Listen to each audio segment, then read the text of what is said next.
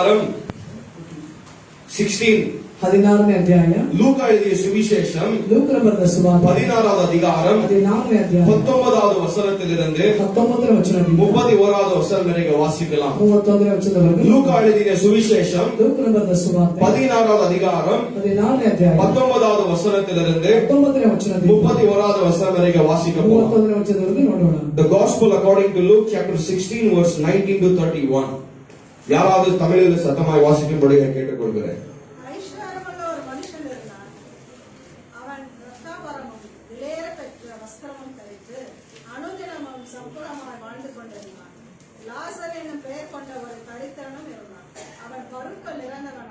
அந்த ஐஸ்வரோட வாசல் அருகே கிடந்து அவனுடைய மேஜையிலிருந்து விழ துணிகைகளால் தன் பசியை ஆசையாயிருந்தான். நாய்கள் வந்து அவன் பொருட்களை நக்கிற்று. பின்பு அந்த தரித்திரன் மரித்து தேவதூதரால் ஆபிரகாமுடைய மடியில கொண்டு போய் விடப்பட்டான். ஐஸ்வரவான் மரித்து அடக்கம் பண்ணப்பட்டான். பாதாளத்திலே அவன் வேதனைப்பட்டு தன் கண்களை ஏறெடுத்து தூரத்திலே ஆபிரகாமையும் அவன் மடியில லாசரையும் கண்டான். அப்பொழுது அவன் தகப்பனாகிய ஆபிரகாமே, நீர் எனக்கு இறங்கி லாசரு தன் விரலினால் நுனியை தண்ணீரில தேய்த்து தன் நாவை குளிர பண்ணும்படியாய் அவனை அனுப்ப வேண்டும். இந்த அக்கினி ஜுவாலையில வேதனை படுகிறேனே என்று கூப்பிட்டான்.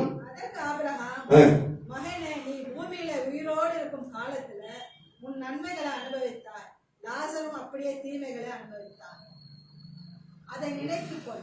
இப்பொழுது அவன் தேற்றப்படுகிறான், நீயோ வேதனைப்படுகிறார். அதுவே அல்லாமல்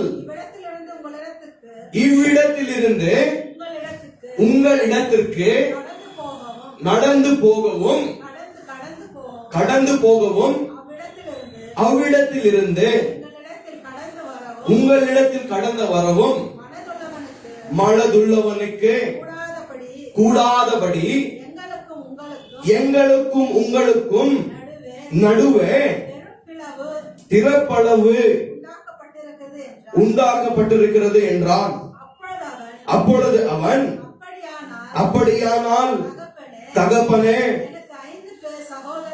எனக்கு 5 சகோதரர் உண்டு,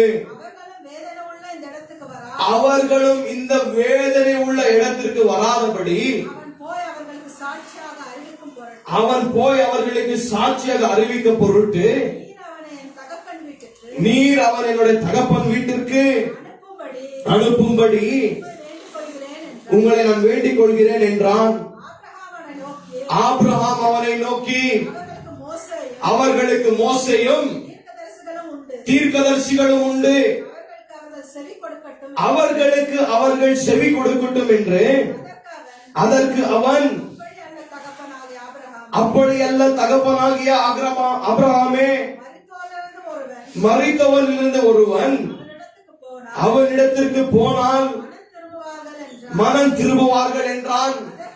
அதற்கு அவன், அவர்களும் மோசேக்கும் தீர்க்கதரிசிகளுக்கும் செவி கொடுக்காமல் விட்டால் மரித்தவனிலிருந்து ஒருவன் எழுப்பி போனாலும் நம்ப மாட்டார்கள் என்று சொன்னார். கர்த்தருடைய நாமத்திற்கு மகிமை உண்டாகுவதாக. ஒரு நிமிடம் எல்லா கண்களை மூடி ஜெபிக்கலாம். அன்பின் பரலோக பிதாவே, இந்த கால வேளைக்காக நன்றி ஆண்டவரே. உடைய வார்த்தைகளை நாங்கள் கேட்டிருக்கிறோம். அப்போ வார்த்தை சொல்லுகிறது, காதுள்ளவன் கேட்க கடவன். ஆவியானவரே, உடைய வார்த்தைகளை, உடைய சத்தத்தை நீங்கள் கேட்க உதவி செய்வீராக. எல்லா மாமிசத்தின் கிரியைகளை, எல்லா அசுத்தாவிகளின் கிரியைகளை ஆண்டவரே, பிசாசின் கிரியைகளை நீர் கடிந்து கொள்ளும்படியாய் நாங்கள் கேட்டுக்கொள்கிறோம் ஆண்டவரே. சத்ருவானவன் விதைத்த வார்த்தைகளை ஆண்டவரை திருடி கொண்டு போகாதபடி ஆண்டவரே, உடைய வார்த்தையானது ஆண்டவரே எங்களுக்குள்ளாக 60 மடங்காய் 30 மடங்காய் 100 மடங்காய் பலன் கொடுக்க உதவி செய்வீராக ஆண்டவரே. அப்பா, இந்த சத்தியத்திற்கு ஆண்டவரே எங்களுடைய காதுகளை ஆண்டவரே நாங்கள் திறந்து அந்த வார்த்தைகளை கேட்டு ஆண்டவரை கிரகித்து ஆண்டவரே உங்களுடைய வார்த்தைகளின் பிரகாரமாய் வாழ உதவி செய்வீராக ஆண்டவரே. அப்பா, இன்றைக்கு நீர் எங்களிடத்தில் பேசும்படியாய் நாங்கள் நாங்கள் கேட்டுக்கொள்கிறோம் ஆண்டவரே. அப்ப உங்களுடைய வார்த்தைகளின் மூலமா நீர் ரட்சிக்கக்கூடிய தேவனாக இருக்கிறீர் ஆண்டவரே.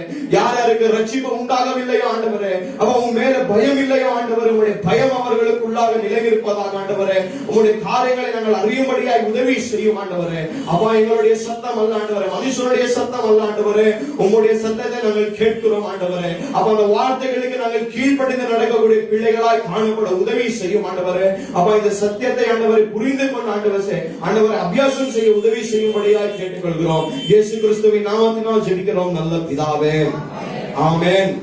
கர்த்தருடைய நாமத்திற்கு மகிமை உண்டாகுவதாக. ಕರ್ತನ ನಾಮಕ್ಕೆ ಮಹಿಮೆ ಉಂಟಾಗಲಿ. பாருங்க, இந்த வார்த்தையை நானும் நீங்களும் வாசித்திருக்கிறோம். ಈ ವಾಕ್ಯವನ್ನು ನಾನು ನೀವು ನೋಡಿದ್ದೇವೆ. நானும் நீங்களும் வேதாகமத்தை வாசிக்கிறோம். ನಾವು ವೇದವನ್ನು ಓದುತ್ತೇವೆ. இப்படிப்பட்ட பகுதி வரும்போது ಈ ರೀತಿಯಾದ ಒಂದು ಭಾಗಗಳು அந்த வார்த்தைகளை நாங்கள் புரிந்து கொள்ள நானும் நீங்கள் அதிகமான பிரயாசம் படுவதில்லை. ಹಾಗೂ ಇದನ್ನು ಅರ್ಥ ಮಾಡಿಕೊಳ್ಳಲು ಹೆಚ್ಚಾಗಿ ನಾವು ಪ್ರಯಾಸ இந்த ಪಡುತ್ತೇವೆ. வார்த்தையை தேவன் அவருடைய வார்த்தையை எழுதி வைத்திருக்கிறார். ದೇವರು ತನ್ನ ವಾಕ್ಯದಲ್ಲಿ ದೇವರು இது ಬರೆದಿಟ್ಟಿದ್ದಾರೆ. ஆவியானவர் எழுதி வைத்த வார்த்தைகளாக இருக்கிறது. ಇದು ದೇವರಾತ್ಮನು ಬರೆದಿಟ್ಟಂತ ವಾಕ್ಯವಾಗಿದೆ. தேவனுடைய வார்த்தை நமக்கு தெளிவாக சொல்லுகிறது. ದೇವರ ವಾಕ್ಯ ನಮಗೆ ಸ್ಪಷ್ಟವಾಗಿ காதுள்ளவன் கேட்க கடவன் என்ற வார்த்தை சொல்லுகிறது. ಕಿವಿಯುಳ್ಳವನು ಕೇಳಲ್ಪಡಲಿ ಎಂದು. நானும் நீங்களும் ஆண்டவருடைய சத்தத்திற்கு செவி கொடுக்கிற பிள்ளைகளாக காணப்பட வேண்டும். ನಾನು ನೀವು ದೇವರ ಒಂದು ಶಬ್ದಕ್ಕೆ ಕಿವಿಗೊಡುವಂತ ಜನಗಳಾಗಿ ಕಾಣಲ್ಪಡಬೇಕು. பாருங்கள், தேவனுடைய பிள்ளைகளுக்கும் பிசாசுடைய பிள்ளைகளுக்கும் என்ன வித்தியாசம் இருக்கிறது என்றால், ದೇವರ ಮಕ್ಕಳಿಗೂ ಹಾಗೂ ಅಂದ್ರೆ ಪಿಶಾಚಿಯ ಮಕ್ಕಳಿಗೆ ಏನು ವ್ಯತ್ಯಾಸವೆಂದರೆ, தேவனுடைய பிள்ளைகள் ದೇವರ ಮಕ್ಕಳು அவருடைய பிதாவாகிய ஆண்டவருக்கு செவி கொடுக்கிறார்கள். ಅವರ ತಂದೆಯಾದ ದೇವರಿಗೆ ಅವರು ಕಿವಿಗೊಡುತ್ತಾರೆ. ஆனால் பிசாசின் பிள்ளைகள்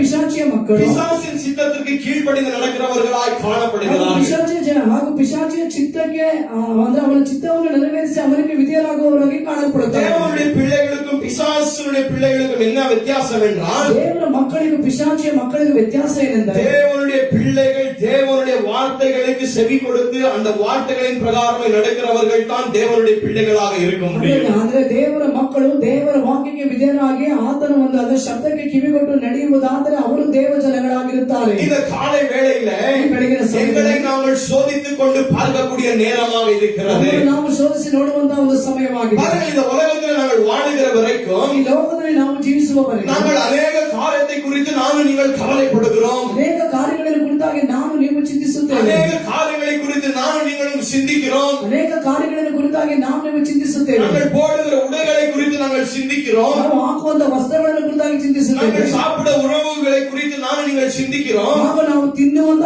ಆಹಾರವನ್ನು ಕುರಿತಾಗಿ ಚಿಂತಿಸುತ್ತೇವೆ. குடும்பத்திற்காக என்ன செய்ய வேண்டும் என்று நாங்கள் அதிகமாக சிந்திக்கிறோம். ನಾವು ಕುಟುಂಬಕ್ಕೆ ಏನು ಮಾಡಬೇಕೆಂದು ಹೆಚ್ಚಾಗಿ ಚಿಂತಿಸುತ್ತೇವೆ. எங்களுடைய வாழ்க்கையை நாங்கள் பந்தோபஸ்து செய்து கொள்வதற்கு அநேக காரியங்களை நாங்கள் சிந்திக்கிறோம். ಹಾಗೂ ನಮ್ಮ ಜೀವಿತಗಳನ್ನು ಭದ್ರ ಮಾಡಿಕೊಳ್ಳುವುದಕ್ಕಾಗಿ ಅನೇಕ ಕಾರ್ಯಗಳನ್ನು ಚಿಂತಿಸುತ್ತೇವೆ. எல்லா காரியங்களை குறித்து நானும் நீங்களும் சிந்திக்கிறோம். ಎಲ್ಲ ಕಾರ್ಯಗಳನ್ನು ಕುರಿತಾಗಿ ನಾವು ಚಿಂತಿಸುತ್ತೇವೆ. ஆனால் நித்தியத்திற்கும் வாழக்கூடிய இந்த ஆத்மாவை குறித்து நானும் நீங்களும் கவலைப்படுவதில்லை. ಆದರೆ ನಿತ್ಯತ್ವದಲ್ಲಿ ಜೀವಿಸುವಂತ ಈ ಒಂದು ಆತ್ಮವನ್ನು ಕುರಿತಾಗಿ ನಾವು ನೀವು ಚಿಂತಿಸುವುದಿಲ್ಲ. நம்ம ஆத்மாவை குறித்தும் நம்ம ஆவியை குறித்தும் நான் நீங்கள் கவலைப்படாமல் வாழ்ந்து கொண்டிருக்கிறோம். ನಮ್ಮ ಆತ್ಮನ ಕುರಿತಾಗಿ ನಾವು ಚಿಂತಿಸದೆ ನಾವು ಜೀವಿಸುತ್ತಲಿದ್ದೇವೆ. ஜனங்கள் நினைத்துக் கொண்டிருக்கிறார்கள், ಆದರೆ ಜನರು ஏதோ ನೆನೆಸುತ್ತಲಿದ್ದಾರೆ, இந்த சரீரத்திலே நாங்கள் நித்தியமாய் வாழ்ந்து விடுவோம் என்று நினைத்துக் கொண்டிருக்கிறார்கள். ಈ ಒಂದು ಶರೀರದಲ್ಲಿ ನಿತ್ಯವಾಗಿ ನಾವು ಜೀವಿಸುತ್ತೇವೆ ಎಂದುಕೊಂಡು 2 நாட்களுக்கு முன்பாக 2 ದಿವಸಕ್ಕೆ ಮುಂಚೆ நான் படுத்துக் கொண்டிருந்தேன். ನಾನು ನಿದ್ರೆ ಮಾಡುತ್ತಲಿದ್ದೆ. அது மத்திய ராத்திரி ஒரு 12-1 மணியாக இருந்தது. ಅದು ಮಧ್ಯರಾತ್ರಿ 12-1 ಗಂಟೆ ಆಗಿತ್ತು. என்னுடைய கண்களிலே கண்ணீர் நிரம்பி ஒழுங்கிக் கொண்டிருந்தது. ನನ್ನ ಕಣ್ಣಿನಿಂದ ನೀರುಗಳು ಬರುತ್ತಲಿತ್ತು. ஆண்டவரே, எப்படிப்பட்ட வாழ்க்கையாக இருக்கிறது. ದೇವರು ಯಾವ ರೀತಿಯಾದ ಜೀವಿತವಾಗಿದೆ. ஆண்டவரே, நரகத்தை குறித்து ஒரு பயம் எனக்குள்ளாக வந்துவிட்டது. ನರಕವನ್ನು ಕುರಿತಾದ ಒಂದು ಭಯ ನನ್ನಲ್ಲಿ நான் ಉಂಟಾಗಿದೆ. நீங்கள் நினைத்துக் கொண்டிருக்கிறோம், ನಾನು ನೀವು ನೆನೆಸುತ್ತಲಿದ್ದೇವೆ. எப்பொழுதுமே ஆண்டவர் நம்மளை ரட்சித்து விட்டால் நரகத்தை குறித்து நாங்கள் கேட்கக்கூடாது என்று அநேக ஜனங்கள் இன்னைக்கு இச்சிக்கிறார்கள். ಆದರೆ ನಾವು ರಕ್ಷಣೆಯನ್ನು ಕುರಿತಾಗಿ ನಾವು ತಿಳಿದರೆ ನರಕವನ್ನು ಕುರಿತಾಗಿ ನಾವು ಅದರ ಕುರಿತು ಕೇಳಬಾರದು ಎಂದು நாங்கள் ராஜ்யத்திற்குள்ளாக பிரவேசித்து விட்டோம். ನಾವು ರಾಜ್ಯದೊಳಗೆ ಪ್ರವೇಶ ಮಾಡಿದ್ದೇವೆ. இந்த நரகத்தை குறித்து நானும் நீங்கள் யோசிக்க கூடாது ಈ ಒಂದು ನರಕವನ್ನು ಕುರಿತಾಗಿ ನಾವು ಚಿಂತಿಸಬಾರದು என்று நான் நீங்கள் அதிகமாக இந்த காரியத்தை குறித்து நினைப்பதில்லை. ಎಂದು ಈ ಒಂದು ಕಾರ್ಯಗಳ ಕುರಿತಾಗಿ ನಾವು ஒரு ಚಿಂತಿಸುವುದಿಲ್ಲ. மனுஷனுடைய ஆத்மா ಒಂದು ಮನುಷ್ಯನ ಆತ್ಮ ஒரு விலையேற பெற்ற காரியமாக இருக்கிறது. ಅಮೂಲ್ಯವಾದ ಕಾರ್ಯವಾಗಿದೆ. உங்களுடைய ஆத்மாவிற்கு ನಿಮ್ಮ ಆತ್ಮಕ್ಕೆ நீங்கள் எதை கொடுத்து மீட்க முடியாது. ನೀವು ಏನನ್ನು ಕೊಟ್ಟು ಅದನ್ನು ವಿಮೋಚಿಸಲು ಸಾಧ್ಯವಿಲ್ಲ. இந்த வார்த்தை நமக்கு தெளிவாக சொல்லுகிறது. ವಾಕ್ಯ ನಮಗೆ ಸ್ಪಷ್ಟವಾಗಿ பிதாவானவர் தன் ஒரே பேரான குமாரன் இந்த உலகத்திற்கு அனுப்பி ತಂದೆಯಾದ ದೇವರು ತನ್ನ ಒಬ್ಬನೇ ಮಗನಾದ ಕುಮಾರನನ್ನು ಈ ಲೋಕಕ್ಕೆ ಕಳುಹಿಸಿ நம்முடைய மீட்பிற்காக ನಮ್ಮ ವಿಮೋಚನೆಗಾಗಿ இயேசு கிறிஸ்து மரித்து உயிர் தெழுந்து சதா காலம் காலம் உயிரோடு இருக்கிறார் என்ற வார்த்தை சொல்லுகிறது. ಯೇಸು ಕ್ರಿಸ್ತನು ಸತ್ತು ಆತನು ಜೀವಂತವಾಗಿ ಎದ್ದು ಆತನು ಸದಾಕಾಲ ಆತನು ಜೀವನದಿಂದ ಇದ್ದಾನೆ ಎಂದು. உங்களுடைய ஆத்துமாவை குறித்து நீங்கள் சிந்திக்கிறீர்களா, யோசிக்கிறீர்களா? ನಿಮ್ಮ ಆತ್ಮನ ಕುರಿತಾಗಿ ನೀವು ಚಿಂತಿಸುತ್ತೀರಾ, ಯೋಚಿಸುತ್ತೀರಾ? மரணம் என்பது மரணமென்பது ஒரு மனுஷனுடைய வாழ்க்கையில் சம்பவிக்கக்கூடிய ஒரு காரியமாக இருக்கிறது. ಒಂದು ಮನುಷ್ಯನ ಜೀವಿತದಲ್ಲಿ ಸಂಭವಿಸುವಂತಹ ಒಂದು ಕಾರ್ಯವಾಗಿದೆ. ನಾನು நீங்களும் எப்பொழுது மறிக்க போகிறோம் என்று நாங்கள் அறியாமல் இருக்கிறோம். ನಾವು ನೀವು ಯಾವಾಗ ಮರಣ ಹೊಂದುತ್ತೇವೆ ಎಂದು ತಿಳಿಯದೇ ಇದ್ದೇವೆ. மரணம் ஒரு திருடன் வருவதை போல வருகிறது. ಮರಣವು ಒಂದು ಕಳ್ಳನು ಬರುವ ಹಾಗೆ ಬರುತ್ತದೆ. மனுஷன் நினைத்துக் கொண்டிருக்கலாம், ಮನುಷ್ಯನು ಅನಿಸಬಹುದು, எனக்கு ஒரு வியாதியும் இல்லை, ನನಗೆ ಒಂದು ವ್ಯಾಧಿ நான் ಇಲ್ಲ, சந்தோஷமாக இருக்கிறேன், ನಾನು ஒரு ಸಂತೋಷವಾಗಿದ್ದೇನೆ, குறை இல்லாமல் இருக்கிறேன், ಯಾವ ಕೊರತೆ ಇಲ್ಲದೆ நான் ಇದ್ದೇನೆ, இன்னும் அநேக வருட காலம் வாழப் போகிறேன் என்று ನಾನು ಅನೇಕ ವರ್ಷಗಳು ಜೀವಿಸುವೆ ಎಂದು மனுஷன் நினைத்துக் கொண்டு ஆடம்பரமான வாழ்க்கை, பாவமான வாழ்க்கை வாழ்ந்து கொண்டிருக்கிறார்கள். ಮನುಷ್ಯನು ಆ ರೀತಿಯಾಗಿ ನೆನೆಸುತ್ತಾ ಆಡಂಬರವಾದ ಜೀವಿತವನ್ನು ಮಾಡುತ್ತಾ ಇದ್ದಾನೆ. அந்த ராத்திரி வேளையில ಆ ರಾತ್ರಿ ಸಮಯದಲ್ಲಿ என்னுடைய இருதயம் கலங்கி விட்டது. ನನ್ನ ಹೃದಯವು ಕಳವಳಗೊಂಡಿತು. ஆண்டவரே, நான் நரகத்திற்கு போய்விடுவேனா? ದೇವರೇ, ನಾನು ನರಕಕ್ಕೆ ಹೋಗುತ್ತೇನೆ. ஆண்டவரே, உடைய நித்திய ஆக்கினையானது ಅಪ್ಪನಿನ ನಿತ್ಯ ದಂಡನೆಯಾದದ್ದು. உங்களுக்குள்ளாக யார் விசுவாசிக்காமல், ನಿನ್ನೊಳಗೆ ಯಾರು ವಿಶ್ವಾಸ உங்களுடைய ಮಾಡದೆ, வார்த்தைகளுக்கு யார் கீழ்ப்படியாமல் நடந்து கொண்டிருக்கிறார்களோ, ನಿನ್ನ ವಾಕ್ಯಕ್ಕೆ ಯಾರು ವಿಧಿಯರಾಗದೆ ನಡೆಯದೇ அப்படிப்பட்ட ஒரு பயங்கரமான இடத்திற்கு போய் கொண்டிருக்கிறார்கள். ಆ ರೀತಿಯಾದ ಭಯಂಕರವಾದ ಸ್ಥಳಕ್ಕೆ ಹೋಗುತ್ತಿದ್ದಾರೆ. ஆண்டவரே, அந்த இடத்திற்கு நானும் போய்விடுவேனோ என்று ದೇವರೇ, ಆ ಸ್ಥಳಕ್ಕೆ ನಾನು ಹೋಗುತ್ತೇನೆ ಎಂದು எனக்குள்ளாக ஒரு கலக்கம் உண்டானது. ನನ್ನೊಳಗೆ ಒಂದು ಕಳವಳ ಉಂಟಾಯಿತು.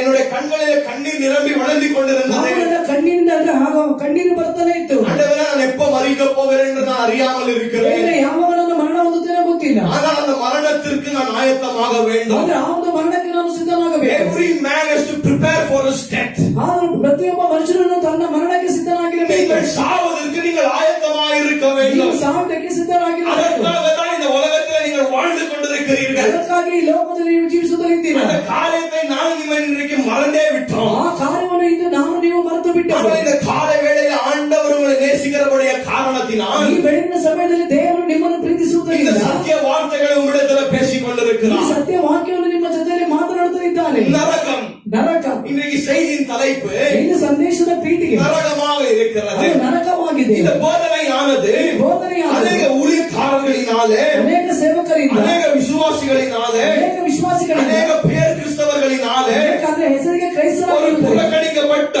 ಇದು ತಳ್ಳಲ್ಪಟ್ಟ ஒரு ஒதுக்கப்பட்ட ஒரு சத்தியமாக ಇದು இருக்கிறது. ತಳ್ಳಲ್ಪಟ್ಟದ ಒಂದು ಸತ್ಯವಾಗಿದೆ. வார்த்தை நமக்கு தெளிவாக சொல்லியிருக்கிறது. ವಾಕ್ಯ ನಮಗೆ ಸ್ಪಷ್ಟವಾಗಿ ಹೇಳಿದೆ. ஆண்டவர் ದೇವರು நம்முடைய தீர்க்கதரிசிகளின் மூலமாய், ತನ್ನ ಪ್ರವಾದಿಗಳ ಮೂಲಕ, ஆவியானவரின் ஏவுதலின் மூலமாய் ದೇವರಾತ್ಮನ ಪ್ರೇರೇಪಣೆ இந்த ಪ್ರಕಾರ வார்த்தைகளை எழுதி ಈ வைத்திருக்கிறார்கள். ವಾಕ್ಯವನ್ನು ಬರೆದಿಟ್ಟಿದ್ದಾರೆ. இது வெறும் மனுஷனுடைய வார்த்தை அல்ல, ಇದು ಬರೀ ಮನುಷ್ಯನ ವಾಕ್ಯವಲ್ಲ, இது தேவனுடைய வார்த்தைகளாக ಇದು இருக்கிறது. ದೇವರ ವಾಕ್ಯವಾಗಿದೆ. எப்பொழுது ஆண்டவர் வார்த்தைகளின் மூலமாய் பேசிக் கொண்டிருக்கிறாரோ, ಯಾವಾಗ ದೇವರು ವಾಕ್ಯದ ಮೂಲಕ அது ಮಾತನಾಡುತ್ತಿದ್ದಾರೆ, மனுஷனுடைய சத்தம் அல்ல, ಅದು ಮನುಷ್ಯನ அது ಶಬ್ದವಲ್ಲ, தேவனுடைய சத்தியமாக ಅದು இருக்கிறது. ದೇವರ ಶಬ್ದವಾಗಿದೆ. இன்றைக்கு ஜனங்கள் அநேக போதனைகளை புறக்கணித்து அதை ஒதுக்கி தள்ளி ಈಗ கொண்டிருக்கிறார்கள். ಅನೇಕಾರು ಅಂದ್ರೆ ಅನೇಕ ವಿಧವಾದ ಒಂದು ಬೋಧನೆಗಳನ್ನು ಕೈಗೊಂಡು ಸತ್ಯ ವಚನಗಳನ್ನು ಅವರು ತಳ್ಳುತ್ತಲಿದ್ದಾರೆ. ஆண்டவருடைய வார்த்தை சொல்லுகிறது, ದೇವರ ವಾಕ್ಯ ಹೇಳುತ್ತದೆ, சத்தியத்தை அறிவீர்கள், சத்தியம் உங்களை விடுதலையாக்கும். ಸತ್ಯವನ್ನು ತಿಳಿಯುವಲ್ಲಿ ಸತ್ಯವು ನಿಮ್ಮನ್ನು ಬಿಡುಗಡೆ குமாரன் ಮಾಡುತ್ತದೆ. விடுதலையாக்கினால் மெய்யான விடுதலை. ಕುಮಾರನು ಬಿಡುಗಡೆ ಮಾಡಿದ್ರೆ ನಿಜವಾದ ಬಿಡುಗಡೆ. ஆண்டவர் ஒரு மனுஷனுக்கு எப்படி விடுதலை கொடுக்கிறார் என்றால், ದೇವರು ಒಂದು ಮನುಷ್ಯನಿಗೆ ಹೇಗೆ ಬಿಡುಗಡೆ ಕೊಡುತ್ತಾರೆ ಅಂದರೆ, நம்முடைய பிரசங்கிக்கிற வார்த்தைகளின் மூலமாய், ನಾವು ಪ್ರಸಂಗ ಮಾಡುವಂತ ವಾಕ್ಯದ ಮೂಲಕ, ஆண்டவர் வார்த்தைகளின் மூலமாய் ದೇವರು ವಾಕ್ಯದ ಮೂಲಕ நம்மை ரட்சிக்கக்கூடிய தேவனாக இருக்கிறார். ನಮ್ಮನ್ನು ರಕ್ಷಿಸುವಂತ ದೇವರಾಗಿದ್ದಾರೆ. நாங்கள் எப்பொழுதுமே நான் உங்களுக்கு சொல்லிக்கொண்டே இருக்கிறேன், ನೋಡಿ, ಯಾವಾಗ ನಿಮಗೆ ನಾನು ಹೇಳುತ್ತಲೇ ಇದ್ದೇನೆ, தேவனுடைய வார்த்தையானது இரண்டு கிரியைகளை செய்கிறது. ದೇವರ ವಾಕ್ಯವಾದದ್ದು ಅದು ಎರಡು ವಿಧವಾಗಿ ಕಾರ್ಯ இதை ಮಾಡಿದೆ. எப்பொழுதுமே உணர்ந்து கொள்ள வேண்டும், எப்பொழுதுமே இந்த சத்தியத்தை நாம் நீங்கள் கிரகித்துக் கொள்ள வேண்டும். ಇದನ್ನು ನಾವು ತಿಳಿದುಕೊಂಡು ಈ ಒಂದು ಸತ್ಯವನ್ನು ಯಾವಾಗ ನಾವು ಗ್ರಹಿಸುತ್ತಲೇ ಇರಬೇಕು. தேவனுடைய சத்தியமானது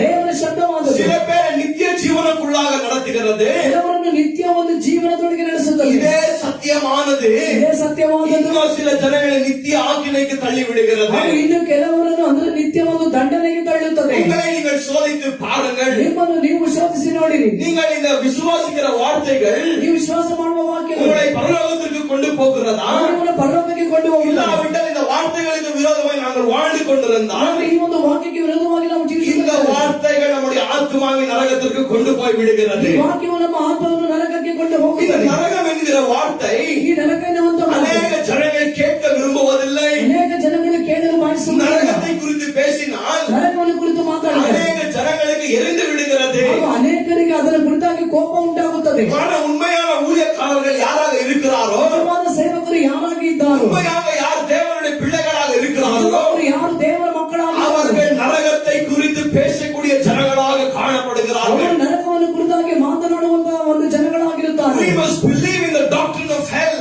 ಆದ್ರೆ ನರಕವನ್ನು ಕುರಿತಾದ ಒಂದು ಕಾರ್ಯವನ್ನು ನಾವು ನಂಬಲೇಬೇಕು. எதற்காக இதை நாங்கள் விசுவாசிக்க வேண்டும் என்றால் ಯಾಕಾಗಿ ನಾವು ವಿಶ್ವಾಸ ಮಾಡಬೇಕು. இந்த நரகத்தை குறித்து ನರಕವನ್ನು ಕುರಿತು அதிகமாய் பேசினது ಹೆಚ್ಚಾಗಿ ಮಾತಾಡಿ நம்ம ஒரே ஆண்டவராக இயேசு கிறிஸ்துவாக ನಮ್ಮ இருக்கிறார். ಕರ್ತನಾದ ಯೇಸು ಕ್ರಿಸ್ತನು அவர் ಮಾತ್ರವಾಗಿದ್ದಾನೆ. பரலோகத்தை காட்டிலும் ಆತನು ಪರಲೋಕಕ್ಕಿಂತಲೂ அதிகமாக நரகத்தை குறித்து பிரசங்கித்தார். ಹೆಚ್ಚಾಗಿ ನರಕವನ್ನು ಕುರಿತಾಗಿ ಪ್ರಸಂಗ நீங்கள் ಮಾಡಿದ್ದಾನೆ. பழைய ஏற்பாடு நீங்கள் வாசித்தீர்கள் என்றால் ನಾವು ಹಳೆ ಏರ್ಪಾಟನ್ನು ನೋಡಿದ್ದಾರೆ. இன்னும் அந்த நரகத்துடைய கான்செப்ட் இன்னும் டெவலப் ஆகவில்லை. ಅಂದ್ರೆ ಆ ಒಂದು ಕಾಲಘಟ್ಟದಲ್ಲಿ ನರಕವನ್ನು ಕುರಿತಾದಂತಹ ಕಾರ್ಯಗಳು ಅದು ಹೆಚ್ಚಾಗಲಿಲ್ಲ. ஆனால் 3 இடத்துல பழைய ஏற்பாடுல ஆண்டவர் நரகத்தை குறித்து பேசியிருக்கிறார். ಅದೇ ಒಂದು ಹಳೆ ಏರ್ಪಾಟಲ್ಲಿ 3 ಸ್ಥಳದಲ್ಲಿ ಕರ್ತನು ನರಕವನ್ನು ಕುರಿತಾಗಿ ಮಾತಾಡಿದ್ದಾನೆ. நீங்கள் தானியேல் 12வது அதிகாரம் வாசித்தீர்கள் என்றால் 12ನೇ ವಚನ அப்பொழுது ஆண்டவர் தானியேல் இடத்துல பேசிக் கொண்டிருக்கிறார். ದಾನಿಯೇಲ್ ಬಳಿಗೆ ಮಾತಾಡುತ್ತಾನೆ. சில ஜனங்கள் நித்திய ஜீவனுக்கென்று உயிர் தெழ போகிறார்கள். ಹಾಗೂ ಕೆಲವರು ನಿತ್ಯ ಜೀವಕ್ಕಾಗಿ ಅವರುಗಳು ಪುನರುತ್ಥಾನವಾಗುತ್ತಾರೆ. இன்னும் சில ஜனங்கள் நித்திய ஆக்கினைக்கு உயிர் தெழ போகிறார்கள் என்ற வார்த்தையில் ஆண்டவர் தெளிவாக எழுதி வைத்திருக்கிறார். ಕೆಲವರು ನಿತ್ಯ ಒಂದು ದಂಡನೆಗಾಗಿ ಪುನರುತ್ಥಾನವಾಗುತ್ತಾರೆ ಎಂದು ಅಲ್ಲಿ ದೇವರು ಮಾತಾಡಿದ್ದಾರೆ. அது மட்டுமல்ல, ಇದು ಮಾತ್ರವಲ್ಲ, ஏசாயா 66வது அதிகாரம் ಯೆಶಾಯನ ಗ್ರಂಥ 66ನೇ கடைசி வசனத்திலே ವಚನದಲ್ಲಿ ஆண்டவர் நரகத்தை குறித்து பேசியிருக்கிறார். ದೇವರು ನರಕವನ್ನು ಕುರಿತು அந்த ಮಾತಾಡಿದ್ದಾರೆ. வார்த்தையை வாசிக்கும்படியே நான் உங்களை கேட்டுக்கொள்கிறேன். ನಾನು ಅಂತ ಕೇಳುತ್ತೇನೆ. ஏசாயா 66 ಯೆಶಾಯನ ಗ್ರಂಥ கடைசி 66 வசனத்தை வாசியுங்கள். 66 ಕೊನೆಯ ವಚನ.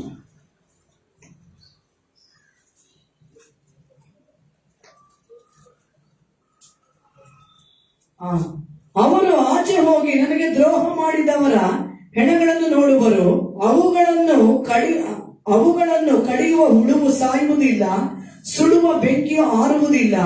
ಅವು ಲೋಕದವರಿಗೆಲ್ಲ ಅಸಹ್ಯವಾಗಿರುವವು. ஆமென். கர்த்தருடைய நாமத்திற்கு மகிமை உண்டாகுவதாக. ಕರ್ತನ ನಾಮಕ್ಕೆ ಮಹಿಮೆ இந்த ಉಂಟಾಗಲಿ. புதிய ஏற்பாடை நீங்கள் வாசித்தீர்கள் என்றால் ನಾವು ಇಲ್ಲಿ ಹೊಸ ಒಡಂಬಡಿಕೆಯನ್ನು ಓದಿದ இயேசு முதலாவது என்ன பிரசங்கித்தார் என்றால் ಯೇಸು ಮೊದಲು ಏನು ಪ್ರಸಂಗ ಮಾಡಿದ? மனம் திரும்புங்கள், ಮನಸಾಂತರ தேவனுடைய ராஜ்யம் ದೇವರ ರಾಜ್ಯ சமீபமாக இருக்கிறது. ಸಮೀಪವಾಗಿದೆ. நீ மனம் திரும்பினாய், ನೀನು ಮನ ತಿರುಗಿದರೆ உனக்கு ஜீவன் இருக்கிறது. ನಿನಗೆ ಜೀವವಿದೆ. நீ மனம் திரும்பாவிட்டால் ನೀವು ಮನ ತಿರುಗದೆ நீ ಹೋದರೆ நித்திய ஆக்கினைக்குள்ளாக பிரவேசிப்பாய் என்ற வார்த்தை தெளிவாக ನೀನು சொல்கிறது. ನಿತ್ಯ ದಂಡನೆಗೆ ಒಳಗಾಗುತ್ತಿ ಎಂದು ವಾಕ್ಯ ಹೇಳುತ್ತದೆ. யோவான் ஸ்நானகர் எதை பிரசங்கித்தார்? ದಾನಿಕನಾದ ಯೋಹಾನನು ಏನು ಪ್ರಸಂಗ ಮಾಡಿದ? மனம் திரும்புங்கள், ಮನ ತಿರುಗಿರಿ, தேவனுடைய ராஜ்யம் சமீபமாக இருக்கிறது. ದೇವರ ರಾಜ್ಯ ಸಮೀಪವಾಗಿದೆ. தேவனுடைய ராஜ்யம் வந்து விட்டது. ದೇವರ ರಾಜ್ಯ ಬಂದು ಬಿಟ್ಟಿದೆ. தேவனுடைய ஆளுகை வந்து விட்டது. ದೇವರ ಆಳ್ವಿಕೆ ಬಂದು ಬಿಟ್ಟಿದೆ. உங்களுடைய பாவங்களிலிருந்து நீங்கள் மனம் திரும்புங்கள். ನಿಮ್ಮ ಪಾಪದಿಂದ ನೀವು ಮನ ತಿರುಗಿರಿ. Either you must repent or you must burn in hell. ಇಲ್ಲಾಂದ್ರೆ ನೀವು ಮನ ತಿರುಗಿರಿ, ಇಲ್ಲ ಅಂದ್ರೆ ನರಕದಲ್ಲಿ ಉಳಿಯುತ್ತೀರಾ. இதுதான் தேவனுடைய வார்த்தையில ஆண்டவர் தெளிவாக எழுதி ಇದು வைத்திருக்கிறார். ದೇವರ ವಾಕ್ಯದಲ್ಲಿ ಸ್ಪಷ್ಟವಾಗಿ ಬರೆದಿದ್ದಾರೆ. இன்னைக்கு சபைக்கு வரும் விசுவாசிகளுக்குள்ளாக ಸಭೆಗೆ ಬರುವಂತ ವಿಶ್ವಾಸಿಯೊಳಗೆ ஒரு பொய்யான செக்யூரிட்டி இருக்கிறது. ಒಂದು ಸುಳ್ಳಾದ ಒಂದು ರಕ್ಷಣೆ. நான் சபைக்கு வருகிறேன், ಸಭೆಗೆ நான் ಬರುತ್ತೇನೆ, ஏதோ வேதத்தை வாசிக்கிறேன், ವೇದ ಓದುವೆ, காணிக்கை தசமபாகங்களை கொடுக்கிறேன், ದಶಮ ಭಾಗ ಕೊಡುವೆ, நான் ஏதோ சபைக்கு வருகிறேன், ಸಭೆಗೆ ಬರುವೆ. நான் சில ஜனங்கள் வேற ஜனங்களைப் போல நான் அவர்களை காட்டிலும் நான் பரிசுத்தமாக இருக்கிறேன், ಆದ್ರೆ ಬೇರೆ ಜನಗಳಿಗಿಂತಲೂ ನಾನು ಪರಿಶುದ್ಧವಾಗಿದ್ದೇನೆ. அவர்கள் செய்கிற பாவங்களே நான் ஈடுபடாமல் இருக்கிறேன் ಅವರು ಮಾಡುವಂತ ಪಾಪಗಳನ್ನು ನಾನು ಮಾಡದೇ ಇದ್ದೇನೆ. என்று இன்னைக்கு விசுவாசிகளுக்குள்ளாக பெயர் கிறிஸ்தவர்களுக்குள்ளாக ஒரு பொய்யான ஒரு செக்யூரிட்டி இருக்கிறது. ಎಂದು ಈ ರೀತಿಯಾಗಿ ಅಂದ್ರೆ ಈ ರೀತಿಯಾಗಿ ದೇವ ಜನರೊಳಗೆ ಈ ರೀತಿಯಾದ ಒಂದು ರಕ್ಷಣೆಯಾದ ಒಂದು ಕಾರ್ಯಗಳಿದೆ. பாருங்கள், தேவனுடைய வார்த்தையில தெளிவாக சொல்லுகிறது. ದೇವರ ವಾಕ್ಯದಲ್ಲಿ ಸ್ಪಷ್ಟವಾಗಿ ಹೇಳಲ್ಪಡುತ್ತದೆ. தேவனுடைய வார்த்தையில அஷூரன்ஸ் என்று ஒரு விசுவாசிக்கும் ದೇವರ ವಾಕ್ಯದಲ್ಲಿ ಒಂದು ದೃಢತೆ ಎಂಬುದು ಒಂದು ವಿಶ್ವಾಸಿಗೂ, நான் தேவனுடைய பிள்ளை, ನಾನು ದೇವರ ಮಗನು, நான் நிச்சயமாக பரலோகத்திற்கு போய் கொண்டிருக்கிறேன் ನಿಶ್ಚಯವಾಗಿ ಪರಲೋಕಕ್ಕೆ ಹೋಗುತ್ತೇನೆ என்ற அந்த அஷூரன்ஸ் எப்பொழுதுமே ஒரு விசுவாசிகளுக்குள்ளாக இருக்க ಆ வேண்டும். ಒಂದು ದೃಢತೆ ಯಾವಾಗಲೂ ಒಂದು ವಿಶ್ವಾಸದೊಳಗೆ ಇರಲೇಬೇಕು. அந்த அஷூரன்ஸ் என்பது ಆ ಒಂದು ದೃಢತೆ ಎನ್ನುವುದು ரெண்டு விதமாக நான் உங்களுக்கு சொல்லலாம். ಎರಡು ವಿಧವಾಗಿ ಹೇಳಬಹುದು. முதலாவது, ಮೊದಲನೆಯದು, ஆவியானவர் ದೇವರಾತ್ಮ நம்முடைய ஆவிக்கு சாட்சியை கொடுக்கிறார். ಕರ್ತನ ಆತ್ಮಕ್ಕೆ ಸಾಕ್ಷಿ ಕೊಡುತ್ತಾನೆ. நாங்கள் தேவனுடைய புத்திரர்கள் என்று. ನಾವು ದೇವರ ಮಕ್ಕಳೆಂದು. That is called a subjective assurance. அது ஒரு அஷூரன்ஸ். ஆவியானவர் ஆண்டவர் நமக்கு கொடுக்கிற ஒரு அஷூரன்ஸ், நாம் நீங்கள் அவருடைய பிள்ளைகள் என்று. ಅದನ್ನು ದೇವರಾತ್ಮನು ನಮಗೆ ಕೊಡುವಂತ ಒಂದು ದೃಢತೆ, ನಾವು ಆತನ ಮಕ್ಕಳೆಂದು. ஆனால் இன்னொரு இடத்துல ஆப்ஜெக்டிவ் அஷூரன்ஸ் என்று இருக்கிறது. ಹಾಗೂ ಇನ್ನೊಂದು ಸ್ಥಳದಲ್ಲಿ ಇನ್ನೊಂದು ಕಾರ್ಯ வெளி ಹೇಳಲಾಗಿದೆ. பிரகாரமான ஒரு அஷூரன்ஸ். ಅಂದ್ರೆ ಅದು ಹೊರಗಿನ ರೀತಿಯಲ್ಲಿ ಒಂದು. நீங்கள் 1 யோவானை நீங்கள் வாசித்தீர்கள் என்றால் ನಾನು ಯೋಹಾನನ್ನು ನೋಡುವಾಗ வார்த்தை தெளிவாக சொல்லுகிறது. ವಾಕ್ಯ ಸ್ಪಷ್ಟವಾಗಿ அந்த ಹೇಳುತ್ತದೆ. நிருபம் எதற்காக எழுதி வைக்கப்பட்டிருக்கிறது என்றால் ಆ ಒಂದು ಪತ್ರಿಕೆ ವಿಶ್ವಾಸಿಯಾ ಇಲ್ಲವಾ? நித்திய ஜீவன் பெற்றிருக்கிறாயா இல்லையா என்று ನಿತ್ಯ ಜೀವನ ಹೊಂದಿದ್ದೀಯಾ ಇಲ್ಲವಾ? யோவான் 6 விதமான ಟೆಸ್ಟ್களை எழுதி வைத்திருக்கிறார். ಯೋಹಾನನಲ್ಲಿ 6 ವಿಧವಾದ ಒಂದು ಪರೀಕ್ಷೆಗಳನ್ನು ಕುರಿತಾಗಿ ಬರೆದಿದ್ದಾರೆ.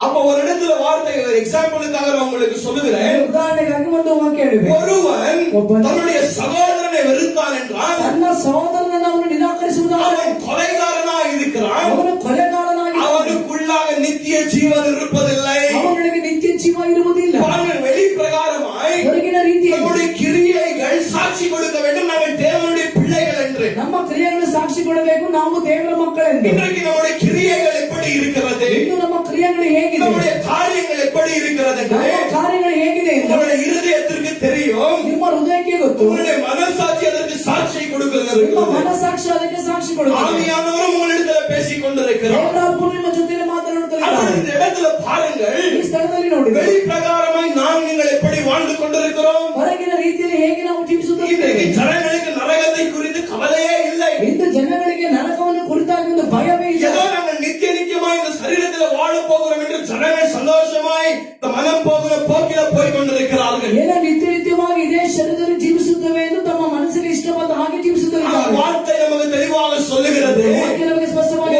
ஒரு மனுஷனுக்கும் சாவு என்பது சம்பவிக்க போகிறது. ಒಂದು ಮನುಷ್ಯನಿಗೆ ಸಾವೆಂಬುದು ನಿಶ್ಚಯ. அது நடக்கக்கூடிய ஒரு விஷயமாக இருக்கிறது. ಅದು ನಡೆಯುವಂತ ವಿಷಯವಾಗಿದೆ. ஆனால் நீ மரிப்பதற்கு முன் ಆದ್ರೆ ನೀನು ಸಾಧಕ್ಕೆ ಮುಂಚೆ இயேசு கிறிஸ்துவிடத்தில் நீ சமாதானம் பெற்றுக் கொண்டிருக்க வேண்டும். ಯೇಸು ಕ್ರಿಸ್ತನ ಬಳಿಯಲ್ಲಿ ನೀನು ಸಮಾಧಾನ ಹೊಂದಿರಬೇಕು. உன்னிடத்தில் தேவனுடைய சமாதானம் இருந்தால் ನಿನ್ನೊಳಗೆ ದೇವರ ಸಮಾಧಾನ ஆண்டவருடைய ஆவிக்கு சாட்சியை கொடுத்து ದೇವರ ಆತ್ಮನಿಗೆ ಸಾಕ್ಷಿ ಕೊಡು. வெளி பிரகாரமாய் நீ செய்யக்கூடிய காரியங்களில் ஆண்டவர் சாட்சி கொடுக்கிறார் என்றால் ಹಾಗೂ ಹೊರಗಿನ ರೀತಿಯಲ್ಲಿ ದೇವರು ನೀನು ನಡೆಯುವಂತ ಒಂದು ಕಾರ್ಯಗಳಿಗೆ ಸಾಕ್ಷಿ ಕೊಡುತ್ತಾರೆ. நீ தேவனுடைய பிள்ளையாக இருக்கிறார். ನೀನು ದೇವರ ಒಂದು ಮಕ್ಕಳಾಗಿರುತ್ತಾರೆ. ஜானதன் எட்வர்ட்ஸ் என்ற ஒரு ஊழியக்காரர்கள் இருந்தார்கள். ಜೋನಾಥನ್ ಎಡ್ವರ್ಡ್ಸ್ ಎಂಬ ಒಬ್ಬ ಸೇವಕರಿದ್ದರು. அவர் பாருங்கள், ಅವರು ನೋಡಿ, sinners in the hands of an angry God என்று ஒரு பிரசங்கத்தை பிரசங்கித்தார். ಅಂದ್ರೆ ಕೋಪವುಳ್ಳ ದೇವರು ಎಂಬಂತ ಒಂದು ಪ್ರಸಂಗವನ್ನು ಮಾಡಿದರು. கோபமுள்ள தேவனுடைய கரங்களிலே ಕೋಪವುಳ್ಳ ದೇವರ ಕೈಗಳಲ್ಲಿ பாவிகள் என்று ஒரு செய்தியை பிரசங்கித்தார்கள். ಇನ್ನೊಂದು ಸಂದೇಶವನ್ನು அது ಹೇಳಿದರು. அமெரிக்காவே ஒரு ஆட்டின ஒரு மெசேஜாக இருக்கிறது. ಅದು ಅಮೆರಿಕವನ್ನೇ ಅಲ್ಲಾಡಿಸಿದಂತ ಒಂದು ದೇವ ಸಂದೇಶ. அநேக வருடமாய் சபைக்கு வந்து கொண்டிருந்த ஜனங்கள் ಅನೇಕ ವರ್ಷಗಳಿಂದ ಸಭೆಗೆ ಬಂದ ಜನಗಳು அவர்கள் ஆண்டவருடைய பரிசுத்தத்தை உணர்ந்தார்கள். ಅವರು ದೇವರ ಪರಿಶುದ್ಧತೆಯನ್ನು ಗ್ರಹಿಸಿದರು. ஆண்டவருடைய நீதியை உணர்ந்தார்கள். ದೇವರ ನೀತಿಯನ್ನು ಗ್ರಹಿಸಿದರು. ஆண்டவருடைய வழிகளை உணர்ந்தார்கள். ದೇವರ ದಾರಿಯನ್ನು ಗ್ರಹಿಸಿದರು. அவர்கள் அறிந்திருந்தார்கள், நான் உண்மையாக ரட்சிக்கப்படவில்லை, ಅವರುಗಳು ತಿಳಿದಿದ್ದರು, ನಾವು ನಿಜವಾದ ರಕ್ಷಣೆ ಹೊಂದಲಿಲ್ಲ, ஆண்டவருடைய சமாதானம் பெறவில்லை. ನಾವು ದೇವರ ಬಳಿ ಸಮಾಧಾನ ஐயா, ಹೊಂದಲಿಲ್ಲ, தேவனுடைய கோபம் மேல ஊற்றப்படுகிறது. ದೇವರ ಕೋಪ ನನ್ನ ಮೇಲೆ ಸುರಿಸಲ್ಪಡುತ್ತದೆ. அவர் பிரசங்கித்துக் கொண்டிருக்கிற நேரத்தில் ಪ್ರಸಂಗ ಮಾಡುತ್ತಿರುವ ಸಮಯದಲ್ಲಿ நான் இப்படி கத்தி இப்படி பிரசங்கிக்கிறேன். ಆದ್ರೆ ನಾನು ಕೂಡ ಹೀಗೆ ಕೂಗಿ ಪ್ರಸಂಗ ಮಾಡುವೆ. அந்த மனுஷன் எப்படி நரகத்தை குறித்து பிரசங்கித்தார் என்றால் ಅವರು ಹೇಗೆ ನರಕವನ್ನು ಕುರಿತಾಗಿ ಪ್ರಸಂಗ ಮಾಡಿದರು. அவர் நோட்ஸ் மேனுஸ்கிரிப்ட் எழுதி வைத்திருப்பார். ಅವರು ಒಂದಂದ್ರೆ ನೋಟ್ಸ್ ಅನ್ನು ಬರೆದಿರಬಹುದು. அந்த நோட்ஸ் மேனுஸ்கிரிப்டை பார்த்தால் அவர் பிரசங்கிப்பார். ಅವರು ಅದನ್ನು ಅವರು ಬರೆದಿರುವಂತ ಕಾರ್ಯವನ್ನು ನೋಡಿ ಅವರು ಪ್ರಸಂಗ ಮಾಡುವರು. அவர் தலையை குடித்தார் என்றால் ಅವರು ತಲೆ ಭಾವಿಸಿದ್ದಾರೆ. அவர் ஜனங்களையும் பார்ப்பதில்லை. ಅವರು ಜನರನ್ನು ನೋಡುವುದು. அவருடைய பிரசங்கம் அப்படியாக இருந்தது. ಪ್ರಸಂಗ ಆ ರೀತಿಯಾಗಿ ஆனால் அந்த பிரசங்கத்தின் மூலமாய் ஆவியானவர் ஜனங்களுடைய இருதயத்தில் கிரியை ಆ செய்தார். ಒಂದು ಪ್ರಸಂಗದ ಮೂಲಕವಾಗಿ ದೇವರಾತ್ಮನು ಜನರ ಹೃದಯಗಳಲ್ಲಿ இந்த வார்த்தை கேட்கக்கூடிய சமயத்திலே ಈ ವಾಕ್ಯ ಕೇಳುವ ಸಮಯದಲ್ಲಿ நீங்கள் ஆவியானவரை கேளுங்கள். ದೇವರಾತ್ಮನಲ್ಲಿ ಕೇಳಿ, ஆவியானவரே, ದೇವರಾತ್ಮನೇ உங்களுடைய பாவங்களை எனக்கு உணர்த்தும் ஆண்டவரே. ಪಾಪವನ್ನು ನಾನು ತಿಳಿಯುವಂತೆ ಮಾಡು. ஆண்டவரே, உண்மையாக நான் ரட்சிக்கப்பட்டிருக்கிறேனா? ನಾನು ರಕ್ಷಣೆ ಹೊಂದಿದ್ದೇನೆ. ஆண்டவரே, நான் உண்மையாக உங்களுடைய பிள்ளையாக இருக்கிறேனா? ನಾನು ನಿನ್ನ ಮಕ್ಕಳಾಗಿದ್ದೇನೆ. என் மேல நான் விசுவாசத்தை வைத்திருக்கிறேனா? ನನ್ನ ಮೇಲೆ ನಾನು ವಿಶ್ವಾಸ ಬಿಟ್ಟಿದ್ದೇನೆ. என்னுடைய கிரியைகளின் மேல நான் விசுவாசத்தை வைத்திருக்கிறேனா? ನನ್ನ ಕ್ರಿಯೆಗಳ ಮೇಲೆ ನಾನು ವಿಶ್ವಾಸ ಬಿಟ್ಟಿದ್ದೇನೆ. ஆண்டவரே, என்னுடைய ஆத்மா அழிந்து போகாதபடி ನನ್ನ ಆತ್ಮ ಅದು ನಾಶವಾಗದಂತೆ ஆண்டவரே, என்னை எச்சரித்து தப்புவீம் என்று நீங்கள் ஆண்டவரை கேட்க வேண்டும். ಒಂದು ನರಕದಿಂದ ನನ್ನನ್ನು ತಪ್ಪಿಸಿ ಎಂದು ನಾನು ನಿನ್ನ ಕೇಳಬೇಕು. நீ 20 வருட விசுவாசியா இருக்கலாம், 20 ವರ್ಷ ವಿಶ್ವಾಸಿ, 50 வருட விசுவாசியா இருக்கலாம். 40 ವರ್ಷ ವಿಶ್ವಾಸಿಯಾಗಿರಬಹುದು. Hell is filled with people who came to church. ಅಂದ್ರೆ ದೇವ ಸಭೆಗೆ ಬರುತ್ತಿದ್ದ ಜನಗಳಿಂದಲೇ ನರಕವು ತುಂಬಲ್ಪಟ್ಟಿದ್ದು. Hell is filled with all sort of Christian people who ever came to church. ಎಲ್ಲಾ ವಿಧವಾದ ಒಂದು ಕ್ರೈಸ್ತರುಗಳಿಂದ ನರಕವು ತುಂಬಲ್ಪಟ್ಟಿದ್ದು ಸಭೆಗೆ ಬರುತ್ತಿದ್ದವರೇ. கர்த்தருடைய நாமத்திற்கு மகிமை உண்டாகுவதாக. ಕರ್ತನ ನಾಮಕ್ಕೆ ಮಹಿಮೆ உங்களுடைய ಉಂಟಾಗಲಿ. ஆத்மா மீட்படைந்து இருக்கிறதா? ನಿಮ್ಮ ಆತ್ಮವು ವಿಮೋಚಿಸಲ್ಪಟ್ಟಿದೆಯಾ? உண்மையாகவே ரட்சிக்கப்பட்டிருக்கிறீர்களா? ನಿಜವಾಗ್ಲೂ ರಕ್ಷಣೆ ಹೊಂದಿದ್ದೀರಾ? உங்களுடைய வாழ்க்கையில மாற்றம் ஏற்பட்டிருக்கிறதா? ನಿಮ್ಮ ಜೀವಿತಗಳಲ್ಲಿ ಮಾರ್ಪಾಟು ಉಂಟಾಗಿದೆಯಾ? உங்களுடைய உள்ளான காரியங்களிலே மாற்றம் ஏற்பட்டிருக்கிறதா? ನಿಮ್ಮ ಒಳಗಿನ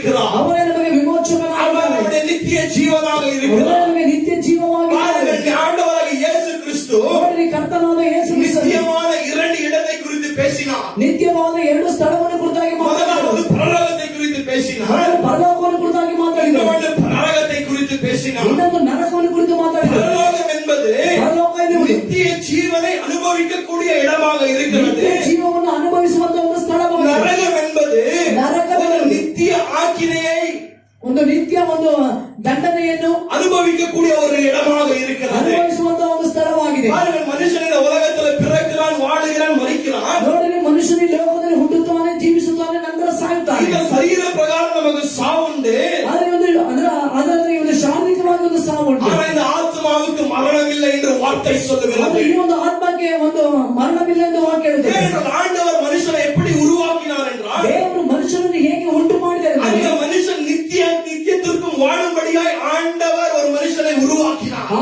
ಮನುಷ್ಯನು ನಿತ್ಯತ್ವಕ್ಕೆ ಜೀವಿಸುವಂತ ದೇವರ ಮನುಷ್ಯನನ್ನು ಉಂಟು ಮಾಡಿದರು. ஆனால் மரணம் எதற்காக இந்த உலகத்திற்குள்ளாக வந்ததென்றால், ಮರಣವು ಯಾತಕ್ಕಾಗಿ ಈ ಲೋಕದಲ್ಲಿ ಬಂದಿತು ಎಂದರೆ பாவத்தின் மூலமாய் மரணம் ஒரு மனுஷனுடைய வாழ்க்கையில சம்பவிக்கிறது என்று வார்த்தை சொல்லுகிறது. ಪಾಪದ ನಿಮಿತ್ತವಾಗಿ ಒಂದೊಂದು ಮನುಷ್ಯನೊಳಗೆ ಒಂದು ಮರಣ ಉಂಟಾಗುತ್ತದೆ ಎಂದು ವಾಕ್ಯ ಹೇಳುತ್ತದೆ. சரீர பிரகாரமாய் மரிப்பது ಶಾರೀರಿಕವಾಗಿ ಸಾಯುವುದು அது முதலாவது மரணமாக இருக்கிறது. ಅದು ಮೊದಲನೆಯ ಮರಣವಾಗಿದೆ. தேவனுடைய வார்த்தையில சொல்லப்பட்டிருக்கிறது. ದೇವರ ವಾಕ್ಯ ಹೇಳಲ್ಪಟ್ಟಿದೆ. இரண்டாவது மரணம் என்ற ஒரு காரியம் இருக்கிறது. ಎರಡನೆಯ ಮರಣವೆನ್ನುವುದು ಒಂದು ಕಾರ್ಯವಿದೆ. இந்த இரண்டாவது மரணத்தை குறித்து நான் நீங்களும் கவலைப்படுவதில்லை. ಒಂದು ಎರಡನೆಯ ಮರಣವನ್ನು ಕುರಿತಾಗಿ ನಾನು ನೀವು இந்த ಚಿಂತಿಸುವುದಿಲ್ಲ. இரண்டாவது மரணம் என்னவென்றால், ಎರಡನೆಯ ಮರಣವೇನೆಂದರೆ நித்தியமாய் நரகத்திலே ನಿತ್ಯವಾಗಿ ನರಕದಲ್ಲಿ ஆண்டவருடைய கோபத்தை அனுபவிப்பது தான் இரண்டாவது மரணம் என்ற வார்த்தை சொல்லுகிறது. ದೇವರ ಕೋಪವನ್ನು ಅನುಭವಿಸಿದ ಎರಡನೆಯ ಮರಣವೆಂದು ವಾಕ್ಯ ಹೇಳುತ್ತದೆ. இன்னைக்கு அநேக ஜனங்கள் நரகத்திலே வெந்து கொண்டிருக்கிறார்கள். ಅದರಿಂದ ಅನೇಕ ಜನರು ನರಕದಲ್ಲಿ ಬೇಯುತ್ತಲಿದ್ದಾರೆ. நரகம் என்பது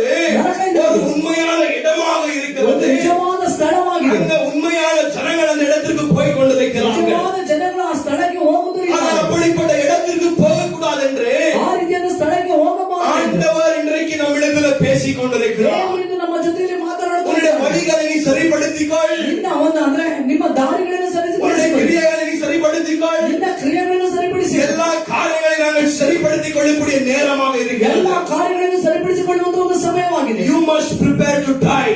ನೀನು ಮರಣ ಹೊಂದಲು ಸಿದ್ಧವಾಗಿ நீ சாவதற்கு ஆயத்தமாக இருக்க வேண்டும். ಸಾವುದಕ್ಕೆ நீ ಸಿದ್ಧವಾಗಿರಬೇಕು. சாவதற்கு முன்பாக ಸಾವುದಕ್ಕೆ ಮುಂಚೆ உன்னுடைய ஆண்டவருடைய ஆத்மாவிற்கு சாட்சி கொடுக்க வேண்டும். ದೇವರ ಆತ್ಮನಿಂದ ಆತ್ಮನಿಗೆ ಸಾಕ್ಷಿ ಕೊಡಬೇಕು. தேவனுடைய பிள்ளையாக இருக்கிறேன். ನಾನು ದೇವರ ಮಗುವಾಗಿದ್ದೇನೆ. ஆண்டவருக்காக வாழ்ந்தேன். ದೇವರಿಗಾಗಿ ಜೀವಿಸಿದೆ. ஆண்டவருக்காக பரிசுத்தமாய் வாழ்ந்தேன். ದೇವರಿಗಾಗಿ ಪರಿಶುದ್ಧವಾಗಿ நான் ಜೀವಿಸಿದೆ. கிரியைகளுக்குள்ளாக நடந்திருக்கிறேன். ಒಳ್ಳೆ ಕ್ರಿಯೆಗಳಿಗೆ ನಡೆದಿದ್ದೇನೆ. இப்பொழுது என்னுடைய பிதாவிடத்தில் நான் பிரவேசிக்க போகிறேன் ಈಗ என்று ನನ್ನ ತಂದೆಯ ಬಳಿಗೆ ನಾನು ಪ್ರವೇಶ ಮಾಡುತ್ತೇನೆ. அந்த நம்பிக்கை விசுவாசம் நமக்குள்ளாக இருக்க ಆ வேண்டும். ಒಂದು ನಂಬಿಕೆ ವಿಶ್ವಾಸ ನಮ್ಮೊಳಗೆ ಇರಬೇಕು. அப்படிப்பட்ட நம்பிக்கை விசுவாசம் இந்த காலை வேளையில உங்களுக்குள்ளாக இருக்கிறதா? ಆತ್ಮದ ನಂಬಿಕೆ ವಿಶ್ವಾಸ ಈ ಬೆಳಗಿನ ಸಮಯದಲ್ಲಿ ನಿನ್ನೊಳಗೆ ಇದೆಯಾ? இந்த நொடி நீ மரித்தால் எங்கே போக ಆ போகிறாய்? ಕ್ಷಣದಲ್ಲಿ ಸತ್ತರೆ ನೀನು ಎಲ್ಲಿಗೆ ಹೋಗುತ್ತೀಯ? எவ்வளவு பேர் பரலோகத்திற்கு போகிறீர்கள்? கரங்களை ಎಷ್ಟು உயர்த்துங்கள். ಜನರು ಪರಲೋಕಕ್ಕೆ ಹೋಗುತ್ತೀರಾ ಅಂತ ಕೈ ಎತ್ತಿರಿ.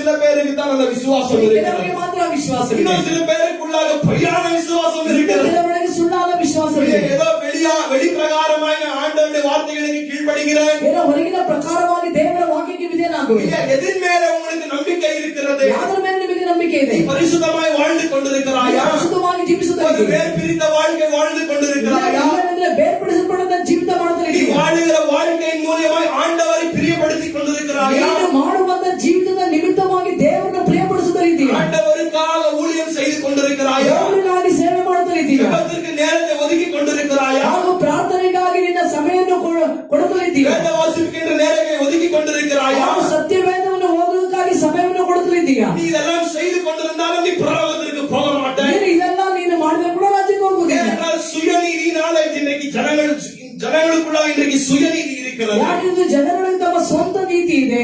உன்னுடைய சுயநீதியின் நிமித்தம் நீ பரலோக ராஜ்யத்திற்குள்ளாக பிரவேசிக்க ನಿನ್ನ முடியாது. ಸ್ವಂತ ನೀತಿಯ ಮೂಲಕವಾಗಿ ನೀನು ರಾಜ್ಯಕ್ಕೆ ಪ್ರವೇಶ ಮಾಡಲು ಸಾಧ್ಯವಿಲ್ಲ. இயேசு கிறிஸ்துவினுடைய நீதியை யார் தரித்துக் கொண்டிருக்கிறார்களோ அவர்கள் மட்டும் தான் ராஜ்யத்திற்குள்ளாக பிரவேசிக்க முடியும். ಯೇಸು ಕ್ರಿಸ್ತನ ನೀತಿಯನ್ನು ಯಾರು ಧರಿಸಿಕೊಂಡಿದ್ದಾರೋ ಅವರುಗಳು ಮಾತ್ರವೇ ದೇವರ ರಾಜ್ಯಕ್ಕೆ ಹೋಗಲು ಸಾಧ್ಯ. ஆண்டவரின் மேல முழு விசுவாசம், முழு நம்பிக்கை. ದೇವರ ಮೇಲೆ ಪೂರ್ಣ ವಿಶ್ವಾಸ, ಪೂರ್ಣ ஆண்டவரே, நீங்க தான் என்னுடைய எல்லாமாய் இருக்கிறீர்கள். ನೀನೇ ನನಗೆ ಎಲ್ಲವಾಗಿದೆ. ஆண்டவரே, உம்மை தவிர எனக்கு யாரும் இல்லை. ನಿನ್ನನ್ನು ಬಿಟ್ಟು ನನಗೆ ಯಾರು ಇಲ್ಲ. ஆண்டவரே,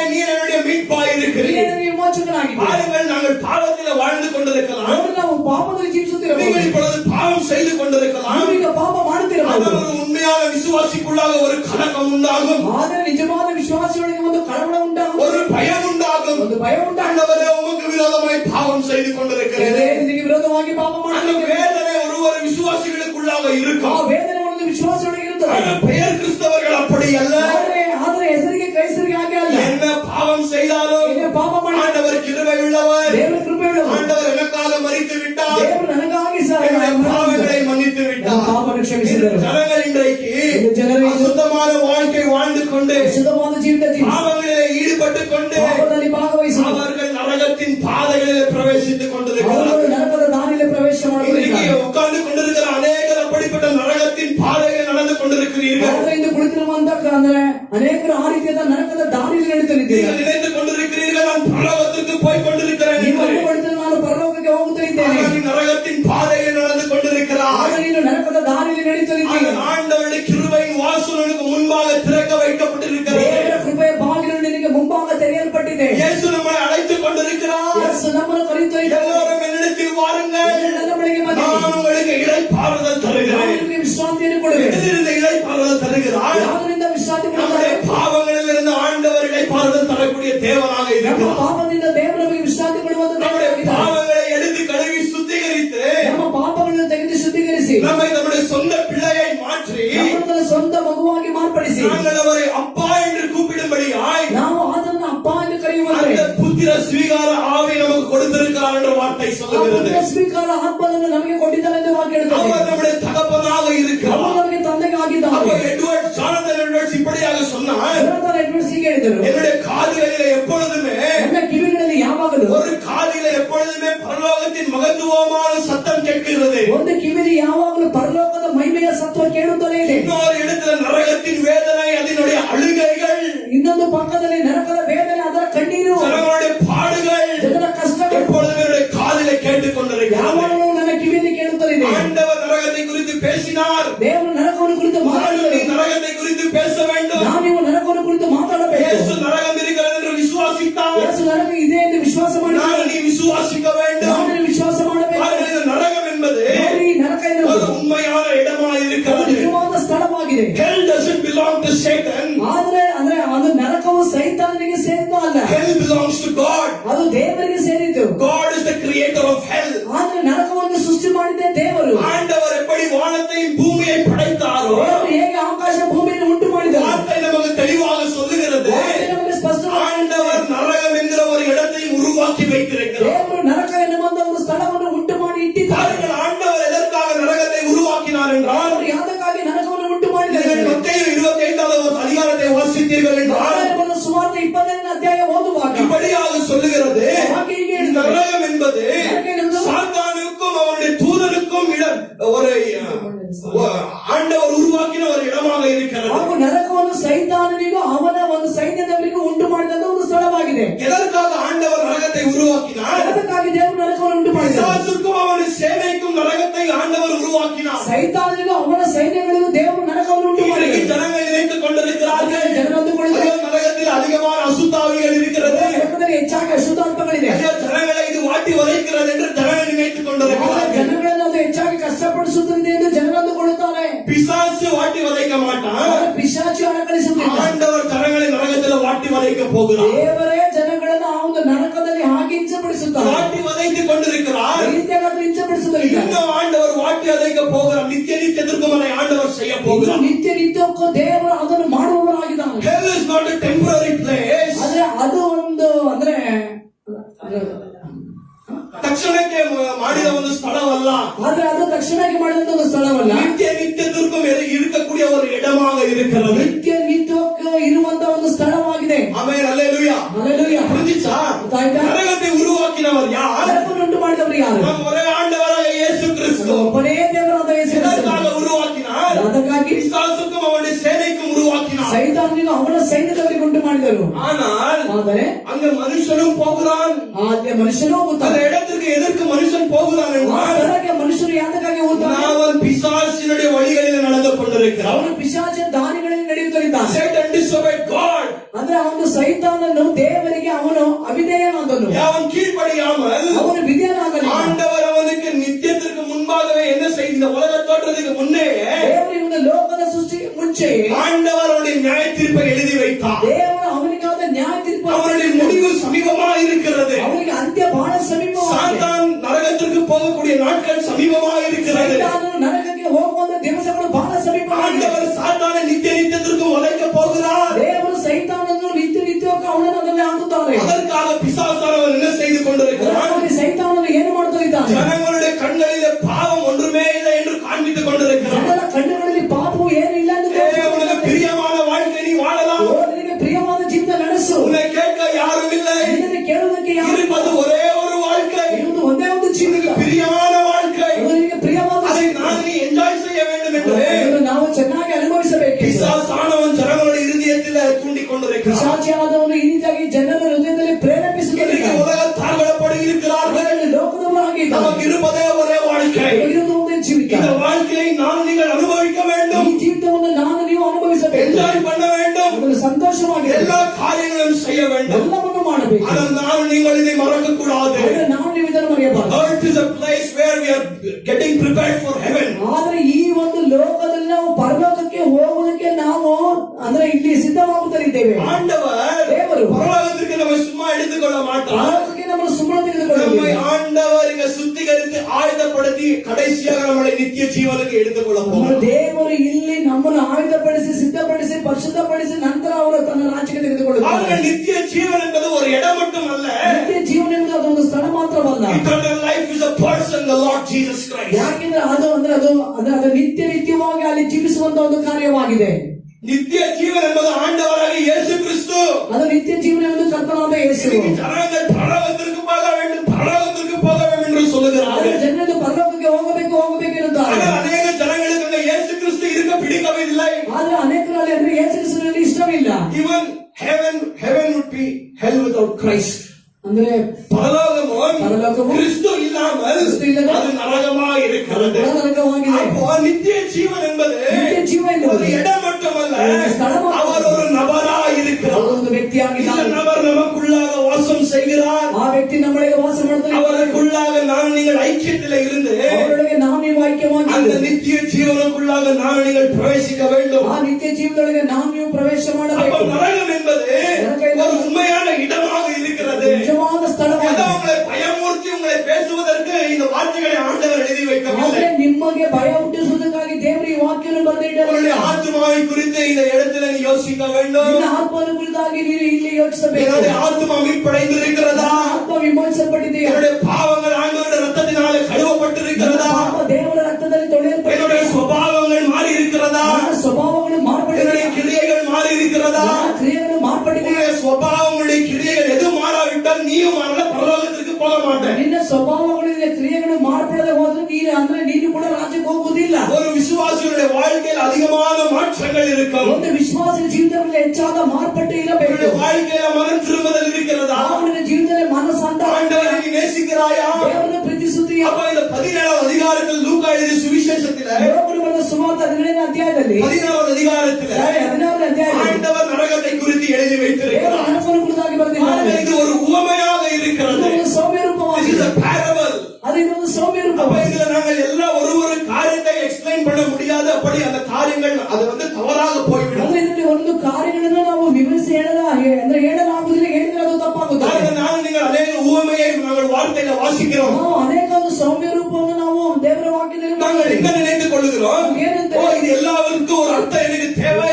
ಎಲ್ಲದಕ್ಕೂ ಒಂದು ಅರ್ಥ ನನಗೆ ஒரு அர்த்தத்தை நான் கண்டுபிடிக்க வேண்டும். ಅರ್ಥವನ್ನು ಕಂಡುಹಿಡಿಯಬೇಕು. உவமையை நான் நீங்கள் அப்படி வாசிக்க கூடாது. ಸೌಮ್ಯ ರೂಪವನ್ನು ಹಾಗೆ ಓದಬಾರದು. அதை ஒரு முழு வார்த்தைகளாக நான் நீங்கள் எடுத்துக்கொள்ள வேண்டும். ಪೂರ್ಣ ವಾಕ್ಯವಾಗಿ ನಾವು ಅಂಗೀಕರಿಸಬೇಕು. ஆண்டவர் ஒரு இம்பார்ட்டன்ட் ட்ரூத்தை அந்த இடத்துல நமக்கு கற்றுக் கொடுத்து கொண்டிருக்கிறார். ನಿಜವಾದ ಸತ್ಯವನ್ನು ನಮಗೆ When ಕಲಿಸಿಕೊಡುತ್ತದೆ. you read a parable, ಈ ಒಂದು ಸೌಮ್ಯ ರೂಪವನ್ನು you have to understand that God is speaking a specific truth to you. ದೇವರು ಒಂದು ಪ್ರತ್ಯೇಕವಾದ ಸತ್ಯವನ್ನು ಇದರಲ್ಲಿ ನಮಗೆ ಮಾತನಾಡುತ್ತಿದ್ದಾರೆ. அப்போ இந்த இடத்துல ஆண்டவர் என்ன பேசிக் கொண்டிருக்கிறார் என்றால், ದೇವರು ಏನು ಮಾತನಾಡುತ್ತಿದ್ದಾರೆ? ஒரு தரம் ಒಂದು ಸಾರಿ நீ நரகத்திற்கு போய்விட்டால் ನೀನು ನರಕಕ್ಕೆ ಹೋದರೆ மறுபடியும் நீ பரலோகத்திற்குள்ளாக பிரவேசிக்க முடியாது. ನೀನು ಪರಲೋಕದೊಳಗೆ ಪ್ರವೇಶ ಮಾಡಲು ಸಾಧ್ಯವೇ ಇಲ್ಲ. There is no crossing over from the kingdom of Satan to the kingdom of God. ಆ ಒಂದು ನರಕದಿಂದ ಪರಲೋಕ ರಾಜ್ಯಕ್ಕೆ ಹೋಗೋದಕ್ಕೆ ಯಾವ ಒಂದು ದಾರಿಯೂ ಇಲ್ಲ. இந்த ஊமையை ஆண்டவர் ஜனங்களிடத்தில் பேசிக் ಈ கொண்டிருக்கிறார். ಸೌಮ್ಯ ರೂಪವನ್ನು ದೇವರು ಜನಗಳಿಗೆ ಮಾತಾಡುತ್ತಿದ್ದಾರೆ. பாருங்கள், லூக்கா 17 அதிகாரம் வாசித்தீர்கள் என்றால் ಸುಮಾರು ಅಧ್ಯಾಯ ನಮ್ಮ ಆಂಡವರ್ ಮೂರು ವಿಧವಾದ ஊமையை குறித்து பேசிக் கொண்டிருக்கிறார். ದೇವರು ಮೂರು ವಿಧವಾದ ಸೌಮ್ಯ ರೂಪವನ್ನು ಕುರಿತು ಮಾತಾಡುತ್ತಾರೆ. ஆண்டவர் ஒரு மனுஷனுடைய ரட்சிப்பை குறித்து பேசிக் கொண்டிருக்கிறார். ಮನುಷ್ಯನ ರಕ್ಷಣೆಯ ಕುರಿತಾಗಿ ಮಾತಾಡ್ತಾ இந்த ಇದ್ದಾರೆ. லூக்காயின் சுவிசேஷத்தை நீங்கள் வாசித்தீர்கள் என்றால் ಸುವಾರ್ತೆ ನೀವು ಓದುವಾಗ ஆண்டவர் என்ன தெளிவாக சொல்லுகிறார்? ದೇವರು ಏನು ಸ್ಪಷ್ಟವಾಗಿ ಹೇಳ್ತಾರೆ? மனுஷகுமாரன் கெட்டு போவதை காணாமல் போவதை தேடி வந்தார் என்ற வார்த்தை சொல்லுகிறது. ಕೆಟ್ಟು ಹೋಗುವುದನ್ನು ಕಾಣದೇ ಇರುವುದನ್ನು ಆತನು ಹುಡುಕಿ ಬಂದರು. கெட்டு போனவர்கள் யார்? ಕೆಟ್ಟು ಹೋದವರು ಯಾರು? நான் நீங்கள் தான் கெட்டு போனவர்கள். ನಾನು ನೀವೇ ಕೆಟ್ಟು ಹೋದವರು. பாழாய் போனவர்கள் யார்? ಕಾಣದೆ ಹೋದವರು ಯಾರು? நான் நீங்கள் தான் காணாமல் போனவர்கள். ನಾನೇ ನೀವು ಕಾಣದೆ ಹೋದವರು. அவர் நம்மை தேடி ஆண்டவராக இயேசு கிறிஸ்து இந்த உலகத்திற்கு வந்தார். ಅದು ನಮ್ಮನ್ನು ಹುಡುಕಿ ಕರ್ತನಾದ ಯೇಸು ಈ ಲೋಕಕ್ಕೆ அவருடைய நித்திய ஜீவன் நமக்கு கொடுக்கும்படியாய் ಅವರು ನಿತ್ಯ ಜೀವ ಕೊಡುವಂತೆ ஆண்டவர் விடுதலை பேசிக் கொண்டிருக்கிறார். ದೇವರು ನಮ್ಮ ಬಳಿಯಲ್ಲಿ ಮಾತಾಡುತ್ತಾರೆ. பாருங்கள், பரலோகத்தை காட்டிலும் ನೋಡ್ರಿ, ಪರಲೋಕಕ್ಕಿಂತ அதிகமாய் ஆண்டவராக இயேசு கிறிஸ்து நரகத்தை குறித்து பேசினார். ಹೆಚ್ಚಾಗಿ ಕರ್ತನಾದ ಯೇಸು ನರಕವನ್ನು ಕುರಿತು ಮಾತಾಡಿದರು. Many truths about hell fell from the very lips of the Lord Jesus Christ. ಆದ್ರೆ ನರಕವನ್ನು ಕುರಿತಾದ ಅನೇಕ ಕಾರ್ಯಗಳು ಕರ್ತನಾದ ಯೇಸು ತನ್ನ ಬಾಯಿಂದಲೇ ಮಾತಾಡಿದ್ದಾರೆ. ஆண்டவராக இயேசு கிறிஸ்து சொல்லுகிறார், ಕರ್ತನಾದ ಯೇಸು ಹೇಳಿದರು, நரகம் என்பது ஒரு நித்தியமான இடமாக இருக்கிறது. ನರಕವೆಂದು ನಿತ್ಯ ಒಂದು ಸ್ಥಳವಾಗಿದೆ. ஜனங்கள் அழியக்கூடிய ஒரு இடமாக இருக்கிறது. ಜನರು ನಾಶವಾಗುವ ಒಂದು ಸ್ಥಳವಾಗಿದೆ. ஜனங்கள் எப்பொழுதுமே அழுது கொண்டிருக்கிற இடமாக இருக்கிறது. ಜನರು ಯಾವಾಗಲೂ ಕಣ್ಣೀರು ಹಾಕುವ ಒಂದು ಸ್ಥಳವಾಗಿದೆ. ஜனங்கள் எப்பொழுதுமே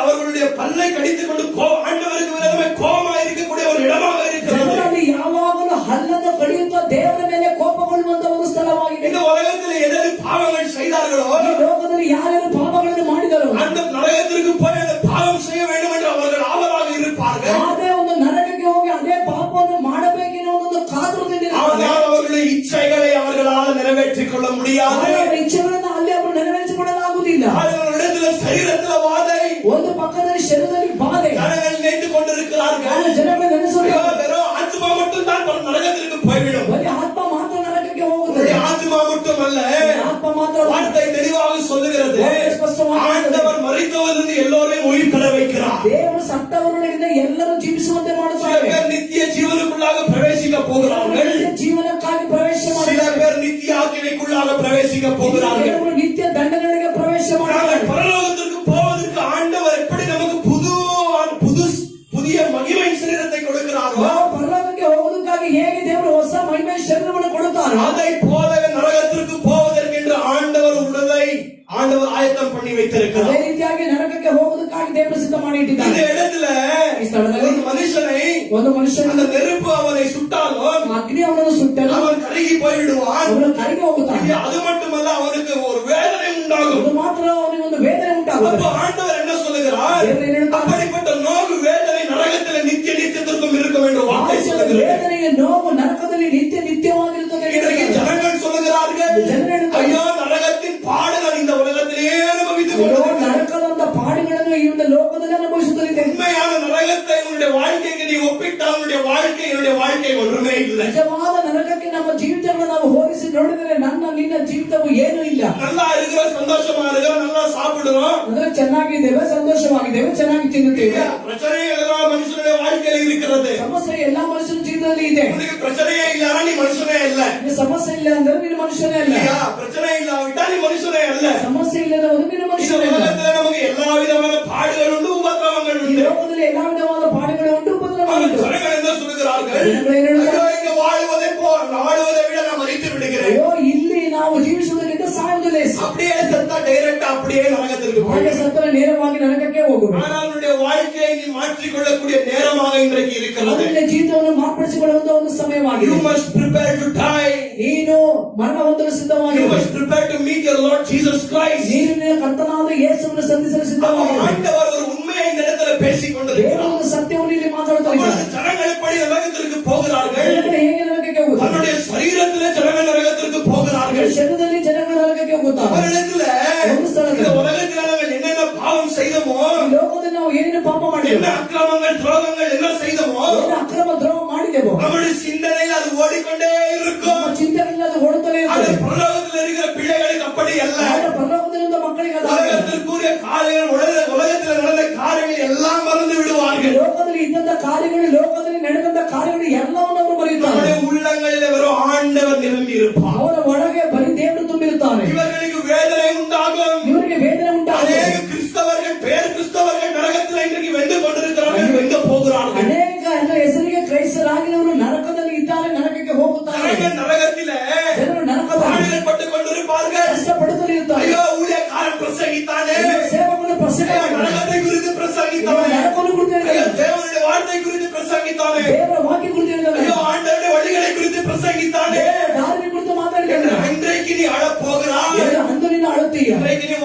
கேவலமாய் பார்க்கலாம், கேவலமாய் பேசலாம். ಇಲ್ಲಿ ನೀನು ದೇವರ ವಾಕ್ಯವನ್ನು ಕೇವಲವಾಗಿ ಮಾತಾಡಬಹುದು, ஆனால் நீ நரகத்திற்கு போகிற நேரத்துல ನೀನು ನರಕಕ್ಕೆ ಹೋಗುವ இந்த ಸಮಯದಲ್ಲಿ உலகத்துல நீ என்னென்ன செய்தாய் எல்லாம் உன்னுடைய ரிமெம்பரன்ஸ்க்கு மறுபடியும் வந்து கொண்டே இருக்கும். ಏನೆಲ್ಲ ಮಾಡಿದೆ ಅದೆಲ್ಲ ನಿನ್ನ ಒಂದು ಚಿಂತೆಯಲ್ಲಿ ಬರುತ್ತಲೇ ಇರುತ್ತದೆ. அது மட்டுமல்ல, சரீரத்திலையும் வாதை, ಶರೀರದಲ್ಲೂ ಬಾಧೆ, சரீரத்திலையும் வேதனை, வலி இருக்கும். ಶರೀರದಲ್ಲಿ ವೇದನೆ, ಒಂದು ನೋವು ಇರ್ತದೆ. உன்னுடைய ஆத்துமாவிலும் வலி இருக்கும், வேதனை இருக்கும். ನಿನ್ನ ಆತ್ಮದಲ್ಲಿ ನೋವು ಇರ್ತದೆ, ವೇದನೆ ಇರ್ತದೆ. There is a place where your body and your soul will be tortured. ಯಾಕೆಂದ್ರೆ ಆ ಒಂದು ನರಕದಲ್ಲಿ ನಿನ್ನ ಶರೀರವು ಆತ್ಮವು ಎರಡು ಅಲ್ಲಿ ಹಿಂಸಿಸಲ್ಪಡುತ್ತದೆ. There is a place of eternal flames. ಆದರೆ ಅದೇ ಒಂದು ನರಕದಲ್ಲಿ ನಿತ್ಯವಾದ ಅಗ್ನಿ ಉರಿಯುತ್ತಲೇ ಇರ್ತದೆ. There is a place of eternal pitch darkness. ಅಂದ್ರೆ ಅದೇ ಒಂದು ನಿತ್ಯವಾದ ಒಂದು ಅಂಧಕಾರವಾಗಿ ಇದ್ದೇ ಇರುತ್ತದೆ. பயங்கரமான இருளாக இருக்கிறது, இடமாக இருக்கிறது. ಭಯಂಕರವಾದ ಅಂಧಕಾರವಾಗಿದೆ. ஜனங்கள் இச்சைகளை நிறைவேற்றிக் கொள்ள ஆசைப்படுவார்கள். ಜನರು ಇಚ್ಛೆಯನ್ನು ನೆರವೇರಿಸುವಂತ ಆಸೆ ಪಡುತ್ತಾರೆ. அவர்களால் நிறைவேற்றிக் கொள்ள முடியாது. ಅವರಿಂದ ನೆರವೇರಿಸಲಾಗುವುದಿಲ್ಲ. இன்னும் சில ஜனங்கள் வேதனையினால அழுது கொண்டிருப்பார்கள். ಇನ್ನು ಕೆಲವರು ವೇದನೆಯಿಂದ ಅವರು ಬಹಳ ಕಠಿಣ ஐயோ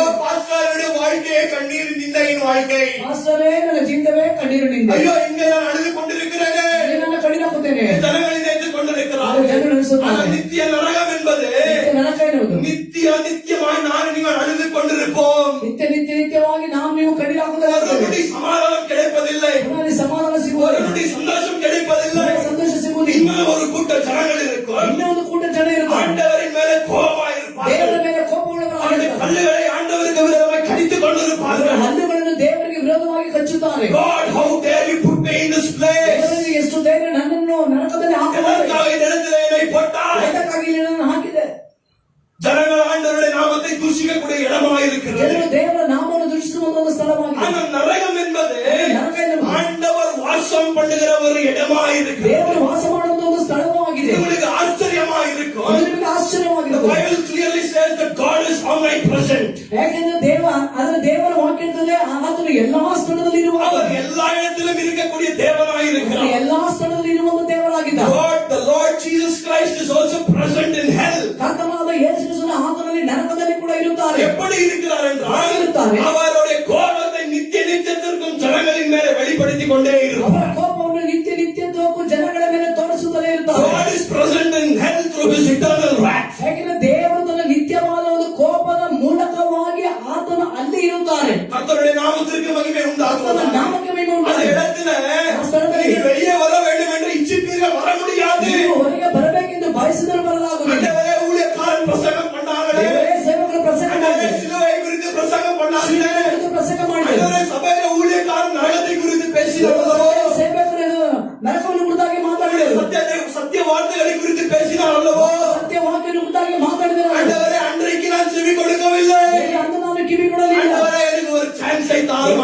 ಒಂದು ಅವಕಾಶ ஆண்டவரே, ஒரே ஒரு சான்ஸ். ಒಂದು ಅವಕಾಶ. There is a place where you don't get a second chance. ಆದರೆ ನರಕದಲ್ಲಿ ಎರಡನೇ ಒಂದು ಅವಕಾಶ ನಿನಗೆ ಇರುವುದೇ ಇಲ್ಲ. நீ எவ்வளவு கண்ணீரிட்டு, ಎಷ್ಟೇ ಕಡಿಮೆ நீ என்ன கூச்சலிட்டாலும் ಕೂಗಿದರು, ஆண்டவர் உன்னை காண மாட்டார், உன்னை பார்க்க மாட்டார். ದೇವರು ನಿನ್ನನ್ನು ನೋಡುವುದಿಲ್ಲ, ನಿನ್ನನ್ನು ಕಂಡುಕೊಳ್ಳುವುದಿಲ್ಲ. There is a place where God's wrath is eternal. ಯಾಕೆಂದ್ರೆ ಆ ನರಕದಲ್ಲಿ ದೇವರ ನಿತ್ಯದ ಕೋಪ ಅಲ್ಲಿ ಉರಿಯುತ್ತಲೇ It is ಇದೆ. a place of pitch darkness. ಅದು ಬಹಳ ಅಂಧಕಾರದಿಂದ ಕೂಡಿದಂತ ಸ್ಥಳ. It is a place of torment. ಅದು ಬಹಳ ಹಿಂಸಿಸುವಂತ ಒಂದು ಸ್ಥಳ. ஒரு ஜனங்களை இம்சை செய்கிற ஒரு இடமாய் இருக்கிறது. ಜನರನ್ನು ಹಿಂಸೆ ಮಾಡುವಂತ ಒಂದು ಸ್ಥಳ. நரகம் இப்படியாக இருக்கிறது. ನರಕ ಈ ರೀತಿಯಾಗಿ ஆண்டவராகிய இயேசு கிறிஸ்து தம்முடைய வார்த்தையை எழுதி வைக்கிறார். ಕರ್ತನಾದ ಯೇಸು ತನ್ನ ವಾಕ್ಯದಲ್ಲಿ ಹೇಳಿದ್ದಾನೆ. இயேசு என்ன சொல்லுகிறார்? இயேசு ಹೇಳ್ತಾನೆ, உன்னுடைய சரீரத்தை சாகடிக்கிறவனை பார்த்து நீ பயப்படாதே. ನಿನ್ನ ಶರೀರವನ್ನು ಕೊಲ್ಲುವವರಿಗೆ ನೀನು ಭಯಪಡಬೇಡ. ஆனால் உன்னுடைய ஆத்துமாவையும் உன்னுடைய சரீரத்தையும் சாகடித்து நரகத்திற்கு போகக்கூடியவனை பார்த்து நீ பயப்படுகிற வார்த்தை ನಿನ್ನ சொல்லுகிறார். ಆತ್ಮವನ್ನು ಹಾಗೂ ನಿನ್ನ ಶರೀರವನ್ನು ಅಂದ್ರೆ ನರಕದಲ್ಲಿ ಹಾಕುವಂತ ನಿನ್ನ ದೇವರಿಗೆ ನೀನು ಭಯಪಡ ಎಂದು. இது நரகம் என்பது ஏதோ ஒரு கட்டுக்கதை அல்ல. ನರಕ ಇರುವುದು ಏನೊಂದು ಕಟ್ಟುಕತೆ இது ಅಲ್ಲ, உண்மையான சம்பவமாக இருக்கிறது. ನಿಜವಾದ ಸಂಭವವಾಗಿದೆ. இன்றைக்கு அநேக ஊழியக்காரர்கள் சொல்லுகிறார்கள், ಇದು ಅನೇಕ ಸೇವಕರು ಹೇಳಿದ್ದಾರೆ, நான் பரலோகத்திற்கு போய் வந்தேன், நான் நரகத்திற்கு போய் வந்தேன் ನಾನು என்று. ಪರಲೋಕಕ್ಕೆ ಹೋಗಿ ಬಂದೆ, ನರಕಕ್ಕೆ ಹೋಗಿ ಬಂದೆ. எல்லாம் பெரிய பொய்க்காரர்கள். ಎಲ್ಲ ದೊಡ್ಡ ಸುಳ್ಳುಗಾರ.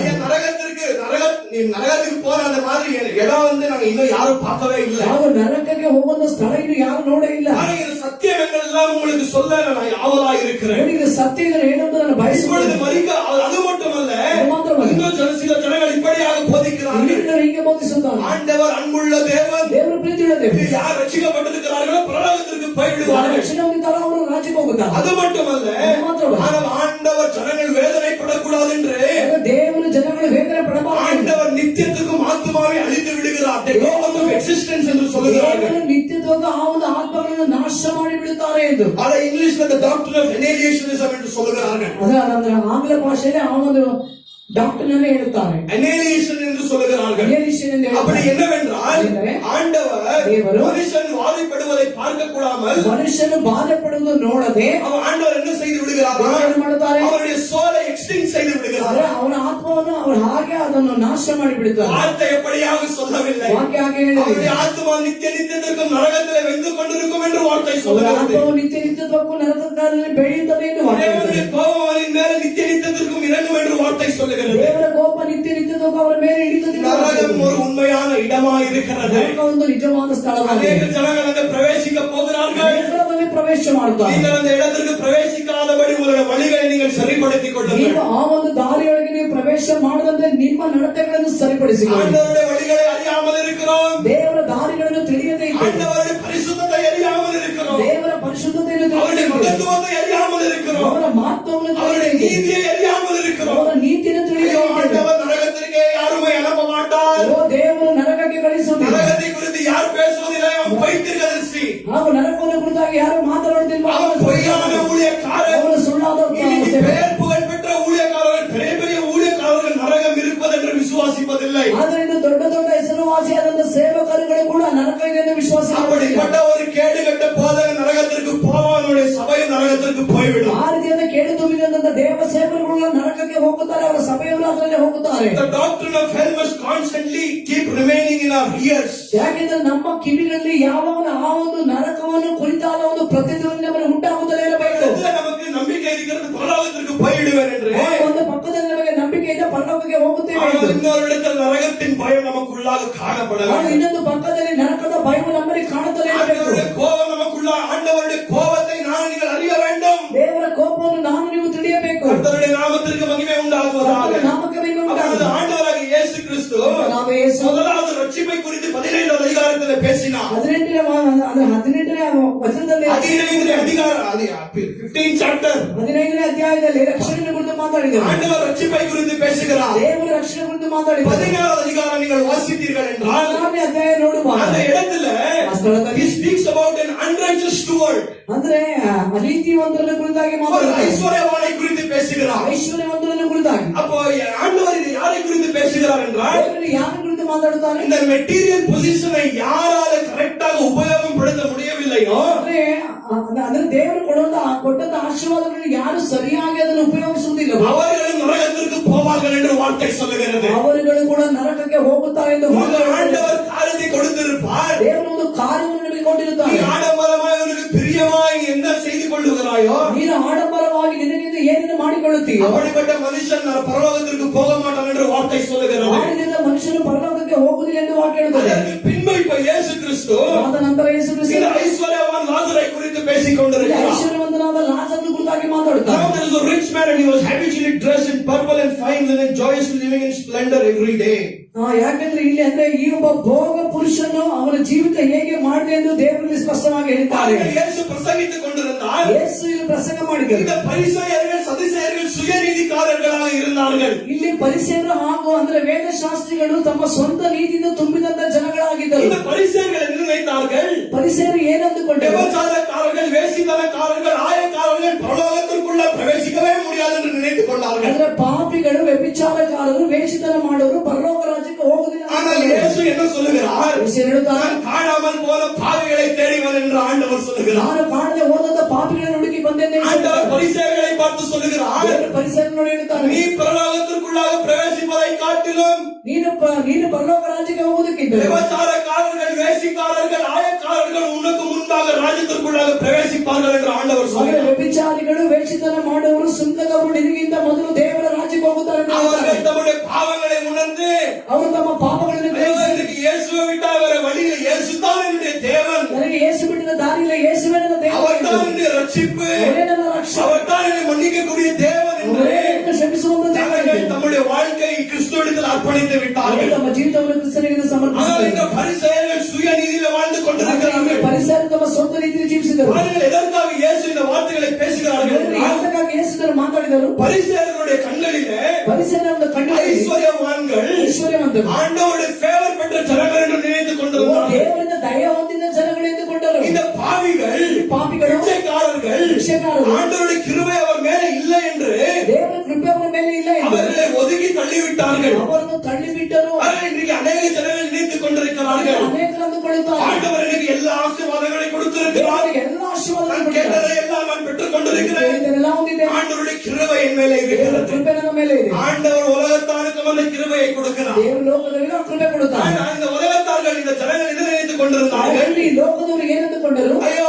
ஆண்டவருடைய கண்களிலே ದೇವರ ಕಣ್ಣುಗಳಲ್ಲಿ இந்த புவர் பீப்பிள் ಅಂದ್ರೆ ಬಡವರ ಮೇಲೆ ஆண்டவர் வந்து இரக்கம் காட்டுவதில்லை, ದೇವರ ಕರುಣೆ ತೋರಿಸುವುದಿಲ್ಲ. ஆண்டவர் நம்ம மேல இரக்கமாக இருக்கிறார் ದೇವರು ನಮ್ಮ ಮೇಲೆ ಕೃಪೆ என்று ಆಗಿದ್ದಾರೆ. அந்த நாட்கள் இயேசு கிறிஸ்து வாழ்ந்த நாட்களிலே ಯೇಸು ಕ್ರಿಸ್ತನು ಜೀವಿಸಿದ ದಿನಗಳಲ್ಲಿ இப்படிப்பட்ட ஜனங்கள் புறக்கணித்து தள்ளப்பட்ட ஜனங்களாக ಈ காணப்பட்டார்கள். ರೀತಿಯ ಜನಗಳನ್ನು ಅವರುಗಳು ತಳ್ಳಲ್ಪಟ್ಟಿದ್ದರು. ஆனால் இயேசு இப்படிப்பட்ட ஜனங்களை தேடி ஓடி ಯೇಸು வருகிறார், ಈ ರೀತಿಯ ಜನಗಳನ್ನು ಹುಡುಕಿ ಓಡಿ ಬಂದರು. அவர்களுக்கு ரட்சிப்பு கொடுக்கும்படியாக. ಅವರಿಗೆ ರಕ್ಷಣೆ ಕೊಡುವಂತೆ அப்ப இந்த பரிசேயர்கள் பார்த்துக் ಈ கொண்டிருக்கிறார்கள், ಪರಿಸರದ ನೋಡುತ್ತಿದ್ದಾರೆ. இயேசு கிறிஸ்து பிரசங்கம் செய்வதை கேட்டுக் கொண்டிருக்கிறார்கள். ಯೇಸು ಪ್ರಸಂಗ ಮಾಡುವುದನ್ನು அப்பொழுது ಕೇಳುತ್ತಿದ್ದಾರೆ. இயேசு இப்படியாக ஆரம்பிக்கிறார், ಯೇಸುಗೆ ஒரு ಪ್ರಾರಂಭಿಸುವುದು ஐஸ்வர்யவான இருந்தான், ಐಶ್ವರ್ಯವಂತನಾಗಬೇಕು. எப்பொழுதுமே அவன் நல்ல உடையை, ಅವನು ಯಾವಾಗಲೂ ನಯವಾದ ನಾರು he ಮುಡಿಯನ್ನು was always wearing purple and fine linen.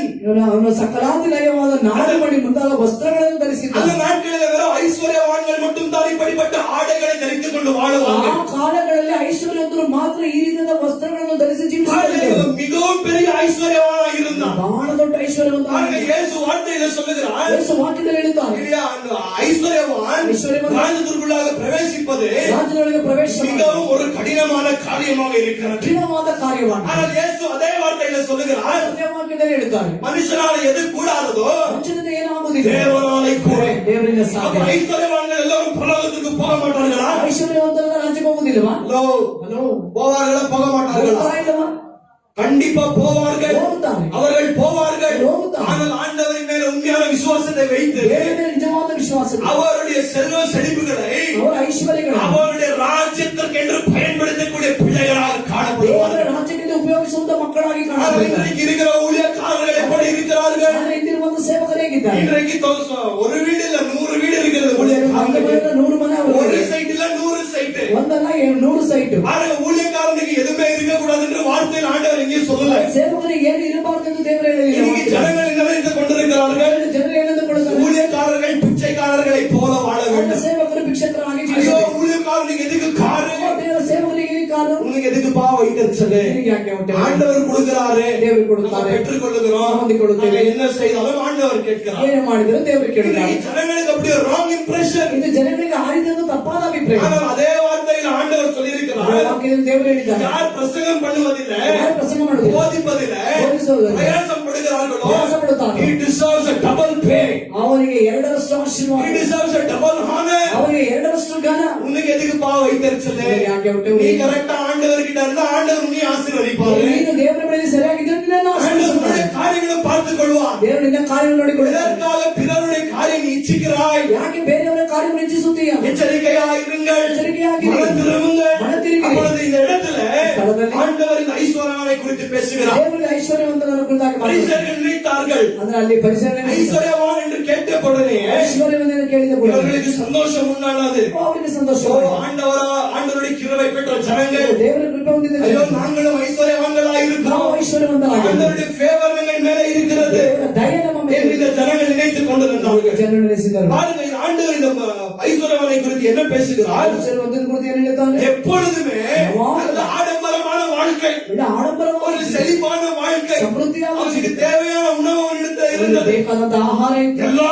விதமான பாவத்தை சுகபோகத்தை அனுபவித்த மனுஷன். ಎಲ್ಲ ವಿಧವಾದ ಪಾಪವನ್ನು ಸುಖಭೋಗವನ್ನು ಅನುಭವಿಸಿದ இந்த ಮನುಷ್ಯ. உலகத்துல ஒரு குறைவே அவனுக்கு இல்ல. ಈ ಲೋಕದಲ್ಲಿ ಯಾವ ಕೊರತೆ ಅವನಿಗೆ ಇಲ್ಲ. பிள்ளைகள் இருக்கிறார்கள், மனைவி இருக்கிறார்கள், சகோதரன் இருக்கிறார்கள், சகோதரருடைய குடும்பம் இருக்கிறது, ಅವರ ಕುಟುಂಬ, ஒரு பெரிய வீடு இருக்கிறது, ಮನೆ, அவனுக்கு தேவையான உணவுகள், ಬೇಕಾದಂತ ಆಹಾರ, அவன் என்னென்ன இச்சை நிறைவேற்றிக் கொள்ள வேண்டுமோ எல்லா வசதிகள் வாய்ப்புகள் அவனிடத்தில் ಅದು ಅವನು ಏನೇನ ಇಚ್ಛೆಯನ್ನು ನೆರವೇರಿಸಿಕೊಳ್ಳಬೇಕೋ ಅದಕ್ಕೆ ಬೇಕಾದಂತ ಎಲ್ಲವೂ ಅವನಲ್ಲಿ ಇತ್ತು. ஆனா இந்த ஊமையில 20வது வசனத்தில் ஆண்டவர் செகண்ட் கேரக்டரை இன்ட்ரோடியூஸ் செய்து கொண்டிருக்கிறார். ಪ್ರಪಂಚದಲ್ಲಿ ಎರಡನೇ ಸ್ವಭಾವವನ್ನು ದೇವರಿಗೆ ಪ್ರಕಟಿಸುತ್ತಾನೆ. And the poor man Lazarus was laid at his gate covered with sores. ಅವನ அந்த ಮನೆ ಬಾಗಿಲಿನಲ್ಲಿ ಲಾಜರನೆಂಬ ಭಿಕ್ಷುಕನಿದ್ದನು. ஆண்டவர் ஐஸ்வர்யவானுடைய வீட்டிற்கு முன்பாக ಐಶ್ವರ್ಯವಂತನ ಮನೆ ಮುಂಭಾಗ லாசரு என்கிற ஒரு பிச்சைக்காரன் இடத்துல இருந்தான். ಲಾಜರನೆಂಬ ಭಿಕ್ಷುಕನಿದ್ದನು. பாருங்க, இவனிடத்துல ஒன்றுமே இல்ல. ಅವನ ಬಳಿಯಲ್ಲಿ ಏನೂ ಇಲ್ಲ. இவனிடத்துல துணி இல்ல. ಅವನ ಬಳಿಯಲ್ಲಿ ವಸ್ತ್ರ இவனுக்கு ಇಲ್ಲ. ஒரு வீடு இல்ல. ಅವನಿಗೊಂದು ಮನೆ ಇಲ್ಲ. இவனுக்கு ஒன்றுமே இல்ல. ಅವನಿಗೆ ಏನೂ ಇಲ್ಲ. ஜனங்கள்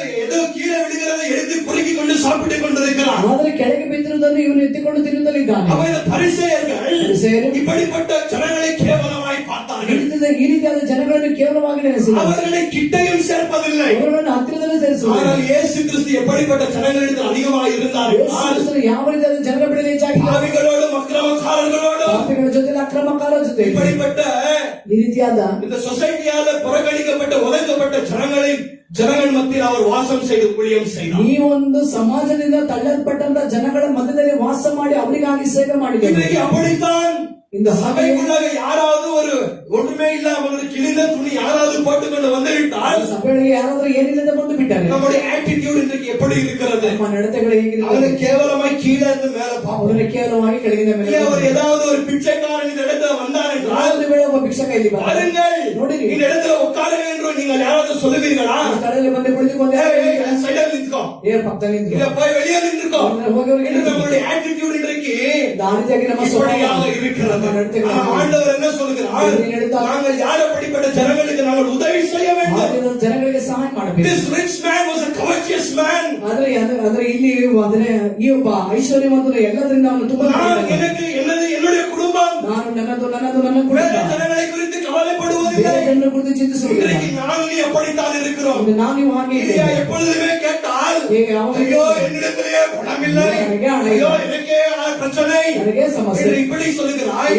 ஆனால் உன்னை காட்டிலும் கேவலமாய் வாழக்கூடிய அநேக ஜனங்கள் இந்த உலகத்தில் இன்றைக்கு இருக்கிறார்கள். ನಿನಗಿಂತಲೂ ಬಹಳ ಕೆಳಮಟ್ಟದಲ್ಲಿ ಜೀವಿಸುವಂತ ಅನೇಕ ಜನಗಳು ಇಲ್ಲಿದ್ದಾರೆ. உன்னால என்ன முடியுமோ அந்த உதவி அவனுக்கு செய். ಇದರಿಂದ ಏನು ಬೇಗ ಸಹಾಯ ಆಗುತ್ತದೆ ಅವರಿಗೆ ಮಾಡು. யாருக்கும் சொல்லாத. ಯಾರಿಗೆ ಹೇಳಬೇಡ. உனக்கு ஆண்டவருக்கு மட்டும்தான் அது தெரிய வேண்டும். ನಿನಗೂ ದೇವರಿಗೆ ಮಾತ್ರ ತಿಳಿಯಬೇಕು. இல்லையா? நீ ஆடம்பரமாய் ஜனங்களுக்கு காண்பித்துக் கொண்டு செய்யக்கூடாது. ಇಲ್ಲ ಆಡಂಬರವಾಗಿ ಜನಗಳಿಗೆ ತೋರಿಸುತ್ತಾ இன்னைக்கு ஊழியக்காரர்களும் அப்படி இருக்கிறார்கள். ಸೇವಕರುಗಳು ஒரு அரிசி பருப்பு எது கொடுத்தாலும் ಆದ್ರೆ ಅವರಿಗೆ ಏನಾದರೂ ಕೊಟ್ಟರು ಕೂಡ ஒரு கேவலமான காரியம். ಕೇವಲವಾದ ಕಾರ್ಯ. இல்லையா? சபை ஊழியக்காரர்கள் முன்பாக நின்று விட்டு ಸಭೆ ಸೇವಕರ ಮುಂದೆ ನಿಂತು பாருங்கள், நாங்கள் எல்லாவற்றையும் ஜனங்களுக்கு கொடுத்து கொண்டிருக்கிறோம். ಎಲ್ಲವನ್ನು ಜನಗಳಿಗೆ ಕೊಡುತ್ತಲಿಲ್ಲ. ஆண்டவருடைய கண்களிலே அது பிரியமே இல்லை. ದೇವರ ಕಣ್ಣುಗಳಲ್ಲಿ ಅಸಹ್ಯ ஆண்டவருடைய ಮಾಡಿ. கண்களிலே அசுத்தமா இருக்கிறது. ದೇವರ ಕಣ್ಣುಗಳಲ್ಲಿ ಅಸಹ್ಯ நீ ಮಾಡಿ. எவ்வளவு தன் ரைஸ் வேணாலும் நீ ஜனங்களுக்கு என்று கொடுத்திருக்கலாம். ಯಾವುದು ನೀನು ಕೊಟ್ಟಿರಬಹುದು ಜನ. ஆனால் ஆண்டவராக இயேசு கிறிஸ்து என்ன சொல்லுகிறார்? ಆತನಾದ ಹೆಸರಿನಲ್ಲಿ நீ யாருக்காவது ஏதாவது செய்வதானால் ಏನಾದರೂ ಮಾಡಿದರೆ இல்லை யாருக்கும் தெரியாமல் ಯಾರಿಗೂ ತಿಳಿಯದು. நீ அதை செய். ಅದನ್ನು ಮಾಡು. பரலோகத்தில் இருக்கிற அது உன்னுடைய பிதா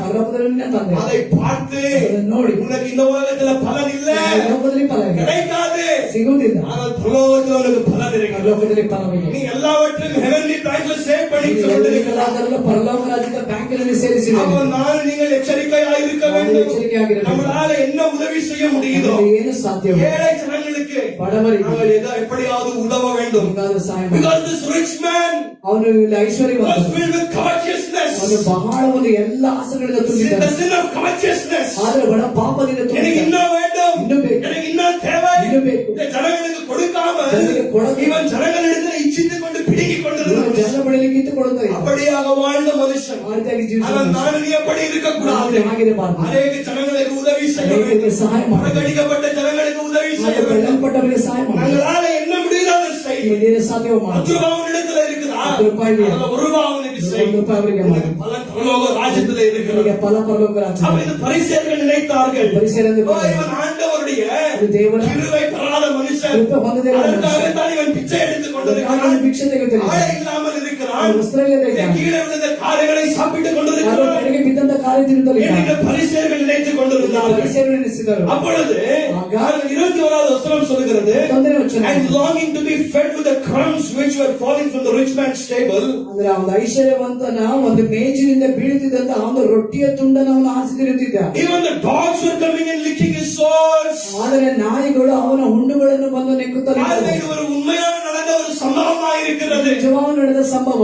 ஐஸ்வர்யவான் என்கிற ஒரு மனுஷன் இருந்தான், லாசரு என்கிற ஒரு மனுஷன் இருந்தான். ಐಶ್ವರ್ಯವಂತರು ಇದ್ದನು, ಲಾಜರನು ಇದ್ದನು. அப்ப இந்த லாசரு எப்படி இருக்கிறான்? ಲಾಜರ್ ಹೇಗಿದ್ದಾನೆ? அவன் he was filled with sores. ಅಂದ್ರೆ ಅವನ ಶರೀರವೆಲ್ಲ ಹುಣ್ಣುಗಳಿಂದ பாருங்க, ತುಂಬಿದೆ. அப்படிப்பட்ட ஜனங்களிடத்துல நாங்கள் போவோமா? ಭಾರತದ ಜನಗಳ ಬಳಿಗೆ ನಾವು ಹೋಗುತ್ತೇವೆ. அப்படிப்பட்ட மனுஷனிடத்துல போய் கிறிஸ்துவின் அன்பை நாங்கள் காண்பிக்கிறோமா? ಭಾರತದ ಮನುಷ್ಯರ ಬಳಿಗೆ ಹೋಗಿ ಶಿಷ್ಯರ ಪ್ರೀತಿ ತೋರಿಸುತ್ತೇವೆ. அப்படிப்பட்ட ஜனங்களிடத்துல நாங்கள் நெருங்குவதே இல்லை. ಆ ರೀತಿಯ ಜನಗಳಿಗೆ ಹೋಗುವುದೇ ಇಲ್ಲ. ஏன் அவனுக்கு ஆத்மா இல்லையா? அவனுக்கு ஆத்மாவில்லை. ஏன் ஆண்டவராக இயேசு கிறிஸ்து அவனுக்காக மரிக்கவில்லையா? ಯೇಸು ಅವನಿಗಾಗಿ ಸಾಯಲಿಲ್ಲ. அவருடைய ரத்தத்தை அவனுக்காக சிந்தவில்லையா? ಅವರ ರಕ್ತವನ್ನು ಅವನಿಗಾಗಿ அப்படிப்பட்ட ಸಿಂಪಡಿಸಿದ. ஜனங்களை நாங்கள் பார்த்தவர்களுக்கு நாங்கள் சுவிசேஷத்தை அறிவித்துக் கொண்டிருக்கிறோம். ಆ ರೀತಿಯಾದ ಜನಗಳಿಗೆ ನಾವು ಸುವಾರ್ತೆ ಹೇಳುತ್ತಲಿದ್ದೇವೆ. ஆண்டவருடைய கணக்கு கேட்பார். ದೇವರನ್ನ ಲೆಕ್ಕ ಕೇಳುತ್ತಾರೆ. அப்படிப்பட்ட ஜனங்களுக்கும் நீ சுவிசேஷத்தை அறிவிக்க ಆ வேண்டும். ರೀತಿಯಾದ ಜನಗಳಿಗೆ ನೀನು ಸುವಾರ್ತೆ ಹೇಳಲೇಬೇಕು. உன்னால என்ன உதவ முடியுமோ அவருக்கு நீ உதவ வேண்டும். ನಿನಗೆ ಏನು ಸಾಧ್ಯ ಅವರಿಗೆ ಸಹಾಯ கிரியை ಮಾಡಬೇಕು. இல்லாத விசுவாசம் செத்துப்போன விசுவாசம். ಕ್ರಿಯೆಯಿಲ್ಲದ ವಿಶ್ವಾಸ ಸತ್ತು ಹೋದ ವಿಶ್ವಾಸ. உன்னுடைய சகோதரன் ஒரு தேவையில இருந்தான் என்றால் ನಿನ್ನ ಸಹೋದರನು ಒಂದು ಅಗತ್ಯತೆಯಲ್ಲಿ ಇದ್ದಾನೆ. இதை பார்த்து விட்டு ನೀನು ಅದನ್ನು ನೋಡಿ ஓ நீ நலமாயிரு, ನೀನು நான் ಚೆನ್ನಾಗಿ உனக்காக ஜெபித்துக் கொண்டிருக்கிறேன், ஆண்டவரை ஆசீர்வதிப்பார். ದೇವರನ್ನು ಆಶೀರ್ವದಿಸುತ್ತಾರೆ. அப்படிப்பட்ட ஜெபம் ஆண்டவருடைய சமூகத்தில் அருவருப்பான ஜெபமாக ಆ ರೀತಿಯಾದ ಒಂದು ಪ್ರಾರ್ಥನೆ ದೇವರ ಸಮಾಧಾನ ಅದು ಅಸಹ್ಯವಾಗಿದೆ. என்னால உதவ முடியும், ನಿನಗೆ ಸಹಾಯ ಮಾಡಲು என்னால ಸಾಧ್ಯ. உதவ முடியும், உனக்கே ஒன்றும் இல்லை என்றால் பரவாயில்லை. ಆದರೆ ನಿನ್ನ ಬಳಿ ಏನು ಇಲ್ಲ ಅಂದ್ರೆ ಪರವಾಗಿಲ್ಲ. உனக்கு அந்த கெப்பாசிட்டி இருக்கிறது. ಆದರೆ ನಿನಗೆ ಆ ಬಲವಿದೆ. ஆனால் மோசஸ் பாஸ்டர் வந்தார். ಪಾಸ್ಟರ್ ಮೋಸೆಸ್ ஆண்டவர் இங்க ஒரு விதமாய் பேசினார். ದೇವರು ಇಲ್ಲಿ ವಿಧವಾಗಿ ಒಂದು அந்த இடத்துல ரெண்டு விதமான காரியம் ஆண்டவர் இடத்துல பேசினார். ಅಲ್ಲಿ ಬೇರೆ ಸ್ಥಳದಲ್ಲಿ ಎರಡು ವಿಧವಾದ ಕಾರ್ಯ ದೇವರು நீ ಮಾತಾಡಿದ್ದಾರೆ. எனக்காக காணிக்கை கொடுக்கிறாய், தசம பாகத்தை கொடுக்கிறாய் என்று ஆண்டவர் என்னை கேட்டார். ನೀನು ನನಗಾಗಿ ಕಾಣಿಕೆ ದಶಮ ಭಾಗವನ್ನು ಕೊಡುತ್ತೀಯ ಎಂದು ಕೇಳಿದ್ದಾರೆ. ஆண்டவரே அது இது செய்கிறேன், நான் கொடுக்கல, ಅದು ಇದು ಮಾಡ್ತೇನೆ ಅಂತ நான் ரெகுலரா கொடுக்க மாட்டேன் ஆண்டவரே. ಅದು ನಾನು ಅದನ್ನು ಯಾವಾಗಲೂ ಕೊಡುವುದಿಲ್ಲ. ஆண்டவர் எச்சரித்தார், ದೇವರು ಎಚ್ಚರಿಸಿದರು. நீ கொடுக்க வேண்டும். ನೀನು ಕೊಡಬೇಕು. அப்ப கேட்ட ஆண்டவரே ದೇವರೇ யாருக்கு கொடுக்கணும், ಯಾರಿಗೆ ಕೊಡಬೇಕು, எதை செய்ய வேண்டும்? ಏನು ಮಾಡಬೇಕು? அப்ப ஆண்டவர் ஒரு மிஷனரியை காண்பித்தார். ದೇವರೊಂದು ಮಿಷನ್ ಅನ್ನು ತೋರಿಸಿದರು. அவர்கள் சுவிசேஷம் அறிவிக்க வேண்டும் என்று ಸುವಾರ್ತೆ ಹೇಳಬೇಕೆಂದು மிக கஷ்டப்படுகிற ஒரு மிஷனரியாக இருக்கிறது. ಕಷ್ಟಪಡುವಂತ ಒಂದು ಮಿಷನರಿ ಆಗಿದೆ. உன்னுடைய பணத்தை நீ அவர்களுக்கு செலுத்த வேண்டும் என்று ஆண்டவர் பேசினார். ನಿನ್ನ ಹಣವನ್ನು ಅವರಿಗೆ ಕೊಡು ಎಂದು ಹೇಳಿದರು. ஆண்டவரிடத்துல பொறுத்தரை பண்ணேன். ದೇವರ ಬಳಿ ಅರಿಕೆ ஆண்டவரே ಮಾಡಿ நான் உயிரோடு இருக்கும் நாளெல்லாம் ನಾನು ಜೀವನದಿರುವ ದಿವಸ ஆண்டவரே மிஷனரியை நான் சப்போர்ட் செய்கிறேன். ಮಿಷನರಿ ನಾನು ಆಧರಿಸುತ್ತೇನೆ. என்னால என்ன முடியுதோ நான் செய்கிறேன். ನಿನಗೆ ಏನಾಗುತ್ತೋ ಅದನ್ನು இந்த ಮಾಡು. சுவிசேஷம் அறிவிக்கப்படுகிறது, ಸುವಾರ್ತೆಯನ್ನು ಹೇಳಲ್ಪಡುತ್ತದೆ. ஆத்துமாக்கள் ரட்சிக்கப்படுகிறது. ಆತ್ಮರಕ್ಷಣೆ ಹೊಂದುತ್ತದೆ. அதற்கு பரலோகத்தில் உனக்கு பலன் இருக்கிறது. ಅದಕ್ಕೆ ಪರಲೋಕದಲ್ಲಿ ನಿನಗೂ ಫಲವಿದೆ. ஏனென்றால் ಯಾಕೆಂದರೆ ராஜ்யத்திற்கென்று நீ விதைத்திருக்கிறாய். ರಾಜ್ಯಕ್ಕೆಂದು ಬಿತ್ತಿದೀಯ.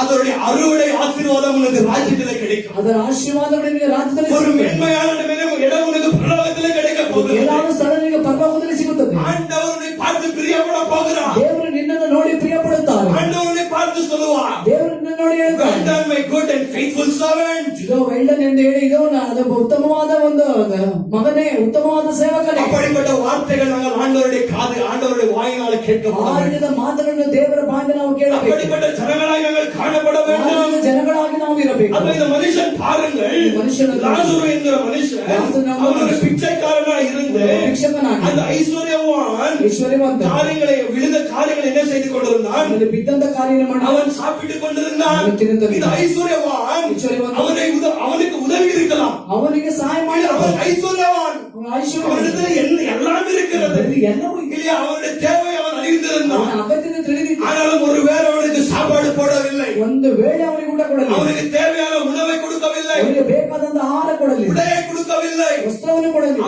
அவனை எதுவுமே செய்யவில்லை. ಅವನಿಗೇನು ಮಾಡಲಿಲ್ಲ. அவன் அப்படியே எவ்வளவு வருடமாய் அந்த இடத்தில் அப்படியே இருந்த மனுஷன். ಎಷ್ಟೋ ವರ್ಷಗಳ ಅದೇ ಅಲ್ಲೇ ಇದ್ದಂತ ಮನುಷ್ಯ. ஆனால் சாவு என்பது சம்பவிக்கிறது. ಸಾವು ಎಂಬುದು ಸಂಭವಿಸಿದ. இந்த ரிச் மேனும் மரிக்கிறான், ஐஸ்வர்யவானும் மரிக்கிறான், ಐಶ್ವರ್ಯವಂತನು ಸತ್ತು, இந்த ஏழையும் மரித்து போய்விடுகிறான். ಅವನು ಸತ್ತು ಹೋದ. ஆனால் ಆದರೆ இரண்டு பேரும் வேற டெஸ்டினேஷனுக்கு சென்று கொண்டிருக்கிறார்கள். ಇಬ್ಬರು ಬೇರೆ ಬೇರೆ ಒಂದು ಸ್ಥಳಕ್ಕೆ ಹೋದರು. இரண்டு பேர் வேற ஸ்தலத்திற்கு போய் ಬೇರೆ சென்றார்கள். ಬೇರೆ ಸ್ಥಳಕ್ಕೆ ಹೋದರು. 22வது வசனம் சொல்லுகிறது, ವಚನ. Now the poor man died and was carried away by the angels to Abraham's bosom. ಆದರೆ ಇಲ್ಲಿ ಭಿಕ್ಷಕನು ಸತ್ತನು, ಅವನನ್ನು ದೇವದೂತರುಗಳು ಬಂದು ಎತ್ತುಕೊಂಡು ಹೋದರು, ಅವನು ಅಬ್ರಹಾಮನ ಎದೆಗೆ ಒರಗಿಕೊಂಡನು. Death is certain and death is evident. ಆ, Death is certain. ಎಲ್ಲರಿಗೂ ಸಾವು ಒಂದೇ ಬರುತ್ತೆ. ಎಲ್ಲರಿಗೂ ಸಾವಿರುತ್ತದೆ. ಎಲ್ಲರಿಗೂ ಮರಣ ಎಂಬುದು ಸಂಭವಿக்கிறது. ಎಲ್ಲವೂ ಮರಣವೇ, ಎಲ್ಲರಿಗೂ ಮರಣ ಸಂಭವಿಸುತ್ತದೆ. You must prepare to die. ನೀವು ಅದಕ್ಕೆ ಸಿದ್ಧನಾಗಿರಬೇಕು. The church is in a duty. ಯಾಕೆಂದ್ರೆ ನೀವು ಅದಕ್ಕೆ ಸಿದ್ಧನಾಗಿರಬೇಕು. சபை என்பது சபை என்பது ஜனங்களை மரணವನ್ನು ஃபேஸ் செய்யக்கூடிய, ಅದನ್ನು ಎದುರಿಸುವ, அவர்களை ஆயத்தப்படுத்துகிற ಸ್ಥಳ. மரணத்தை எதிர்க்க முடியாது. மரணம் எல்லாருக்கும் சம்பவிக்கும். ಮರಣವು ಎಲ್ಲರಿಗೂ ಸಂಭವಿಸುತ್ತದೆ. மரணம் ஒவ்வொரு மனுஷனுக்கும் சம்பவிக்கிறது. ಪ್ರತಿಯೊಬ್ಬ ಮನುಷ್ಯನಿಗೂ ಮರಣ ಸಂಭವಿಸುತ್ತದೆ. அந்த மரணம் மறைப்பதற்கு நான் நீ ஆயத்தமாக இருக்கிறோம். ಆದರೆ ಆ ಒಂದು ಮರಣವು ಬರುವುದಕ್ಕೆ ನಾವು ನೀವು ಸಿದ್ಧರಾಗಿದ್ದೇವೆ. You must prepare to die. ನೀವು ಮರಣ ಹೊಂದೋದಕ್ಕೆ ಸಿದ್ಧರಾಗಿದ್ದೀರಿ. உங்களுடைய வாழ்க்கையை ನಿಮ್ಮ ಜೀವಿತ அந்த ஆங்கிள் இருந்து நீங்கள் யோசிக்க வேண்டும். ಆ ಒಂದು ಕಾರ್ಯಗಳಿಂದ ಯೋಚಿಸಬೇಕು. Death is certain and death is evident. ಯಾಕಂದ್ರೆ ಅಂದ್ರೆ ಮರಣವೆನ್ನುವುದು ಅದು ಎಲ್ಲರಿಗೂ ಸಂಭವಿಸುತ್ತದೆ. ஆனால் அந்த மரணத்திற்கு நான் நீ ஆயத்தமாக வேண்டும். ಆ ಮರಣಕ್ಕೆ ನಾವು ನೀವು ಸಿದ್ಧರಾಗಬೇಕು. நான் நீ மரித்த நரகத்திற்கு போகக்கூடாது, தேவனுடைய ராஜ்யத்திற்குள்ளாக பிரவேசிக்க வேண்டும். ಸತ್ತರೆ ದೇವರ ರಾಜ್ಯಕ್ಕೆ ಹೋಗಬೇಕೆ ಹೊರತು ನರಕಕ್ಕೆ ಹೋಗಬಾರದು. இந்த ஏழை மனுஷன் லாசரு ಬಡವನು ಲಾಜರನು மரித்து ಸತ್ತು அவர்கள் வார்த்தை என்ன சொல்லுகிறது? ಹೇಳುತ್ತದೆ, தேவ தூதர்கள் வந்து ದೇವದೂತರು ஆபிரகாம் மடியில் அவனை எடுத்துக்கொண்டு போகிறார்கள். ರಾಮನ ಒಂದು ಎದೆಗೆ ತೆಗೆದುಕೊಂಡು ಹೋದರು. ஆபிரகாம் மடி என்பது ರಾಮನ ಮಡಿ, பிதாவினுடைய மடி அல்ல. ಅದು ತಂದೆಯ ಮಡಿಲಲ್ಲ. லாசரு வந்து பிதாவினுடைய மடியில படித்துக் கொண்டிருக்க இருக்கவில்லை. ಲಾಜರನು ತಂದೆಯ ಮಡಿಲಲ್ಲಿ ಮಲಗಲಿಲ್ಲ. ஆனால் இந்த ஏப்ரஹாம் பூசம் எதை குறித்து பேசுகிறது? ರಾಮನ ಒಂದು ಕಾರ್ಯ, அது ಯಾವುದನ್ನು ಕುರಿತಾಗಿ இதெல்லாம் சரியா உற்று கவனித்து பார்த்துக் கொள்ளுங்கள், ಸರಿಯಾಗಿ ಗಮನಿಸಿ, எழுதிக் கொள்ளுங்கள். ಬರೆದುಕೊಳ್ಳಿ. இந்த சத்திய இழவோட இடத்துல கிடைக்காது. ಈ ಸತ್ಯ ಎಷ್ಟೋ ஏதோ பிரசங்கித்துக் கொண்டு பொய்யான வார்த்தைகளை பிரசங்கிக்கிறார்கள். ಸರಿಯಾದ ವಾಕ್ಯ, சரியான வார்த்தை தெரியும் போது ಸರಿಯಾದ ವಾಕ್ಯಗಳು தயவு செய்து நோட் செய்து கொள்ளுங்கள். ಬರೆದಿಟ್ಟುಕೊಳ್ಳಿ.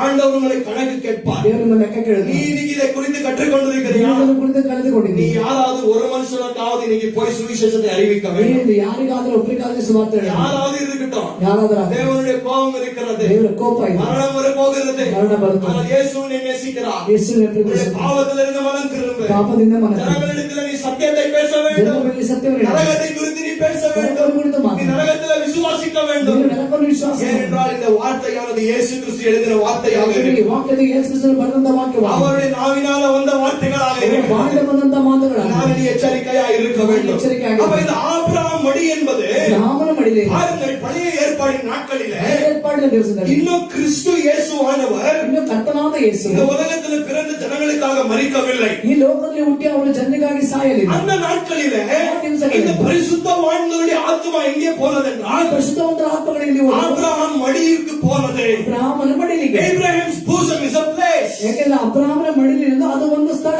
இப்ப ஒரு மனுஷன் மரித்துக் கொண்டிருக்கிறார். ಒಂದು ಮನುಷ್ಯ ಸಾಯ್ತಲಿದ್ದಾನೆ. இந்த ஆண்டவர் இந்த உலகத்தை உருவாக்கி 6000 வருடமாகிறது. ದೇವರು ಈ ಲೋಕವನ್ನು ಉಂಟು ಮಾಡಿ 6000 ವರ್ಷಗಳಾಯಿತು. ஆண்டவரை விசுவாசியாத மனுஷனுடைய ஆத்மா இப்பொழுது எங்கே இருக்கிறது? ದೇವರ ವಿಶ್ವಾಸ ಮಾಡಿರುವಂತ ಒಂದು ಜನಗಳ ಆತ್ಮ ಇದು ಎಲ್ಲಿದೆ? தெரியுமா எங்கே இருக்கிறது என்று? ಎಲ್ಲಿದೆ? பாதாளத்தில் இருக்கிறது. ಪಾತಾಳದಲ್ಲಿ ಇದೆ. பாதாளம் எங்கே இருக்கிறது? ಪಾತಾಳ ಎಲ್ಲಿದೆ?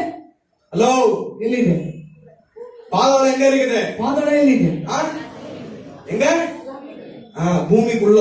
ಭೂಮಿಯಾಗ பாதாளம் எங்க இருக்குது? ಪಾತಾಳ ಇದೆ. பூமிக்குள்ள. பூமியோடு. அந்த நாட்களிலே ಆ ದಿವಸದಲ್ಲಿ பாருங்கள், ஆபிரகாம் மடி என்பது ராமன மடி. ஒரு இடமா இருந்தது. ಒಂದು ಸ್ಥಳವಾಗಿದೆ. பாருங்கள், ஒரு இடத்துல ಒಂದು ಸ್ಥಳ பரிசுத்தவான்கள் இருந்த ஸ்தலமாக இருக்கிறது. ಇರುವ ಸ್ಥಳವಾಗಿದೆ. இன்னொரு இடத்துல ಇನ್ನೊಂದು ಸ್ಥಳ பாவிகள் வாழ்ந்து அந்த இடத்துல அவஸ்தைப்படுகிற ஒரு ஸ்தலமாக இருக்கிறது. ಪಾಪಿಗಳ ಜೀವಿಸಲು ಕಷ್ಟಪಡುವಂತ ಇನ್ನೊಂದು ಸ್ಥಳವಾಗಿದೆ. This is called the Abraham's bosom. ಅದೇ ಒಂದು ಅಬ್ರಹಾಮನ ಮಡಿಲು. ஒரு இடத்துல நீதிமான்கள், ಒಂದು ಸ್ಥಳದಲ್ಲಿ ನೀತಿ, இன்னொரு இடத்துல பாவிகள் அக்கிரமக்காரர்கள். ಇನ್ನೊಂದು ಸ್ಥಳದಲ್ಲಿ ಪಾಪಿಗಳ ಅಕ್ರಮ. இவர்கள் வேதனை அவதிப்பட்டுக் கொண்டிருந்தார்கள். ಇವರುಗಳಲ್ಲಿ ಕಷ್ಟಪಡುತ್ತಿದ್ದಾರೆ. இவர்கள் ஆண்டவருக்குள்ளாக சந்தோஷமாய் களி கூர்ந்து கொண்டிருந்தார்கள். ಇನ್ನೊಂದು ಪಕ್ಕದಲ್ಲಿ ಅಂದ್ರೆ ದೇವರೊಳಗೆ ಇದ್ದವರು ಅವರು ಬಹಳ ಸಂತೋಷ ಪಡುತ್ತಿದ್ದಾರೆ. அப்போ என்ன ஆனது என்றால், இயேசு கிறிஸ்து எப்பொழுது வந்து மரித்து மறுபடியும் உயிர்த்தெழுந்தாரோ, ಕ್ರಿಸ್ತನು ಯಾವಾಗ ಈ ಲೋಕಕ್ಕೆ ಬಂದು ಸತ್ತು ಆತನು ಜೀವನದಿಂದ ಎದ್ದರೋ, வார்த்தை எபேசியரில் இப்படியாக சொல்லுகிறது, ಯೇಸುವಿನ ವಾಕ್ಯ ಹೀಗಿದೆ, He led the captivities captive. He led the captivities. ಎಲ್ಲ ஆண்டவர் என்ன செய்தார்? ದೇವರೇನು ಮಾಡಿದರು?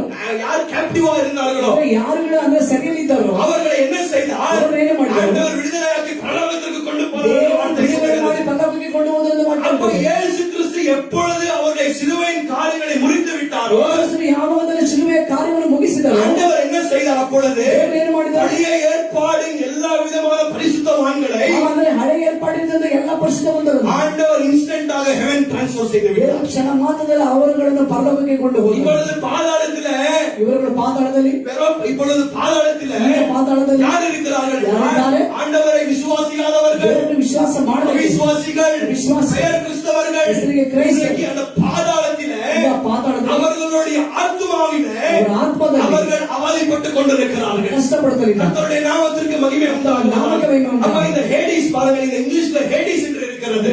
ಅಂದ್ರೆ ಆಂಗ್ಲದಲ್ಲಿ ಏಡ್ಸ್ ಅಂತ ಹೇಳಿದ್ರು. ஹேடிஸ் என்றால் Hades ಎಂದರೆ it is the place of the dead. ಅಂದ್ರೆ ಅದ ಸತ್ತು ಹೋದಂತ ಕ್ರಿಯೆಗಳಿರುವಂತ ಕ್ರಿಯೆಗಳೆಲ್ಲ ಜನರಿರುವಂತ ಜಾಗ. ಜನಗಳಿರುವಂತ ಸ್ಥಳ. It is a place of the dead. ಅಂದ್ರೆ ಅಲ್ಲಿ ಸತ್ತು ಹೋದಂತ அப்ப ಜನಗಳಿರುವಂತ. இதை என்ன செய்கிறார்கள்? ಏನು ಮಾಡಿದ್ದಾರೆ? லாசரும் ஆபிரகாமும் ಲಾಜರನು ಅಬ್ರಹಾಮನು ஆபிரகாம் அந்த இடத்துக்கு போகிறார்கள். அந்த வார்த்தை சொல்லுகிறது, ஆண்டவர் என்ன செய்தார்? அவருடைய தூதர்களை அனுப்பி அந்த லாசருவை என்ன செய்தார் என்றால் ஆபிரகாம் மடியில எடுத்துக்கொண்டு வைத்தார். இந்த உலகத்துல இருந்த வரைக்கும் அவனுக்கு பாடுகள், கஷ்டங்கள். ಲೋಕದಲ್ಲಿ ಅಂದ್ರೆ ಅವನು ಇದ್ದಂತ ಎಲ್ಲಾ ದಿವಸಗಳು ಕಷ್ಟಗಳು. அவன் பிச்சைக்காரன், ಭಿಕ್ಷಕ. அவனுக்கு ஒன்று நன்மை இந்த உலகத்தில் அவன் பெறவில்லை. ಯಾವ ಒಳ್ಳೆಯ ಲೋಕದಲ್ಲಿ நன்மையும் அவன் பெறவில்லை. ಯಾವ ಒಳ್ಳೆಯದು எல்லாரும் உதைக்கப்பட்டு ஆனால் மரித்த பின்பு இந்த புவர் மேன் வந்து பார்த்தீர்கள் என்றால் ಇಲ್ಲಿ ಈ ಒಂದು ಬಡವನನ್ನು ನೋಡುವಾಗ லாசரு ஆண்டவரின் மேலே விசுவாசத்தை வைத்தார். ஆண்டவர் மேலே நம்பிக்கையை வைத்திருந்தார். ನಂಬಿಕೆ ಇಟ್ಟ. இப்பொழுது ಈಗ லாசரு இந்த உலகத்தில் என்ன நன்மை பெறவில்லையோ, ಈ ಲೋಕದಲ್ಲಿ ಏನು ಒಳ್ಳೆಯನ್ನು ಹೊಂದಲಿಲ್ಲವೋ, அவன் இப்பொழுது ஆபிரகாமின் மடியிலே எல்லா விதமான சுகபோகங்களை ಅನುಭವಿಸಿக் கொண்டிருக்கிறான். ಅಬ್ರಾಮನ ಮಡಿಯಲ್ಲಿ ಎಲ್ಲಾ ವಿಧವಾದ ಸುಖ ಭೋಗಗಳನ್ನು ಅನುಭವಿಸುತ್ತಲಿದ್ದಾನೆ. இந்த உலகத்தில் சந்தோஷமா இருக்கிற எல்லாம் அனுபவிக்கணும்னா ಈ ಲೋಕದಲ್ಲಿ ನೀನು ಸಂತೋಷವಾಗಿ ಎಲ್ಲವನ್ನು ಇಲ್ಲಿ ಅನುಭವಿಸಬೇಕಾದರೆ ಅನುಮತಿ ಕೊಡುಪಾಡಿ ನರಕಕ್ಕೆ போய்விடுவாய். ಆದರೆ ದೇವರು ಅನುಮತಿಸುತ್ತಾರೆ, ನೀನು ನರಕಕ್ಕೆ ಹೋಗುತ್ತೀಯ. இந்த உலகத்திலே ஒரு விசுவாசனுடைய வாழ்க்கையில ವಿಶ್ವಾಸ ಜೀವಿತ நன்மைகளும் இருக்கும், ಒಳ್ಳೆಯದು ಇರುತ್ತದೆ, தீமைகளும் இருக்கும், ಕೆಟ್ಟದ್ದು ಇರುತ್ತದೆ, குறைவுகள் இருக்கும், ಕೊರತೆ ಇರುತ್ತದೆ, எல்லாம் இருக்கும்.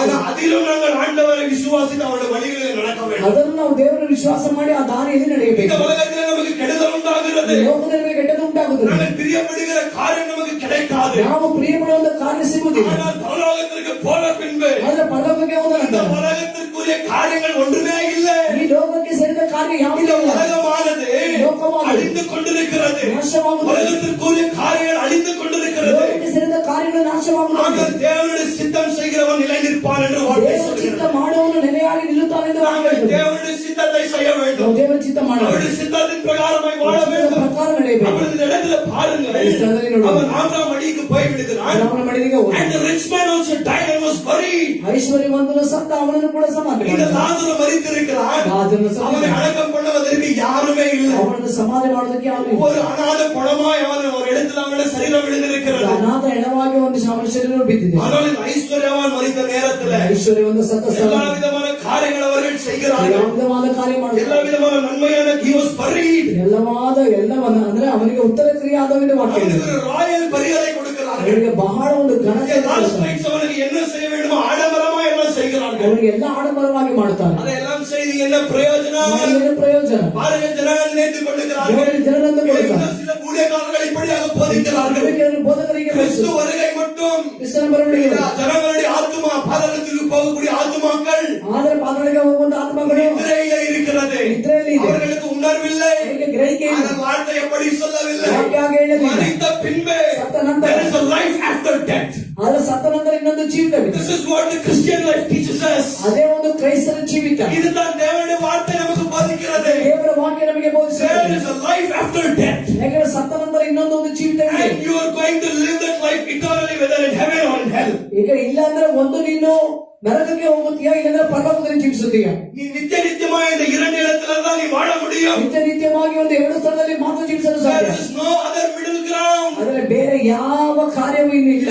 எல்லா ஜனங்களும் ஒன்று நரகத்திற்கு போக வேண்டும், இல்லைன்னா பரலோகத்திற்கு போக ಎಲ್ಲ வேண்டும். ಜನಗಳು ಒಂದು ಪರಲೋಕಕ್ಕೆ ಹೋಗಬೇಕು, ಇಲ್ಲಾಂದ್ರೆ ನರಕಕ್ಕೆ There is ಹೋಗಬೇಕು. no middle ground in between heaven and hell. ಪರಲೋಕ ಹಾಗೂ ನರಕಕ್ಕೆ ಮಧ್ಯೆ ಬೇರೆ ಯಾವ ಸ್ಥಳವೂ ಇಲ್ಲ. அப்பொழுது இவன் ஆபிரகாம் மடியிற்கு போய் விடுகிறான். ಅವನ ಮಡಿಲಿಗೆ ಹೋಗಿ அப்பொழுது 23வது வசனம் சொல்லுகிறது, ಮೂರನೇ ವಚನ ಹೇಳುತ್ತದೆ, பாதாளத்திலே அவனுடைய கண்கள் ஏறெடுத்து ಅವನ ಕಣ್ಣುಗಳಿಂದ ಅವನು ನೋಡಿ, அவனுக்கு வார்த்தை சொல்லுகிறது, being in torment.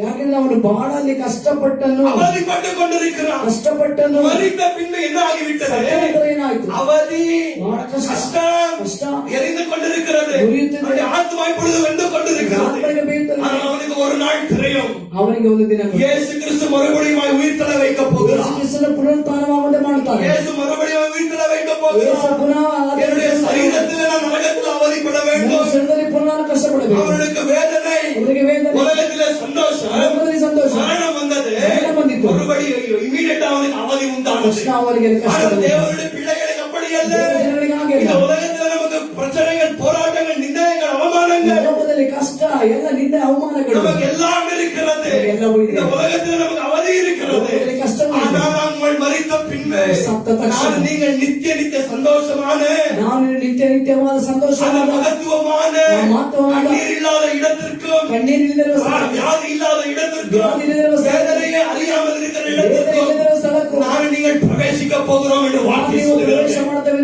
ಇರುತ್ತದೆ. Which one do you want? ಯಾವುದು ಬೇಕು Do you ನಿನಗೆ? want luxurious life and go to hell? ಆದರೆ ನಿನಗೆ ಆಡಂಬರವಾದ ಜೀವಿತ ನಡೆಸಿ ನೀನು ನರಕಕ್ಕೆ ಹೋಗಬೇಕು, Or do you want to suffer for Christ and go to ಇಲ್ಲಾಂದ್ರೆ heaven? ಕ್ರಿಸ್ತನಿಗಾಗಿ ನೀನು ಪಾಠಗಳನ್ನು ಪಟ್ಟು ನೀನು The choice is ನರಕಕ್ಕೆ ಹೋಗಬೇಕಾ? yours. ஆண்டவருக்கு முன்பாக நீங்க ஒரு சாய்ஸை வைத்திருக்கிறார். ದೇವರು ನಿನಗೆ ಮುಂಭಾಗ ಎರಡನ್ನು ಇಟ್ಟಿದ್ದಾನೆ. எனக்காக பாடுபட்டு பரலோகத்திற்கு வருகிறாயா? ನಿನಗಾಗಿ ಕಷ್ಟಪಟ್ಟು ಪರಲೋಕಕ್ಕೆ ಬರ್ತೀಯ. இல்லாவிட்டால் எல்லா விதமான சந்தோஷம், எல்லா விதமான இச்சைகள் நிறைவேற்றிக் கொண்டு நரகத்திற்கு போகிறாயா? ಎಲ್ಲ ವಿಧವಾದ ಸಂತೋಷಗಳನ್ನು ಇಚ್ಛೆಗಳನ್ನು ಅನುಭವಿಸುತ್ತಾ ஆண்டவர் உங்களிடத்தில் பேசிக் கொண்டிருக்கிறார். ದೇವರು ನಿಮ್ಮ ಜೊತೆ நாங்கள் ಮಾತನಾಡುತ್ತಿದ್ದಾರೆ. பாவங்கள் செய்து இச்சைகளை நிறைவேற்றிக் கொள்ளலாம். ನಾವು ಪಾಪಗಳನ್ನು ಮಾಡಿ ಇಚ್ಛೆಯನ್ನು ನೆರವೇರಿಸಿಕೊಳ್ಳಬಹುದು. ஆனால் நாம் அப்படிப்பட்ட வாழ்க்கை நாங்கள் வாழ்ந்த ராஜ்யத்திற்குள்ளாக பிரவேசிக்க ಆ முடியும். ರೀತಿಯಾದ ಜೀವಿತ ನಡೆಸಿ ನಾವು ರಾಜ್ಯಕ್ಕೆ ಹೋಗಲು நம்முடைய ಸಾಧ್ಯವಿಲ್ಲ. சுயத்திற்காக மறிக்க வேண்டும். ನಮ್ಮ ಸ್ವಾರ್ಥಕ್ಕಾಗಿ ಸಾಯಬೇಕು, சுகபோகத்திற்காக மறிக்க வேண்டும். ಸುಖಭೋಗಕ್ಕಾಗಿ ಸಾಯಬೇಕು. ஆண்டவரை சார்ந்து நடந்து ದೇವರನ್ನ ಆತು ನಡೆಯಬೇಕು. அவர் நடந்த பாதைகளிலே நானும் நடக்க வேண்டும். ಆತ ನಡೆದ ದಾರಿಯಲ್ಲಿ ನಾವು ನೀನು ನಡೆಯಬೇಕು. இதைத்தான் ஆண்டவராகிய இயேசு கிறிஸ்து நம்மிடத்திலிருந்து விரும்புகிறார். ಕರ್ತನಾದ ಯೇಸು ನಮ್ಮಿಂದ ಬಯಸುತ್ತಾನೆ. அப்பொழுது ஐஸ்வர்யவான் என்ன செய்கிறான்? ಐಶ್ವರ್ಯವಂತನು ಏನು அவன் ಮಾಡ್ತಾನೆ? ஆபிரகாமை பார்த்து, ಅಬ್ರಹಾಮನನ್ನು ನೋಡಿ. அவன் ஆபிரகாம் லாசரு மடியிலே இருக்கிறான். ಆಗ ಅಬ್ರಹಾಮನು ಲಾಜರನ ಮಡಿಯಲ್ಲಿ ಇದ್ದಾನೆ. இப்பொழுது லாசரு ஒரு சமாதானம் சந்தோஷம் நிறைந்த இடத்துல இருக்கிறான். ಸಂತೋಷ ಸಮಾಧಾನ ಇರುವ ಸ್ಥಳದಲ್ಲಿ ಇದ್ದಾನೆ. இந்த இடத்துல நரக வேதனை பாதைப்பட்டுக் கொண்டிருக்கிறான். ஐஸ்வர்யவான் ஆபிரகாம் மடியை பார்க்கிறான். ಆಗ ಐಶ್ವರ್ಯವಂತನು ನರಕದಿಂದ ಬಾಧೆ ಪಡುತ್ತಾ ಅವನ ಅಬ್ರಹಾಮನ ಮಡಿಯನ್ನು ನೋಡುತ್ತಾನೆ. அப்பொழுது இவன் அழுது கொண்டிருக்கிறான். ಅವರು ಇಲ್ಲಿ ಕಣ್ಣಿನ பாருங்கள், இத்தனை நாள் இந்த உலகத்துல வாழ்ந்த காலங்கள் அவன் நகையோடு சந்தோஷமா இருந்தான். ஆனால் இப்பொழுது அழுது கொண்டிருக்கிறான். அபிரகாமே, அபிரகாமே என்று கூப்பிட்டுக் கொண்டிருக்கிறான். பாருங்கள், இப்பொழுது ஆண்டவர் எப்படி பேசிக் கொண்டிருக்கிறார்? தனிப்பட்ட முறையில வேதத்தை வாசிக்கிற நேரத்தில் ஆண்டவர் உன்னிடத்துல பேசிக் கொண்டிருக்கிறார். வழிகளை சரிப்படுத்திக் கொள்ள ஆண்டவர் பேசிக் கொண்டிருக்கிறார். ಅದನ್ನ ದಾರಿಗಳನ್ನು ಸರಿಪಡಿಸದೇ ಇರುತ್ತಾರೆ. கிரியைகளை சரிப்படுத்திக் கொள்ள ஆண்டவர் பேசிக் கொண்டிருக்கிறார். ಕ್ರಿಯೆಗಳನ್ನು ಸರಿಪಡಿಸಿಕೊಳ್ಳದೇ ಇರುತ್ತಾರೆ. சபையில ஊழியக்காரரின் மூலமாய் ஆண்டவர் வார்த்தைகளை பேசுகிறார். ಸಭೆ ಸೇವಕರ ಮೂಲಕವಾಗಿ ವಾಕ್ಯವನ್ನು அவருடைய வார்த்தையை நீ அசட்டை செய்தால், ವಾಕ್ಯಗಳನ್ನು ಅಸಡ್ಡೆ ಮಾಡಿದ್ದಾರೆ. நரகத்தில் போய் பிதாவே என்று கூப்பிட்டால், ನರಕದಲ್ಲಿ ಹೋಗಿ ತಂದೆಯನ್ನು ಕರೆದರೆ ஆண்டவர் இப்பொழுது உன்னை கூப்பிட்டுக் கொண்டிருக்கிறார். மகனே, ದೇವರು ಈಗ ಕರೀತಾರೆ, ಮಗನೇ, ಮಗಳೇ, என்னிடத்தில் வா, ನನ್ನ ಬಳಿಗೆ ಬಾ, மனம் திரும்பு, ಮನ ತಿರುಗು, இந்த பாவம் வேண்டாம், ಪಾಪ ಬೇಡ, வெறுக்காதே, ಅದನ್ನು ನಿರಾಕರಿಸು, ஒருத்தனை குறித்து பேசாதே. ಒಬ್ಬರ ಕುರಿತು ಮಾತಾಡಬೇಡ. ஆண்டவர் அதனை எத்தனையோ காரியங்கள் தம்முடைய வார்த்தை மூலமாய் பேசுகிறார். ದೇವರು ಎಷ್ಟೋ ಕಾರ್ಯಗಳನ್ನು ತನ್ನ ವಾಕ್ಯದ ಮೂಲಕ இப்பொழுது நீ ஆண்டவருடைய சத்தத்திற்கு செவி கொடுக்காமல் ದೇವರ ಶಬ್ದಕ್ಕೆ ಕಿವಿಗೊಡುತ್ತೆ. நீ உன்னுடைய இச்சைகளை நிறைவேற்றிக் கொண்டு பாவங்களை நிறைவேற்றிக் கொண்டிருந்தால், ಆಚರಣೆಗಳನ್ನು ಪಾಪಗಳನ್ನು ನೆರವೇರಿಸುತ್ತಲಿದ್ದಾರೆ. நீ அழக்கூடிய நேரத்தில் ஆண்டவருடைய சத்தத்திற்கு செவி கொடுக்க மாட்டான். ನೀನು ಕಣ್ಣೀರು ಹಾಕುವಂತ ಸಮಯದಲ್ಲಿ ದೇವರು ನಿನ್ನ ಶಬ್ದಕ್ಕೆ ಕಿವಿಗೊಡುವುದಿಲ್ಲ. There is a time when God will never hear your voice. ಒಂದು ಸಂದರ್ಭಗಳಲ್ಲಿ ದೇವರು ನಿನ್ನ ಸ್ವರವನ್ನು ಕೇಳುವುದು ಇಲ್ಲ. அப்பொழுது நீ அழுகலாம். ಆಮೇಲೆ ಕಣ್ಣೀರು ஆண்டவரே, ಹಾಕಬಹುದು. ஒரே ஒரு chance. ಒಂದೇ ಒಂದು ಅವಕಾಶ. அப்ப இந்த பூமியினுடைய ಈ ಸೌಮ್ಯದ அர்த்தம் என்னவென்றால், ಏನೆಂದರೆ there is no second chance. ಎರಡನೇ ಅವಕಾಶವಿಲ್ಲ. There is no second chance. ಎರಡನೇ ಅವಕಾಶವಿಲ್ಲ. இந்த ஒரே chance தான் நமக்கு இருப்பது. ಒಂದೇ ಅವಕಾಶ இந்த ಮಾತ್ರ. உலகத்திலே ಲೋಕದಲ್ಲಿ இன்னும் அநேக ஊழியக்காரர்கள், ಅನೇಕ ಸೇವಕರು, பொய்யான ஊழியக்காரர்கள், ಸುಳ್ಳಾದ ಸೇವಕರು, கேவலமான ஊழியக்காரர்கள் ಕೇವಲವಾದ என்ன ಸೇವಕರು பிரசங்கிக்கிறார்கள் ಏನು என்றால், ಪ್ರಸಂಗ ಮಾಡ್ತಾರೆ. நீ என்ன பாவம் செய்திருந்தாலும் பரவாயில்லை, ಪಾಪ ಮಾಡಿದರೆ ಸರಿ. நீ சுவிசேஷம் கேட்காவிட்டாலும் பரவாயில்லை. ಸುವಾರ್ತೆ ಕೇಳಿದ ಮೊದಲು இது ಸರಿ. ஆண்டவர் என்ன செய்கிறாரா? தேவன் ಏನು ಮಾಡ್ತಾರೆ? நரக வாசலில் நின்று பிரசங்கிக்கிறாரா? ನರಕದ ಬಾಗಿಲಿಗೆ ಪ್ರಸಂಗ ಮಾಡ್ತಾರೆ. ஹலோ, ಹಲೋ, ஆண்டவர் நரக வாசலில் நின்று பிரசங்கம் பண்ண மாட்டார். ನರಕದ ಬಾಗಿಲಿಂದ ಪ್ರಸಂಗ ಮಾಡ್ತಾರೆ. முட்டாள் ஊழியக்காரர்கள் ஜனங்களையும் ஏமாற்றி அவர்களையும் அவர்கள் ஏமாற்றிக் கொண்டிருக்கிறார்கள். ಮುಟ್ಟಾಣದ ಸೇವಕರುಗಳು ಜನಗಳನ್ನು ಯಾಮರಿಸಿ ತಮ್ಮನ್ನು ತಾವೇ ಯಾಮರಿಸಿಕೊಳ್ತಾರೆ. ஆண்டவருடைய கிருபையின் வாசல் இப்பொழுது உலகத்தில் உமக்கு முன்பாக திறக்கப்பட்டிருக்கிறது. ದೇವರ ಕೃಪೆಯ ಬಾಗಿಲು ಲೋಕದಲ್ಲಿ ನಿಮಗೆ ತೆರೆಯಲ್ಪಟ್ಟಿದೆ. ஆண்டவர் அழைத்துக் கொண்டிருக்கிறார், வாருங்கள் வாருங்கள் என்று. ದೇವರು ಕರೆದಿದ್ದಾರೆ, ಬನ್ನಿ ಬನ್ನಿ. ஆனால் நாங்கள் வரமாட்டோம் வரமாட்டோம் என்று ஓடிக்கொண்டிருக்கிறோம். ಅದು ನಾವು ಬರುವುದಿಲ್ಲ ಬರುವುದಿಲ್ಲ ಎಂದು But there ಹೇಳುತ್ತಲಿದ್ದೇವೆ. is going to come a time when they are going to cry in the presence of God. ಆದ್ರೆ ಒಂದು ದಿವಸ ಬರ್ತದೆ, ದೇವರ ಸಮ್ಮುಖದಲ್ಲಿ ಕಣ್ಣೀರು ಹಾಕುವ அழப்போகிறாய், ನೀನು ಕಣ್ಣೀರು ಹಾಕ್ತೀವಿ. எங்கே அழப்போகிறாய்? ಏನನ್ನು ಅಳುತ್ತೀವಿ? நரகத்திலிருந்து அழப்போகிறாய். ನರಕದಿಂದ ಅಳುತ್ತೀವಿ. ஆண்டவரே, என்னை ரட்சியும். ದೇವರೇ ರಕ್ಷಿಸು. ஆண்டவரே, என்னை காப்பாற்றும். ನನ್ನನ್ನು ಕಾಪಾಡು. அந்த நாளில் ஆண்டவருடைய சத்தத்திற்கு செவி கொடுக்க ಆ மாட்டார். ದಿವಸದಲ್ಲಿ ದೇವರ ಶಬ್ದಕ್ಕೆ ಕಿವಿಗೊಡುವುದಿಲ್ಲ. இந்த ஐஸ்வர்யவான் அழுது கொண்டிருக்கிறான். ಐಶ್ವರ್ಯವಂತನು அபிரகாமே, ಅಬ್ರಹಾಮನೇ, அபிரகாமே, அபிரகாமே, என் மேல் இரக்கத்தை ನಮ್ಮ ಮೇಲೆ காண்பி. ಕರುಣೆ ತೋರಿಸು. ஆண்டவர் ஆண்டவர் இப்பொழுது ನಮ್ಮ ಮೇಲೆ இரக்கத்தை ದೇವರಿಗೆ காண்பித்திருக்கிறார். ನಮ್ಮ ಮೇಲೆ ಕರುಣೆ ತೋರಿಸುತ್ತಲಿದ್ದಾರೆ. God is a merciful God. ಆತನು ದಯೆ ತುಂಬಿದ That ದೇವರು. is the reason he is keeping on warning you and me. ಆದ್ದರಿಂದಲೇ ಆತನು ನನಗೆ ನಿನಗೆ ತನ್ನ ವಾಕ್ಯದ ಮೂಲಕ ಅವರು ಎಚ್ಚರಿಸುತ್ತಲೇ ಇದ್ದಾರೆ. அவர் நம்மை நேசிக்கக்கூடிய தேவனாயிருக்கிற காரணத்தினாலே ದೇವರಾದ್ದರಿಂದ he keeps on rebuking us and correcting us. ಆತನು ನಮ್ಮನ್ನು ಗದರಿಸಿ ಸರಿಪಡಿಸುತ್ತಲೇ ಇದ್ದಾರೆ. A God who doesn't correct and reprove and rebuke you is not the God of the Bible. ಆದರೆ ದೇವರು ನಮ್ಮನ್ನು ಗದರಿಸದೆ ಹೋದರೆ, ಹೆಚ್ಚಿಸದೆ ಹೋದರೆ ಆತನು ದೇವರೇ ಅಲ್ಲ. He is not the God of this Bible. ಆದರೆ ಅವನು ದೇವರಿಂದ ಸತ್ಯವೇದದಲ್ಲಿ ஆனால் இந்த வார்த்தைகளின் பிரகாரமாக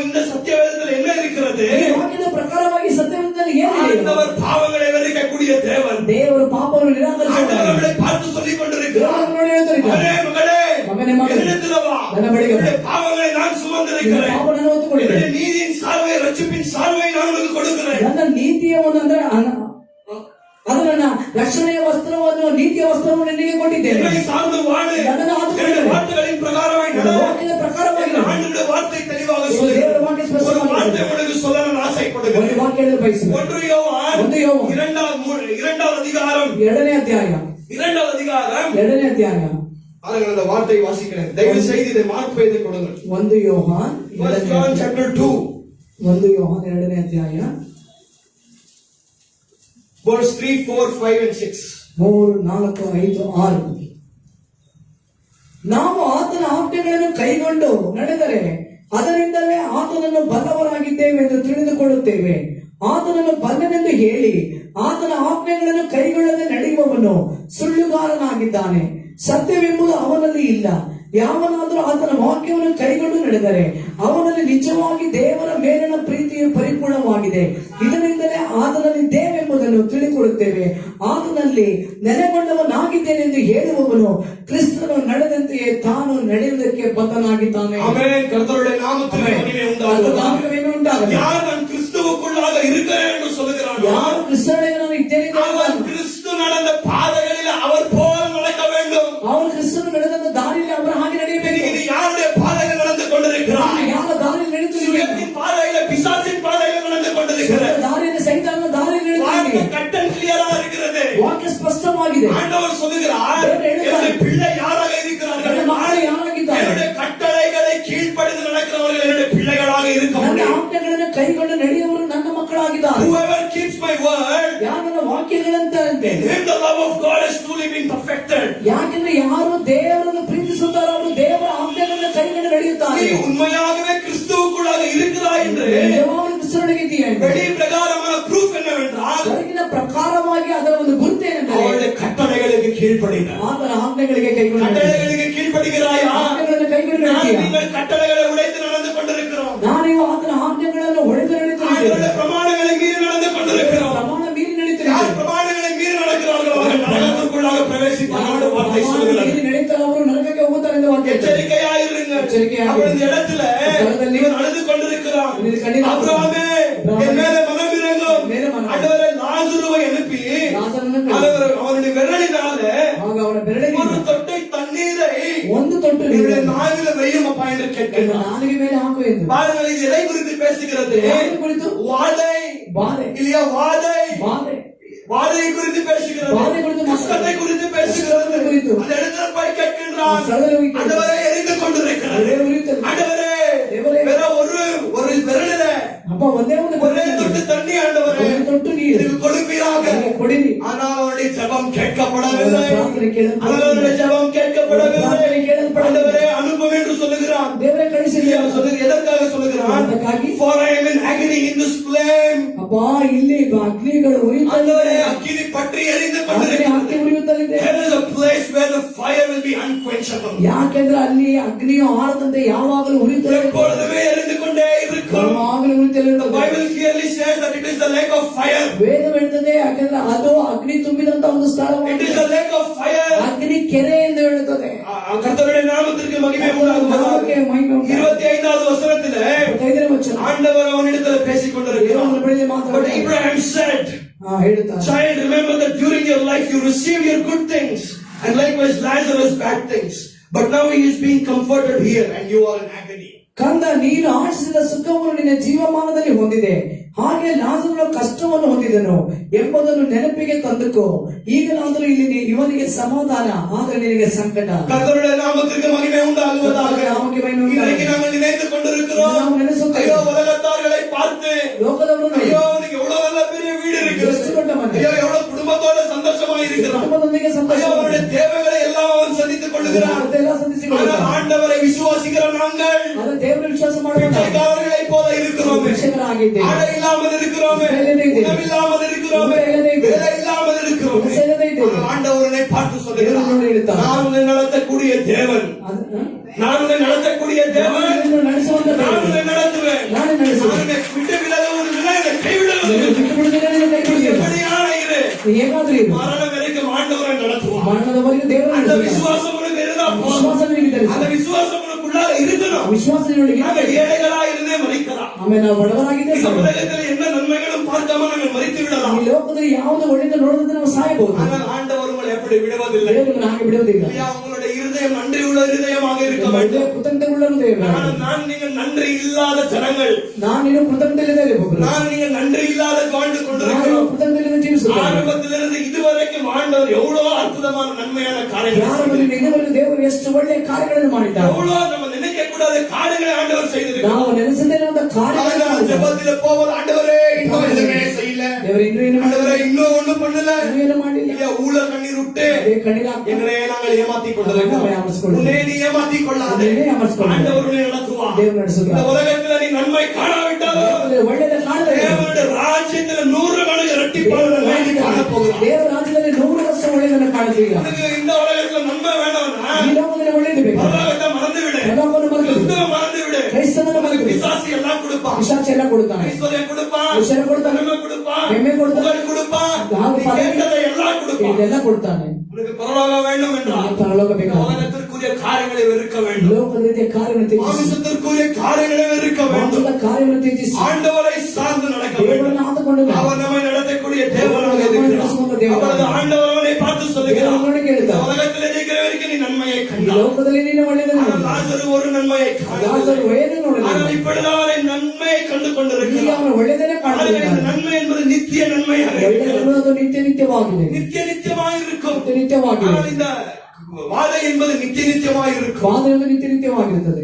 ஆண்டவரை விசுவாசியாதவர்களுக்கு ದೇವರ ವಿಶ್ವಾಸದ சில நாட்கள் மட்டும் தான் அந்த சந்தோஷம் எல்லாம். ಕೆಲವು ದಿವಸ ಮಾತ್ರ ಸಂತೋಷವಿಲ್ಲ. ஆனால் ஆண்டவரை யார் விசுவாசிக்கிறார்களோ ದೇವರನ್ನು ಯಾರು ವಿಶ್ವಾಸ இந்த ಮಾಡ್ತಾರೆ? உலகத்தில் நாங்கள் சந்தோஷம் இல்லாவிட்டாலும் ಈ ಲೋಕದಲ್ಲಿ ಸಂತೋಷವಿಲ್ಲದೆ என்ன இல்லாவிட்டாலும் ಏನಿಲ್ಲದೆ ಹೋದರೂ நித்தியத்திற்கும் நான் நீ சந்தோஷமாய் வாழ. ನಿತ್ಯಕ್ಕೂ ನಾನು ಸಂತೋಷವಾಗಿರುತ್ತೇನೆ. அது வேணுமா இந்த உலகத்திற்குரிய காரியங்கள் வேணுமா? ಈ ಲೋಕದ ರೀತಿಯ ಕಾರ್ಯ நீ இயேசுவையும் உலகத்தையும் ஒரே நேரத்துல பிடித்துக் கொள்ள முடியாது. ನೀವು ಯೇಸುವನ್ನು ಲೋಕವನ್ನು ಒಂದೇ ರೀತಿಯಾಗಿ ಇಡಲು ಸಾಧ್ಯವಿಲ್ಲ. You must either hang on to this word or you must either hang on to this God. ಆದರೆ ಇಲ್ಲಾಂದ್ರೆ ನೀನು ದೇವರ ಪಕ್ಕದಲ್ಲಿ ಇರಬೇಕು, ಇಲ್ಲಾಂದ್ರೆ ನೀನು ಈ ಒಂದು ಲೋಕದ ಪಕ್ಕದಲ್ಲಿ ಇರಬೇಕು. அப்பொழுது ஆண்டவர் இப்படியாக சொல்லுகிறார். ದೇವರಿಗೆ ಹೇಳ್ತಾರೆ 26வது வசனத்திலே, அப்பொழுது ஆண்டவர் ஒரு சத்தியத்தை இந்த இடத்துல கற்றுக் கொடுத்துக் கொண்டிருக்கிறார். ಹೇಳ್ತಾರೆ. There is no second chance. ಅದು ಎರಡನೇ ಅವಕಾಶ இங்கே ಇಲ್ಲ. ஊழியக்காரர்கள் சொல்லுகிறார்கள், ಹೇಳ್ತಾರೆ. இதோ ஆண்டவர் என்ன செய்கிறார்? ದೇವರು ಏನ್ ಮಾಡ್ತಾರೆ? ஜனங்களை நரகத்திற்கு அனுப்பி ಜನಗಳನ್ನು ನರಕಕ್ಕೆ அங்க ಕಳಿಸಿ பிரசங்கம் பண்ணுகிறார்கள். ಅಲ್ಲೇ ಪ್ರಸಂಗ ಮಾಡ್ತಾರೆ. இங்க திருநாள நீ அங்கேயே திருந்த மாட்டேன். ಇಲ್ಲಿ ತಿರುಗದಿರುವ ನೀನು ಅಲ್ಲಿ ತಿರುಗುವುದಿಲ್ಲ. பரலோகத்துக்குள்ள ஆண்டவரை விட்டால் உன்னுடைய இச்சையை நிறைவேற்றிக் கொள்ளத்தான் நீ பார்ப்ப.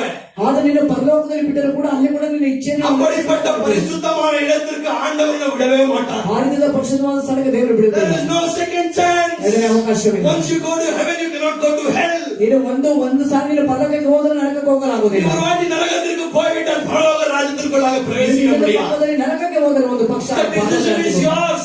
ಅದು ಅಂದ್ರೆ ಆ ಒಂದು ಕಾರ್ಯಗಳನ್ನು ದೇವರು ನಿನ್ನ ಮುಂದೆ ஆண்டவர் ಇಟ್ಟಿದ್ದಾನೆ. உனக்கு முன்பாக 2 வாசலை வைத்திருக்கிறார். ದೇವರು ನಿನಗೆ ಮುಂಭಾಗ 2 ಬಾಗಿಲು பரலோகத்திற்கு போகிற வாசல் இடுக்கணாய் இருக்கிறது. ಪರಲೋಕಕ್ಕೆ ಹೋಗುವ ಒಂದು ದಾರಿ ಬಹಳ ಇಕ್ಕಟ್ಟಾಗಿದೆ. அங்க அநேக கஷ்டங்கள், நிந்தைகள், அவமானங்கள், ಅನೇಕ ಕಷ್ಟ, ನಿಂದೆ, ಅವಮಾನ, சுயத்திற்காக மறிக்க வேண்டும், ಸ್ವಂತಕ್ಕಾಗಿ ಸಾಯ್ಬೇಕು, ஆசபாசங்களுக்காக மறிக்க வேண்டும்.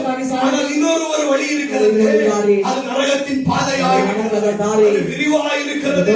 எப்படி வேணாலும் வாழலாம், ಏನಾದರೂ ಜೀವಿಸಿ, என்ன வேணாலும் செய்யலாம். ಏನಾದರೂ ಮಾಡಬಹುದು. கடைசியாக நீ நரகத்திற்கு போய்விடுவாய். ನರಕಕ್ಕೆ ಹೋಗುವುದು. தேவனுடைய ஜனங்களே, ಜನಗಳೇ, இடுக்கணான வாசலில் பிரவேசித்துக் கொண்டிருக்கிறீர்களா? ಕಟ್ಟಾದ ಬಾಗಿಲಲ್ಲಿ ಪ್ರವೇಶ ಮಾಡಲಿದ್ದೀರಾ? இல்லா விரிவான வாசலில் நடந்து கொண்டிருக்கிறீர்களா? ಇಲ್ಲಾಂದ್ರೆ ದೊಡ್ಡದಾದ ಬಾಗಿಲಲ್ಲಿ ನಡೀತಿದ್ದೀರಾ? உன்னை நீ சோதித்து பார். ನಿಮ್ಮನ್ನು ಶೋಧಿಸಿ ನೋಡು. ஆண்டவர் இந்த உலகத்துல அவருக்கு நேரம் ஒதுக்காத, சமயம் ஒதுக்காத நீ பரலோகத்திற்கே போக முடியாது. ದೇವರಿಗಾಗಿ ನೀನು ಸಮಯವನ್ನು ಕೊಡದೇ ಇರುವಂತ ನೀನು ರಾಜ್ಯಕ್ಕೆ ಹೋಗಲು ಸಾಧ್ಯವೇ நீ ಇಲ್ಲ. என்ன வேணாலும் இரு, எதை வேணாலும் ನೀನು செய், ಏನಾದ್ರೂ ಮಾಡಿ எவ்வளவு பெரிய மனுஷனாலும் இரு, ನೀನು ಎಷ್ಟು ದೊಡ್ಡ ಮನುಷ್ಯನಾಗಿದೆ ஆண்டவர் அதெல்லாம் பார்க்க ದೇವರು மாட்டார். ಅದನ್ನು ನೋಡುವುದಿಲ್ಲ. நியாய தீர்ப்பின் நாளிலே ನ್ಯಾಯ ತೀರ್ಪಿನ நீ ದಿವಸದಲ್ಲಿ என்ன செய்தாய்? ಏನು ಮಾಡಿದೆ? இடுக்கணான வழியில பிரவேசித்தாயா? ಕಟ್ಟಡದ ಬಾಗಿಲಲ್ಲಿ ಬಂದಿಲ್ಲ. ஆண்டவர் பார்க்க போகிறார். ದೇವರು ನೋಡುತ್ತಾರೆ. அப்பொழுது இயேசு சொல்லுகிறார், சொல்லுகிறார். and besides all this, between us and you there is a great chance fixed. ಆದರೆ ಇವನ ಮಧ್ಯೆ ಅಂದ್ರೆ ಒಂದು ಪರಲೋಕಕ್ಕೂ ನರಕದ ಒಂದು ಮಧ್ಯದಲ್ಲಿ ಒಂದು ದೊಡ್ಡದಾದ ಒಂದು ಗೋಡೆ ಇದೆ ಎಂದು அநேக ಹೇಳ್ತಾರೆ. ஜனங்கள் இச்சிப்பார்கள், ஆண்டவரே ಅನೇಕರು இந்த ಇಚ್ಛಿಸುತ್ತಾರೆ நரகத்திலிருந்து விடுவியும், ನರಕದಿಂದ நான் ಬಿಡಿಸು. மனம் திரும்புகிறேன். ಮನ ತಿರುಗು. ஆனால் ஆண்டவர் சொல்லுகிறார், ಹೇಳ್ತಾರೆ. there is no second ಎರಡನೇ chance. ಅವಕಾಶವಿಲ್ಲ. There is no second ಎರಡನೇ chance. ಅವಕಾಶವಿಲ್ಲ.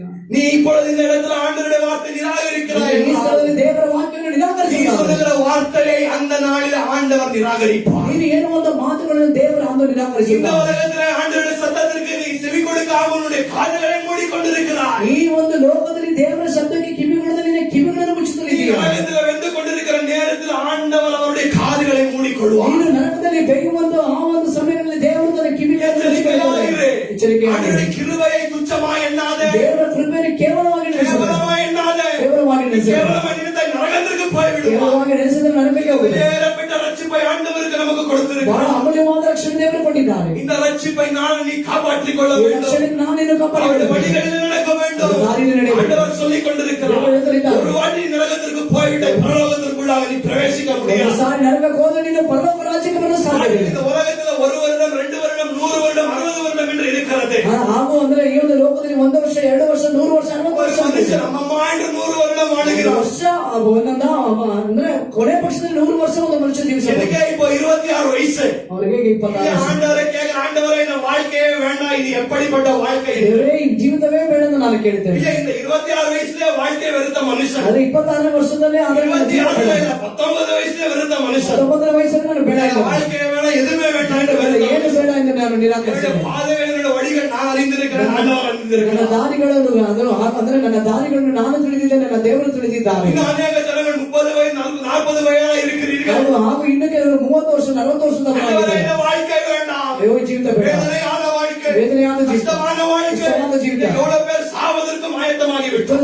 ಎಷ್ಟೋ ಜನರು ಸಾಯಲಿಕ್ಕೆ ಸಿದ್ಧ ಮಾಡಿದ್ದಾರೆ. சூசைட் பண்ணிக்கொள்ளலாம் என்ற அந்த தாட்சி உங்களுக்கு வந்தது. ಆತ್ಮಹತ್ಯೆ ಮಾಡಿಕೊಳ್ಳೋಣ ಎಂಬ ಚಿಂತೆ ಬಂದಿತ್ತು. ஆனால் ಆದರೆ எச்சரிக்கையாயிருங்கள். ಎಚ್ಚರಿಕೆಯಾಗಿರಿ. ஆண்டவர் கிருபையாக உங்கள் மேலே இருக்கிறார். ದೇವರು ಕೃಪೆಯಾಗಿದ್ದಾರೆ. உங்களுடைய வாழ்க்கை இந்த இடத்தில் நீங்கள் விட்டு விட்டீர்கள் ನಿಮ್ಮ என்றால் ಜೀವಿತವನ್ನು ಇಲ್ಲಿ ಬಿಟ್ಟು ಬಿಟ್ಟರೆ உங்களுடைய ஆத்மாவை நித்தியத்திற்கும் நீங்கள் என்ன செய்ய போகிறீர்கள்? ಆತ್ಮವನ್ನು ನಿತ್ಯ ನಿತ್ಯ ತಗೋ நீங்கள் இழந்து போய் நீங்கள் விடுவீர்கள். கலந்துகொள்வீர்கள். இந்த 30 வருட வாழ்க்கை, 26 வருட வாழ்க்கை, 50 வருட வாழ்க்கை எங்களுக்கு போதும் என்று ஆகிவிட்டது. ಆದರೆ 30 ವರ್ಷದ ಜೀವಿತ, 26 ವರ್ಷದ ಜೀವಿತ, 50 ವರ್ಷದ ಜೀವಿತ ಸಾಕು ಎಂದು ಆಯಿತು. ஆனால் நரகம் என்று அப்படி அல்ல.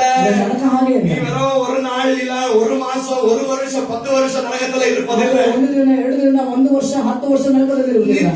நித்தியத்திற்கும் நீ வெந்து கொண்டிருப்பாய். ನಿತ್ಯಕ್ಕೂ ನೀನು ಬೇಯ್ತಾ அதற்கு ಇರ್ತೀಯ. ஒரு முடிவே இல்லை. ಇದಕ್ಕೆ ಅಂತ್ಯವೇ ಇಲ್ಲ. இது கேட்கும் போதே எனக்கு பகபகபகான் ಇದನ್ನು ಕೇಳುವಾಗಲೇ ಭಯ ಉಂಟಾಗುತ್ತದೆ. இல்ல, பயம் உண்டாகுது. பயம் உண்டாகுது. ஆண்டவரே, நித்தியத்திற்கும் ದೇವರು ನಿತ್ಯತ್ವ இல்ல, ஒரு நிமிடம் ಒಂದು ಕ್ಷಣ பாவம் செய்கிற நேரத்தில் ஆண்டவர் நடத்துவார். ಪಾಪ ಮಾಡುವಂತ ಸಮಯದಲ್ಲಿ ದೇವರು அவருடைய ಆತನ இச்சை நிறைவேற்றிக் கொள்வதற்காக ಇಚ್ಛೆಯನ್ನು ನೆರವೇರಿಸಿಕೊಳ್ಳಿ. இந்த பாவம் செய்கிறாயே, இந்த பாவம் உன்னை எங்க எடுத்துக்கொண்டு போகிறது உனக்கு தெரியுமா? ಈ ಪಾಪ ನಿನ್ನನ್ನು ಎಲ್ಲಿ ತೆಗೆದುಕೊಂಡು ಹೋಗುತ್ತದೆ ಗೊತ್ತಾ? என்று ஆண்டவர் நம்மிடத்தில் பேசுகிறார். ದೇವರು ನಮ್ಮ ಬಳಿಯಲ್ಲಿ நம்மளை ಮಾತನಾಡಿ எச்சரிக்கக்கூடிய தேவனாக இருக்கிறார். ದೇವರಾದ There is no second chance. ಇದಕ್ಕೆ ಅವಕಾಶ ಇಲ್ಲ. நியாயத்தீர்ப்பின் நாளில் ஆண்டவரே, ನ್ಯಾಯತೀರ್ಪಿನ ದಿವಸದಲ್ಲಿ நான் ದೇವರು உம்மை விசுவாசிக்கிறேன். ನಾನು ವಿಶ್ವಾಸ ಮಾಡ್ತೇನೆ. ஆண்டவரே, என் மேல மனம் இறங்கும். ಮೇಲೆ ಮನಮರುಗು. ஆண்டவனுக்கு மனமே இறங்க ದೇವರು மாட்டார். ಮನಮರುಗುವುದಿಲ್ಲ. நீ யார் என்றே நான் அறியாமல் ಯಾರನ್ನು இருக்கிறேன். ತಿಳಿಯದೇ ಇದ್ದೇನೆ. என்னை விட்டு அகன்று போய் என்று ಬಿಟ್ಟು ತೊಲಗಿ சொல்லி ಹೋಗುವುದು ಹೇಳುತ್ತಾನೆ. ஒரு கூட்டம் ஜனங்கள் இருப்பார்கள். ಕೂಡದ ಜನ ಇರ್ತಾರೆ. என்னுடைய பிள்ளைகள் என்று ஆண்டவர் அவர்களை சேர்த்துக் கொள்ள போகிறார். ಮಕ್ಕಳನ್ನು ದೇವರು ಅವರನ್ನು ಸೇರಿಸಿಕೊಳ್ಳುತ್ತಾರೆ. ஒரு இடத்துல நித்திய ஆக்கினை, ಅವರು ಒಂದು ಪಕ್ಕದಲ್ಲಿ ನಿತ್ಯ ದಂಡ, இன்னொரு இடத்துல நித்திய ஜீவன். ಒಂದು ಪಕ್ಕದಲ್ಲಿ ನಿತ್ಯ அதற்கு ಜೀವ. பின்பு 27வது வசனத்திலே 27ನೇ ವಚನ அப்பொழுது அவன் சொல்லுகிறான், ಹೇಳುತ್ತಾನೆ, ஆண்டவரே, ದೇವರೇ நீங்கள் செகண்ட் சான்ஸ் குடிக்க மாட்டீங்க எனக்கு தெரியும். ಎರಡನೇ ಅವಕಾಶ ಕೊಡುವುದಿಲ್ಲ ಗೊತ್ತು. நான் பரலோகத்திற்குள்ளாக வரவே முடியாது எனக்கு தெரியும். ಅವನ ಪರಲೋಕಕ್ಕೆ ಬರಲಾಗುವುದಿಲ್ಲ ಎಂದು என்னுடைய ಗೊತ್ತು. ஜீவன் வெறும் நரகம் தான் எனக்கு தெரியும். ಅವನ ಜೀವ ನರಕ ಎಂದು ಗೊತ್ತು. ஆனா ஆண்டவரே, ದೇವರೇ எனக்கு ஒரே ஒரு உதவி செய்கிறீர்களா? ಒಂದು ಸಹಾಯ ಮಾಡಿ. எனக்கு 5 சகோதரர்கள் இருக்கிறார்கள். 5 ಸಹೋದರರು ಇದ್ದಾರೆ. என்னுடைய பிதாவினுடைய வீட்டிற்கு ನನ್ನ ತಂದೆ ಮನೆಗೆ போய் ಹೋಗಿ அந்த இடத்துல 5 சகோதரர்கள் இருக்கிறார்கள். 5 ಸಹೋದರರು அவர்கள் ಇದ್ದಾರೆ. இப்படிப்பட்ட இடத்துல வராதபடி ಅವರು ಈ ರೀತಿಯಾದ ಸ್ಥಳದಲ್ಲಿ ஆண்டே ಪಾಲ್ಗೊಂಡು போர் எச்சரியும் ஆண்டவரே. ಅವರನ್ನು ಎಚ್ಚರಿಸಿ அப்ப மரணத்திலிருந்து ஒருவரை எழுப்பி ಆಗ ಮರಣದಿಂದ ಒಬ್ಬರನ್ನು ಎಬ್ಬಿಸಿ இதை போய் ஆண்டவரே, ಹೋಗಿ அவர்கள் சொன்னால் அவர்கள் ಅವರು விசுவாசிப்பார்கள். ವಿಶ್ವಾಸ ಮಾಡುತ್ತಾರೆ. ஆனால் இயேசு என்ன சொல்லுகிறார்? ಹೇಳುತ್ತಾರೆ, கடைசியாக வாசியுங்கள். ಕೊನೆಯದಾಗಿ அதற்கு அவன், அவர்கள் மோசேவிற்கும் தீர்க்கதரிசிகளுக்கும் செவி கொடுக்காமல் விட்டால் மரித்தவன் இருந்து ஒருவன் விழுந்து போனாலும் எழுந்து போனாலும் நம்ப மாட்டார்கள் என்று சொன்னார். கர்த்தருடைய நாமத்திற்கு மகிமை உண்டாகுவதாக.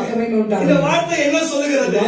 இவன் அங்க சொல்லுகிறான், ಹೇಳುತ್ತಾನೆ, ஆண்டவரே, என்னுடைய சகோதரர்கள் இந்த இடத்துல வரக்கூடாது. ನನ್ನ ಸಹೋದರರಿಗೆ ಬರಬಾರದು. மரித்தவன் இருந்து லாசருவை அனுப்பும். ಇದು ಸತ್ತವರಿಂದ ಲಾಸರನ್ನು ಕಳಿಸಿ. ஐயோ, இவன் போய் அவர்களுக்கு சொல்லினால், ಇವನು ಹೋಗಿ ಅವರಿಗೆ ಹೇಳಿದನು, ஆண்டவரே, உன் மேல விசுவாசத்தை வைத்து பாவங்களை செய்வதை விட்டு விடுவார்கள். ಅವರು ನಿನ್ನ ಮೇಲೆ ವಿಶ್ವಾಸ ಇಟ್ಟು ಪಾಪ ಮಾಡುವುದನ್ನು ಅದನ್ನು ಬಿಟ್ಟು ಬಿಡುತ್ತಾರೆ. ஆனால் இயேசு என்ன சொல்லுகிறார்? ಯೇಸು ಹೇಳುತ್ತಾರೆ, மரணத்தில் இருந்து ஒருவன் போய் அவர்களுக்கு சொல்லினாலும் ಮರಣದಿಂದ ಎದ್ದು ಒಬ್ಬನು ಹೋಗಿ ಅವರಿಗೆ ಸುವಾರ್ತೆ இவர்கள் ಹೇಳಿದನು. மனம் திரும்ப மாட்டார்கள். ಮನ ತಿರುಗುವುದಿಲ್ಲ. ஆண்டவர், நீங்கள் யோவான் 14 அதிகாரம் வாசித்தீர்கள் என்றால், ಯೋಹಾನನಲ್ಲಿ ಓದಿದ್ದಾರೆ, லாசரு என்கிற இன்னொரு மனிதன் அந்த இடத்துல ಲಾಜರ್ இருக்கிறார். ಎಂಬ ಇನ್ನೊಬ್ಬ ಮನುಷ್ಯ ಇದ್ದಾನೆ.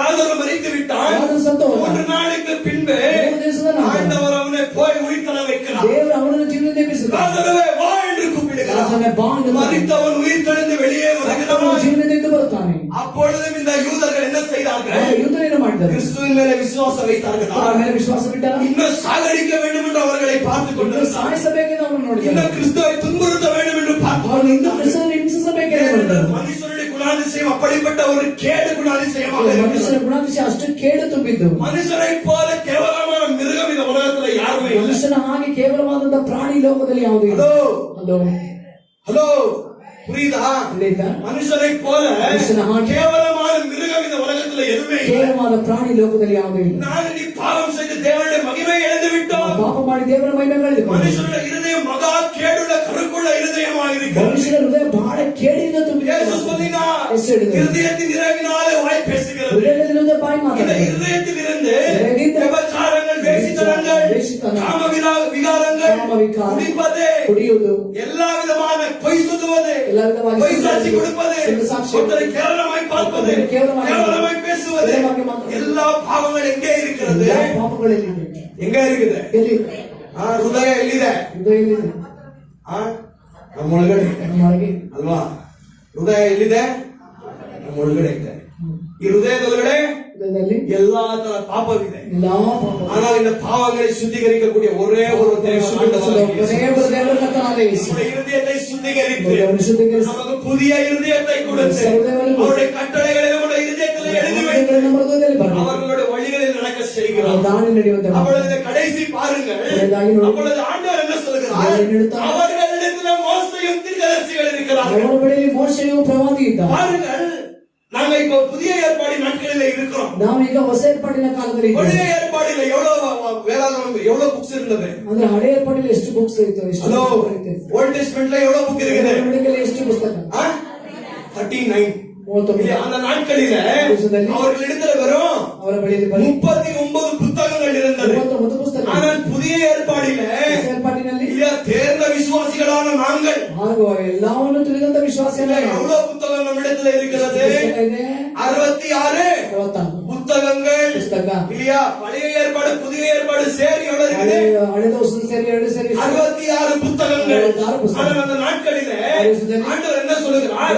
அவர்கள் மோசேக்கும் தீர்க்கதரிசிகளுக்கும் செவி கொடுக்கட்டும். ಅವರು ಮೋಶೆಗೆ ಒಂದು ಪ್ರವಾದಿಗಳಿಗೆ ಕಿವಿ ಕೊಡು. They only had the Old Testament scriptures in those days. ಆ ಒಂದು ಕಾಲಗಳಲ್ಲಿ ಬರೀ ಹಳೆ ಒಡಂಬಡಿಕೆ ವಾಕ್ಯಗಳು ಮಾತ್ರ ಇದ್ದವು. அவர்களுக்கு பிரசங்கமே போதும். ಅವರ ಪ್ರಸಂಗವೇ ಸಾಕು. நீ போய் ஜனங்கள் பிரசங்கிப்ப அதிலே மனம் திரும்பட்டும். ಆದ್ರೆ ನೀನು ಹೋಗಿ ಪ್ರಸಂಗ ಮಾಡು, ಅದರಲ್ಲೇ அவர்களுக்கு தேவனுடைய வார்த்தை இருக்கிறது. ಅವರ ಬಳಿ ದೇವರ ವಾಕ್ಯವಿದೆ. இந்த வார்த்தைகளை படித்து புரிந்து கொள்ளட்டும். ಈ ವಾಕ್ಯವನ್ನು ಅರ್ಥ ಮಾಡಿಕೊಳ್ಳಲಿ. பிரசங்கத்தை கேட்டு மனம் திரும்பட்டும். ಪ್ರಸಂಗ ಕೇಳಿ ಮನ இந்த ತಿರುಗಲಿ. வார்த்தையானது நம்முடைய ரட்சிப்பிற்கு போதுமாய் ಈ இருக்கிறது. ವಾಕ್ಯವು ನಮ್ಮ ರಕ್ಷಣೆಗೆ ಇದು ಸಾಕಾಗಿದೆ. எந்த ஊழியக்காரனாலும் உன்னை பரலோகத்திற்கு கொண்டு போக ಯಾವ முடியாது. ಸೇವಕನಿಂದ ರಾಜ್ಯಕ್ಕೆ ಕೊಂಡು ಹೋಗಲು ஆனால் இந்த ಸಾಧ್ಯವಿಲ್ಲ. வார்த்தைகள் உனக்கு நித்திய ஜீவனை கொடுக்கக்கூடிய வார்த்தைகளாக ಆದರೆ இருக்கிறது. ಈ ವಾಕ್ಯ ನಿನಗೆ ನಿತ್ಯ ಜೀವನ ಕೊಡುವಂತದ್ದಾಗಿದೆ. இந்த வார்த்தைகளை பிடித்துக்கொள். ವಾಕ್ಯವನ್ನು ಹಿಡಿದುಕೋ. இது கிறிஸ்துவினுடைய வார்த்தைகளாக இருக்கிறது. ಕ್ರಿಸ್ತನ இந்த ವಾಕ್ಯವಾಗಿದೆ. வார்த்தை பிரகாரம் நீ நட.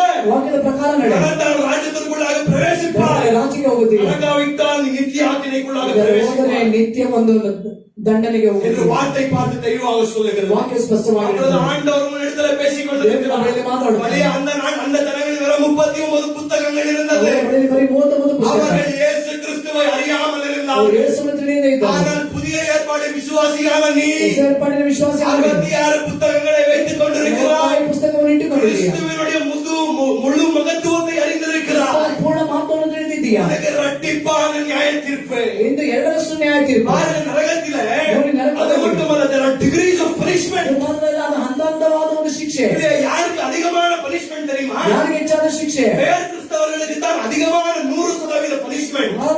ಅಂದ್ರೆ ಹೆಸರಿಗೆ ಕ್ರೈಸ್ತರಾಗಿರೋದಕ್ಕೆ ಹೆಚ್ಚಾದ ಶಿಕ್ಷೆ. எபிரேயர் புத்தகத்தில் ஆண்டவர் தெளிவாக எழுதி வைத்திருக்கிறார். ಇಬ್ರಿಯರ ಪುಸ್ತಕದಲ್ಲಿ ದೇವರು ಸ್ಪಷ್ಟವಾಗಿ There are ಬರೆದಿದ್ದಾನೆ. degrees of torment in hell. ಹಂತವಾದ ಒಂದು ಅಂದ್ರೆ ಬಹಳ ಒಂದು ಅಂದ್ರೆ ಕಷ್ಟಪಡುವಂತ ಒಂದು ಕಾರ್ಯಗಳಿದೆ. ஆண்டவரை குறித்து அறியாதவன், ದೇವರ ಕುರಿತು சுவிசேஷத்தை கேட்காதவன், ಸುವಾರ್ತೆ ಕೇಳದೆ அவன் நரகத்திற்கு போய் வெந்து கொண்டிருப்பான். ನರಕಕ್ಕೆ ಹೋಗಿ ಬೈತಲಿರ್ತಾನೆ. ஆனால் பெயர் கிறிஸ்தவ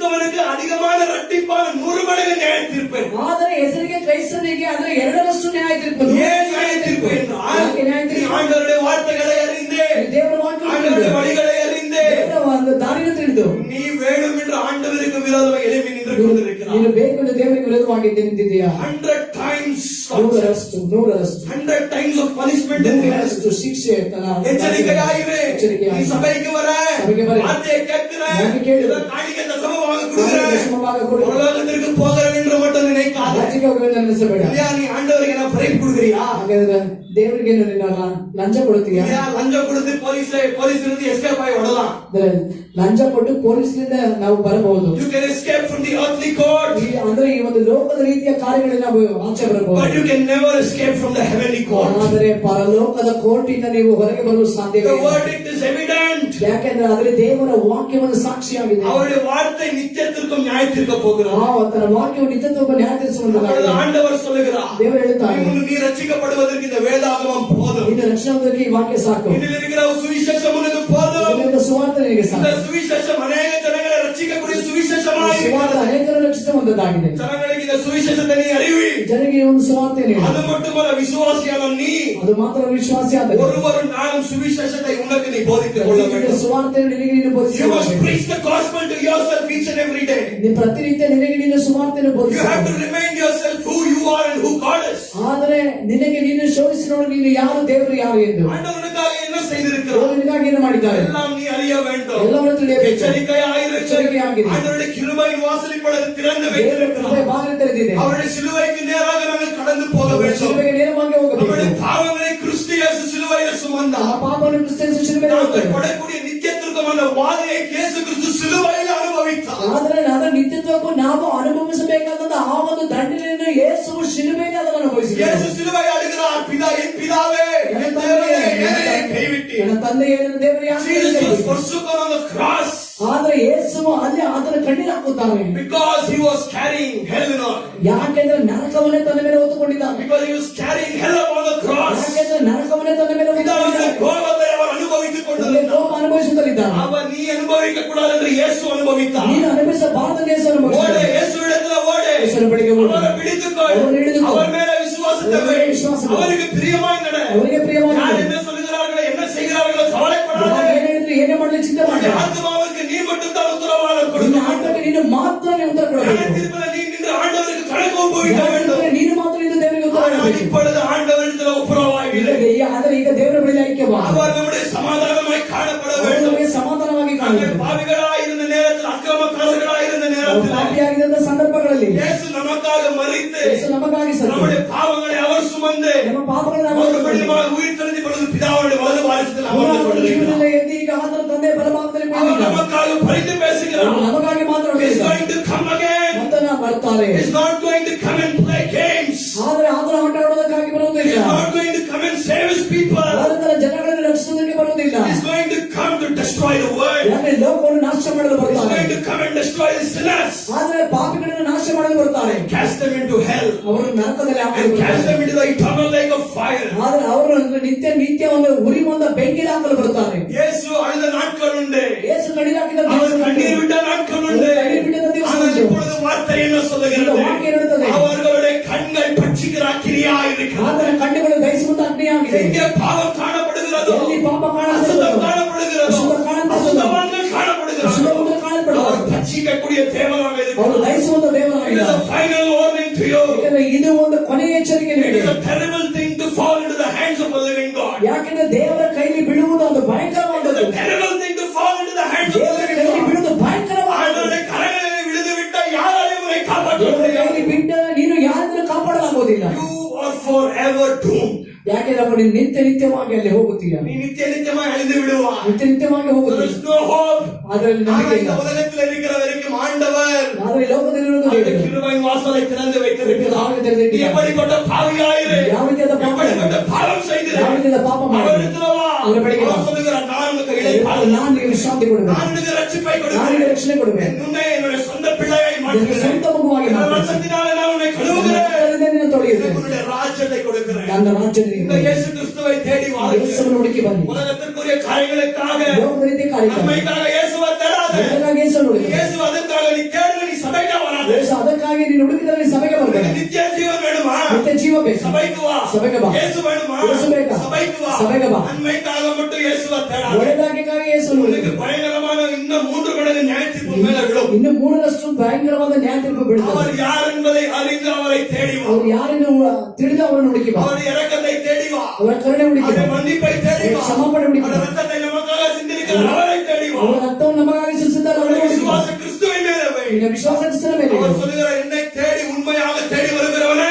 ನನ್ನನ್ನು ನಿಜವಾಗಿ ಹುಡುಕಿ ಬರುವವರನ್ನು நான் புறமாய் தள்ளேன். ಎಂದಿಗೂ ತಳ್ಳುವುದಿಲ್ಲ. இந்த நரகம் என்கிற போதனை ಈ ನರಕ ಎನ್ನುವ ಬೋಧನೆ முக்கிய அவசியமான போதனையாக ಮುಖ್ಯ இருக்கிறது. ಅವಶ್ಯಕತೆಯಾಗಿದೆ. In the last days the church must hear the doctrine of hell. ಯಾಕಂದ್ರೆ ಈ ಒಂದು ಕೊನೆಯ ದಿವಸಗಳ ಒಂದು ಕಾರ್ಯಗಳಲ್ಲಿ ಒಂದು ನರಕವನ್ನು ಕುರಿತಾಗಿ ಮಾತನಾಡುತ್ತಾರೆ. ஊழியக்காரர்கள் நரகத்தை குறித்து பிரசங்கிக்க வேண்டும். ಸೇವಕರುಗಳು ನರಕವನ್ನು ಕುರಿತಾಗಿ ಪ್ರಸಂಗ அவன் ಮಾಡಬೇಕು. பிரசங்கம் பண்ணி அவன் ஊழியக்காரனே இல்லை. ಅವರು ಪ್ರಸಂಗ ಮಾಡಿ ಅಂದ್ರೆ ಅವರು அவன் ಸೇವಕನೇ. பிசாசினுடைய ஊழியக்காரன். ಅವರು ಪಿಶಾಚಿಗೆ ಸೇರಿದ. அவன் பிசாசுக்குரியவன். ಅವರು ಪಿಶಾಚಿಗೆ ಸೇರಿದ. அது நரகத்திற்கு போகக்கூடிய சபையாக ಅದು ನರಕಕ್ಕೆ ಹೋಗುವಂತ ಸಭೆಯಾಗಿದೆ. எச்சரிக்கையாயிரு. எச்சரிக்கையாயிரு. அப்படிப்பட்ட சபை தேவையில்லை. ಆದ್ರಿಂದ ಸಭೆ ಬೇಕಾಗಿದೆ. அப்படிப்பட்ட ஊழியக்காரன் பிரசங்கம் தேவையில்லை. ಆದ್ರಿಂದ ಒಂದು ಸೇವಕರ ಪ್ರಸಂಗ ಬೇಕಾಗಿದೆ. யாரோ எதை பேசுகிறார்களே ಯಾರು ಏನೇನು ಹೇಳುತ್ತಾರೆ எல்லா ஊழியக்காரனை நம்பாத. ಎಲ್ಲ ಸೇವಕರು ನಂಬಬೇಡ. வார்த்தையை நம்பு. ವಾಕ್ಯವನ್ನು ನಂಬು. கிறிஸ்துவை நம்பு. ಕ್ರಿಸ್ತನನ್ನು ನಂಬು. உனக்கு கொடுத்திருக்கிற ஊழியக்காரனை நம்பு. ನಿನಗೆ ಕೊಟ್ಟಿರುವ ಸೇವಕರನ್ನು ನಂಬು. நம்புனா என் மேல விசுவாசம் வை. ನನ್ನ ಮೇಲೆ ವಿಶ್ವಾಸ ಇಡಬೇಡ. வார்த்தை மூலமா பேசுறாரு. ದೇವರ ವಾಕ್ಯದ ಮೂಲಕ வார்த்தையை விசுவாசத்தை வை. ವಾಕ್ಯದಲ್ಲಿ ವಿಶ್ವಾಸ ಮಾಡು. கர்த்தரை ஆசீர்வதிப்பார். ಕರ್ತನ ಆಶೀರ್ವದಿಸಲಿ. எல்லாம் எழுந்து நிற்கின்றோம். ಎದ್ದು ನಿಲ್ಲು.